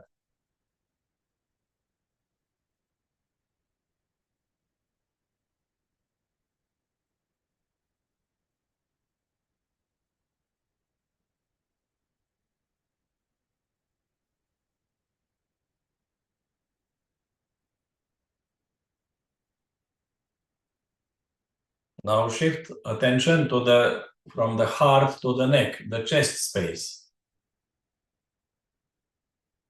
And see what happens with the expanding, retracting movement in the chest space. Now this is by the principle of Sankhya. When the existence becomes conscious, then the Prakriti becomes intelligent, and it means that the life energy becomes activated in that area. Now feel the whole body, the whole torso at once, all three spaces at once.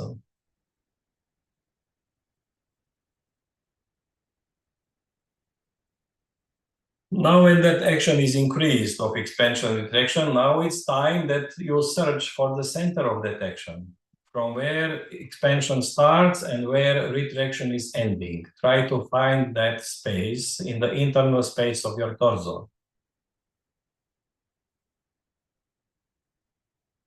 This is the center of the power, or Shakti Kendra, from where Pranavayu and Apanavayu is operating in relation to the whole body.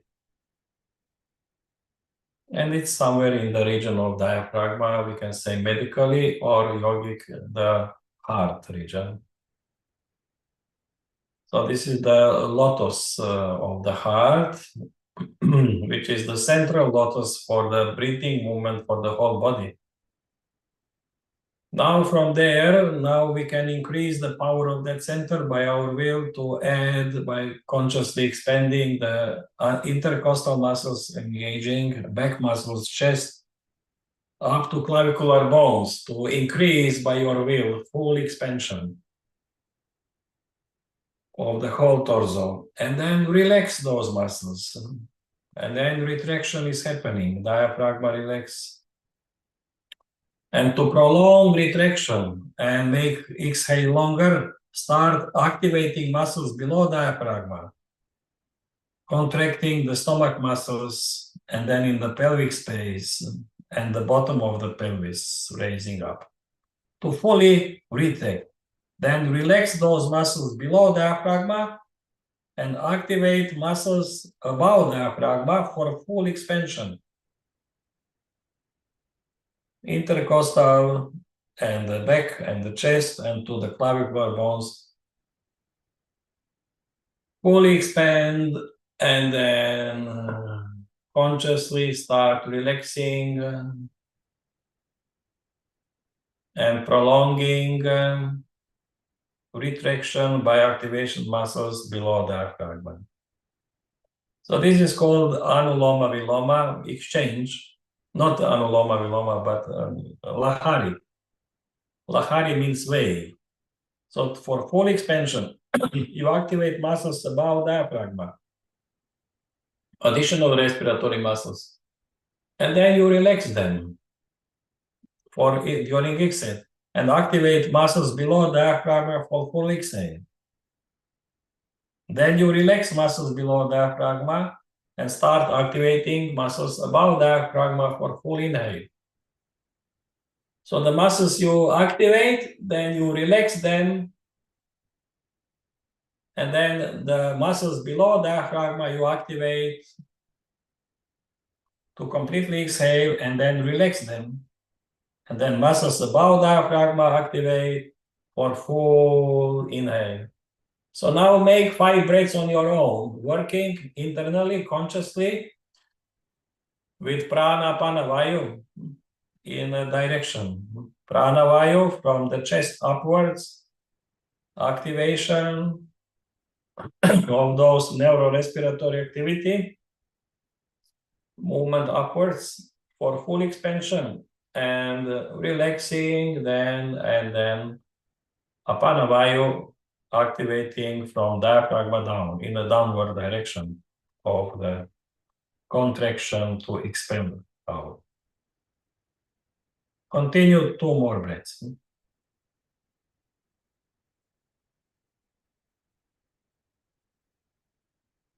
The whole body expands, and then you relax, and exhale, it becomes longer naturally, because now inhale, you start from the heart, and this is that path from the heart up to the neck. And exhale starts under your control from the neck to the heart and below the diaphragm to the bottom of the pelvis. So the time for exhale is 2 times longer naturally than the time for inhale. And then continue, try to pay attention to that when you start exhaling, do it under your conscious control from the up, slowly relaxing those muscles in the chest. And then slowly activate muscles below the diaphragm to fully exhale.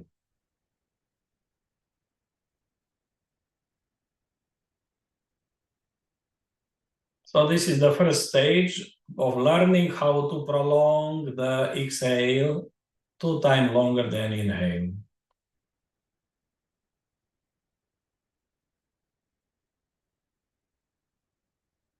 Now continue at the background, doing by your will that action with the prana, pana, vayu, the physical expansion, retraction. But at the foreground, 80% of your awareness is dealing now with the sensation of the touch of the air, moving in during expansion and moving out during retraction. So now you are working with the breath movement. Now we start working with the prana.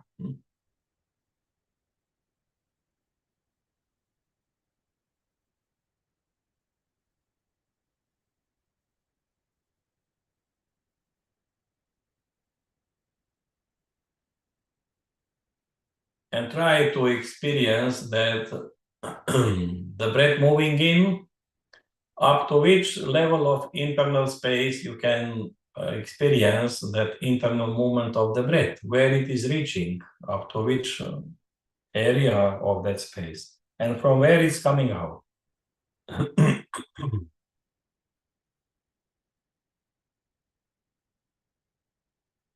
So you will be getting knowledge about breath moving in, even beyond the level of the lungs.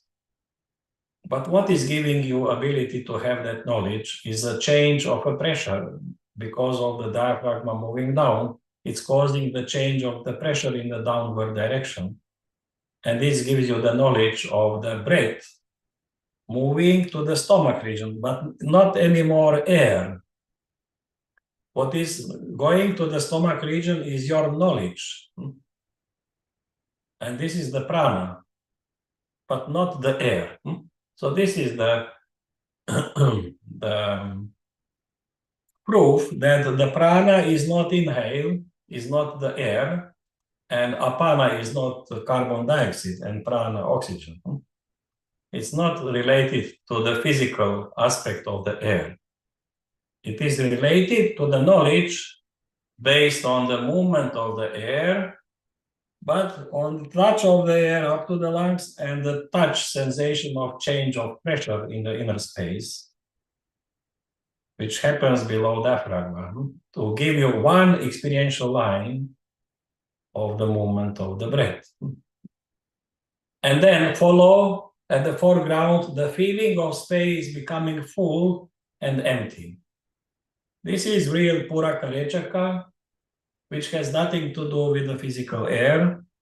That's why the pranayama is not a breathing technique. It is making the space filled with consciousness and expanding knowledge. And this is the prana.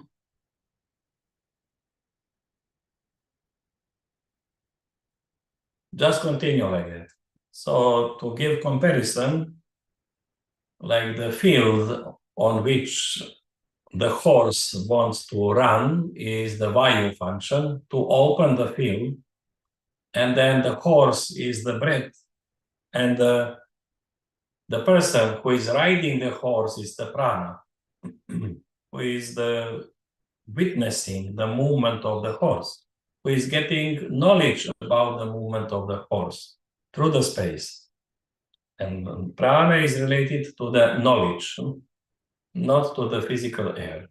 It's related to the function of the mind, and to the function of the body is related vayu, and to the function of the soul is related shakti.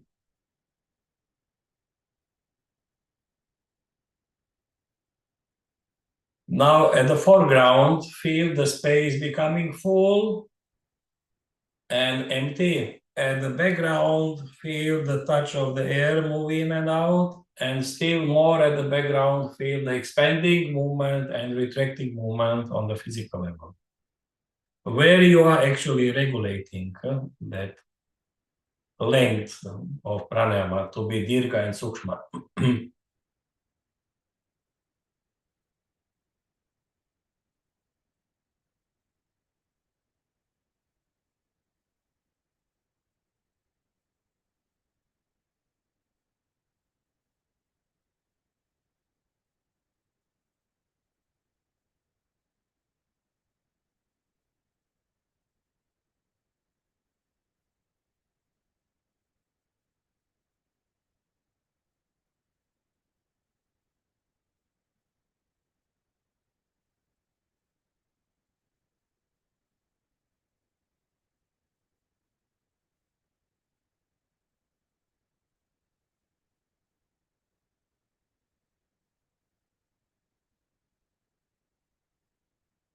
Okay, now slowly rub your palms And cover your eyes with the palms. Keep the eyes closed.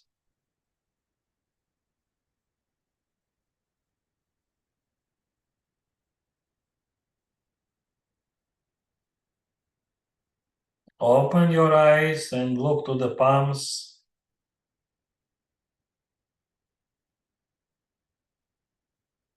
And then slowly remove. As idea was to give some basic about pranayama. So the basic pranayama is Lahari pranayama, which is establishing the principle of pranayama according to teaching of Patanjali, the Puraka and Rechaka. And then when you modify Puraka, Rechaka and Kumbhaka according to the number, the place, and the length, the kala, virga, the kala, the sankhya, and the desha. When you regulate, desha means the place to which you are doing Puraka Rechaka. In Anuloma Viloma, it can be through the skin, you do Puraka Rechaka. In Nadi Shodhana, you work through the internal nadis, 12 internal channels. Then this is the desha. Or in Ujjayi, the desha is back of the throat to the heart, that region. You do Puraka Rechaka in that region. In Shitali, the desha is the tongue region and the mouth area. You do Puraka Rechaka, do the Puraka, and then Brahmari is the nasal area and cervical area. The desha, so the desha is changing according to that. The name of pranayama is changing, and the purpose of pranayama is changing. And then slowly you can start practicing those modifications, but you need to know why you practice, which kind of modification, for which reason, which purpose, and then leading to the Kumbhaka pranayama, and leading to the Kevala Kumbhaka finally. But as I said, this is the Lahari is the basis of all. This is just establishing the Puraka and Rechaka principle on which pranayama is based.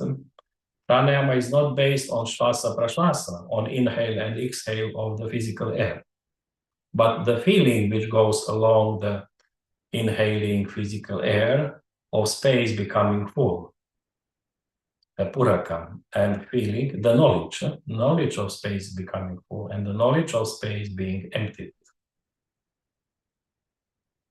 Now, if there is any question, maybe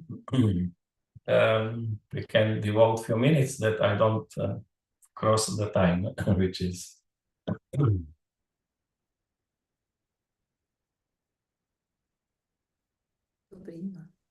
Jadranko, noi ti ascolteremmo per ore.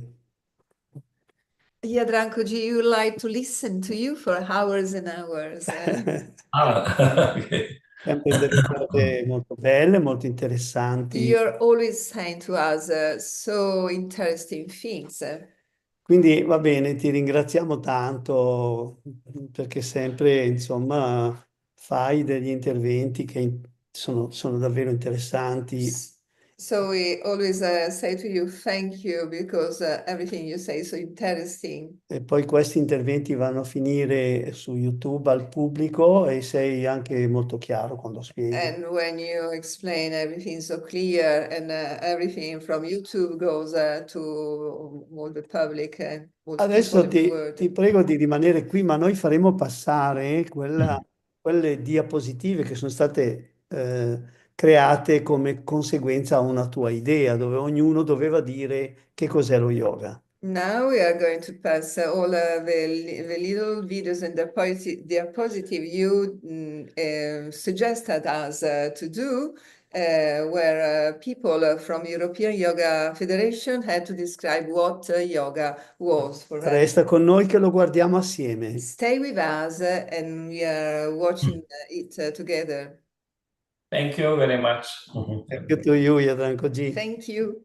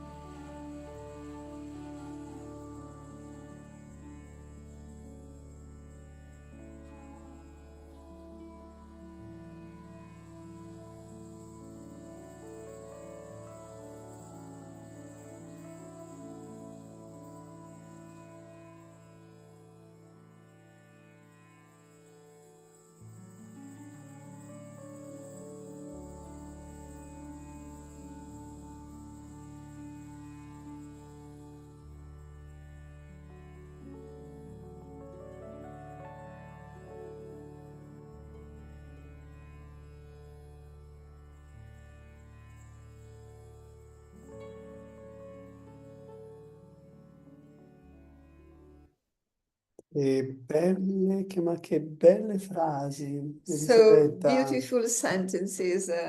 veramente. E carissimi, le persone a casa forse magari va bene, si rendono conto perché anche loro organizzano eventi. Maybe people at home, maybe they organize events too. In fondo è una bella responsabilità, It's really a great responsibility. presenta qualche difficoltà, It presents some difficulties, ma Swami Brahmanistananda mi ha, diciamo, un po' così incoraggiato but Swami Brahmachitananda encouraged me quando gli ho detto mi dispiace per qualche piccola mancanza, piccolo when difetto. I told him I'm so sorry because of some defects or some missing things. E lui mi ha detto, beh, capita a quelli che fanno le cose. And he answered to me, but you know, it happens bisogna when accettare. people work. E quindi va bene, siamo arrivati alla fine della giornata. Voglio ringraziare tutti quelli che hanno partecipato nel And now pomeriggio. we are at the end of the day. I want to say thank you to everybody participate in the afternoon. Natasha Liège dalla Francia, Beginning from Natasha Liège from France, la nostra dolce Amra Kubat our sweet Amra Kubat Okić della Bosnia. from Bosnia.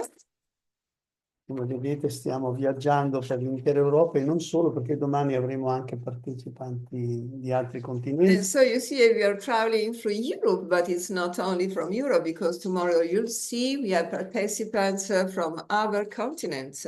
Voglio ringraziare tanto anche Gudrun, I want to say a great thank you to Gudrun Buchzik. la prima conferenza che ha fatto con noi e l'ho molto apprezzata. It was her first conference she had with us, and I appreciated it all very much. Diciamo che le conferenze sono state tutte belle. I must say everything Ecco, was so sto nice. All the conferences sto were ringraziando nice. Gudrun perché è la prima volta che fa una conferenza da noi. I Ecco. want to say a special thank you to Gudrun because it's the first time she participates with us. Ringrazio Sonja Gogova della Macedonia, I say thank you to Sonja Gogova from Macedonia. il mio caro amico Swami Brahmanistananda Sarasvati dell'India, My dear friend Swami Brahmanishtananda Sarasvati from India. Amandio, mi raccomando c'è una N perché io mi chiamo Amandio, ma lui Amandio. Amandio, and recommend it's Amandio because my name is Amadio and his name is Amandio. Amandio Figueiredo Tino del Portugal. Amandio Figueiredo Tino from Portugal. Abbiamo ascoltato Marco Bianco. We have listened to Marco Bianco. Vive in Croazia, però è italiano. He lives in Croatia, but he is Italian. Marcella Fulco. È stato un piacere averla ospite. It was really a pleasure to have her with us. Infine Yogacharya Jadranko Miklec della Croazia. At the end, Yogacharya Jadranko Miklec from Croatia. Grazie a tutti, è stato un grandissimo piacere, grazie a voi, stiamo facendo tante belle cose. Thank you very much. E dato che mi piace applicare la frase della Bhagavad Gita, Yoga Karma Sukha Ushala. So, because I like to say the sentence of Bhagavad Gita, Yoga Karma Sutra. Che yoga è abilità nell'azione.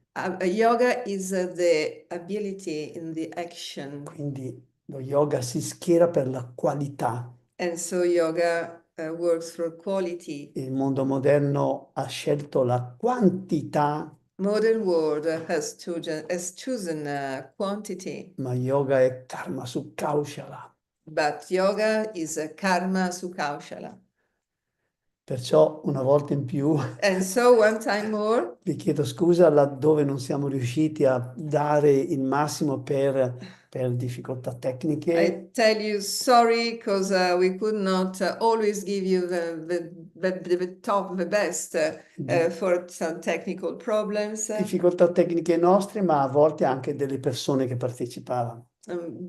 Sometimes were our difficulties and sometimes difficulties that were from the Perdonate participants. questi piccoli peccati e andate a rifarvi sui contenuti. And so please go back to the topics and to what the arguments. Domani saremo qui per un'altra giornata con illustrissimi conferenzieri. And tomorrow we'll be back here with so important conferences. Dopo l'accensione della lampada, ma questa volta ci vedranno mentre la faremo.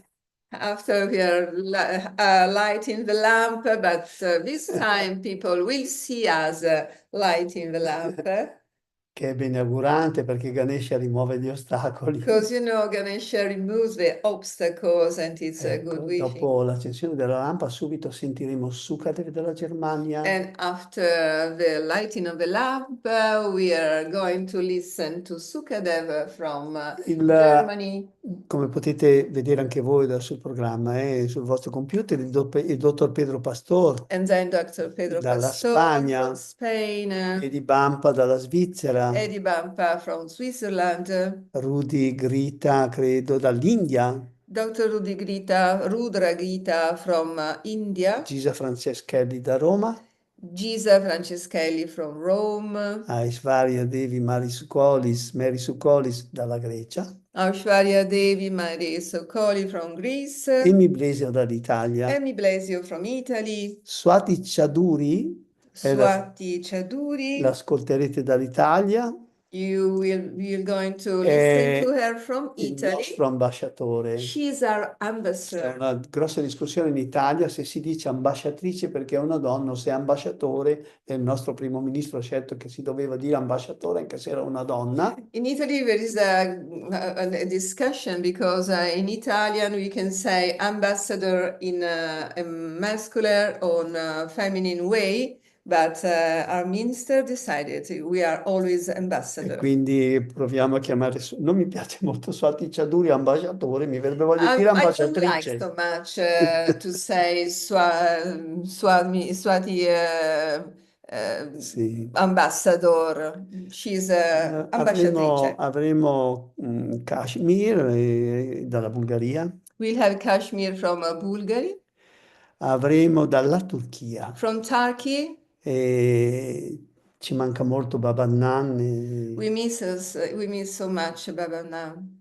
Sì, lo stimiamo, lo apprezziamo tanto. We estimate so much. Personalmente mi manca in questa Personally, I miss him. manifestazione.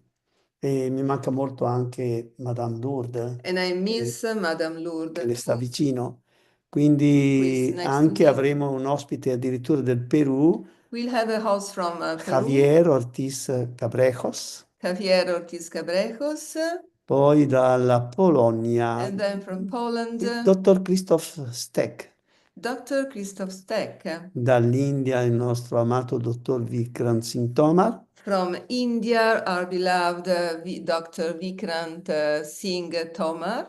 e dall'Italia chiuderà con una conferenza anche il nostro, è una persona che non posso dire che la conosco. And from Italy, we'll finish a person, but I can say I know him La properly. sto approfondendo da 82 anni, I'm going deepening since 82 years. ma in effetti devo dire che sono impegnato nella vita a scoprire effettivamente chi è, se è nella missione giusta, se sta facendo le cose che deve fare. And I can say I spend my life trying to understand if he is in the right path and if he's saying if he's doing the right things. Sto parlando di Swami Amandio Bianchi. And I'm speaking about Swami Amandio Bianchi, myself. Ecco, faccio parte della European Yoga Federation, di and I'm cui part of European Yoga dico Federation. ancora per un pochino di tempo, forse o forse no, And maybe, I don't know, for so svolgerò, much time. svolgerò la mia missione, il mio servizio il più possibile e I try to do my service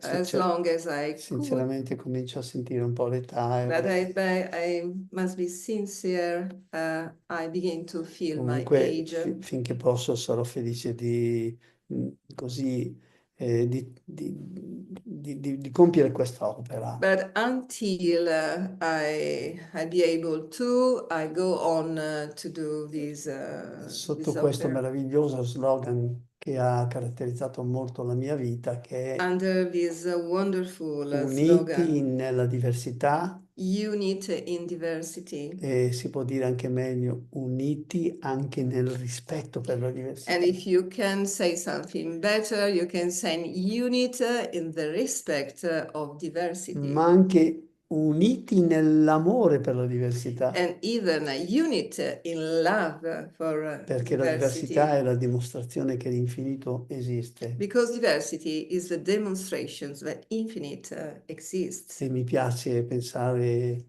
l'infinito, la sento una cosa curiosa perché essere un'entità finita I think I like to think about infinite because to think about infinite is to think infinite is an entity finite. sì, è un dono che mi ha fatto la natura di poter immaginare l'infinito pur essendo finito. It's a gift that nature made me to make me understand that infinite is Detto infinite questo, even if it's ending. detto questo, ringrazio tutti senza dimenticare una volta in più And so I want to say thank you to everybody another time, but I don't want to forget. Siamo in una piccola regia dove stanno lavorando 3 persone. We are working a little production and director space. Ma per arrivare a questo evento, dietro è logico che hanno lavorato tante altre But you know, to arrive to this event, many people worked behind us. Ringrazio Gaetano Lauta che vi sta facendo ciao con I la want mano, to say to you, thank you to Gaetano Lauta, who is che saying to you, fa il regista, with your hands, he is the director. è il regista qui con noi, Elisabetta Zambon, Elisabetta Zambon. ha anche un bellissimo nome spirituale, Amrit Dev. She has a beautiful spiritual name. The name is Amrit Dev. Che come vedete si impegna molto nella traduzione. And as you see, she was for translating. Una ragione in più per tradurre è perché noi abbiamo tanti italiani anche collegati. Another reason to translate is because we have so many Italian people here connected, and it's our official language. Della nostra nazione, ma la lingua ufficiale della Federazione Europea è l'inglese. But you know, the official language of the European Yoga Federation is English, but you know, there are so many Italian. Benissimo, quindi grazie a tutti, vi aspettiamo domani. So thank you everybody, and we are waiting for you tomorrow. Inizieremo alle 8:45. We are going to begin at 8:45, 15 minutes to 9.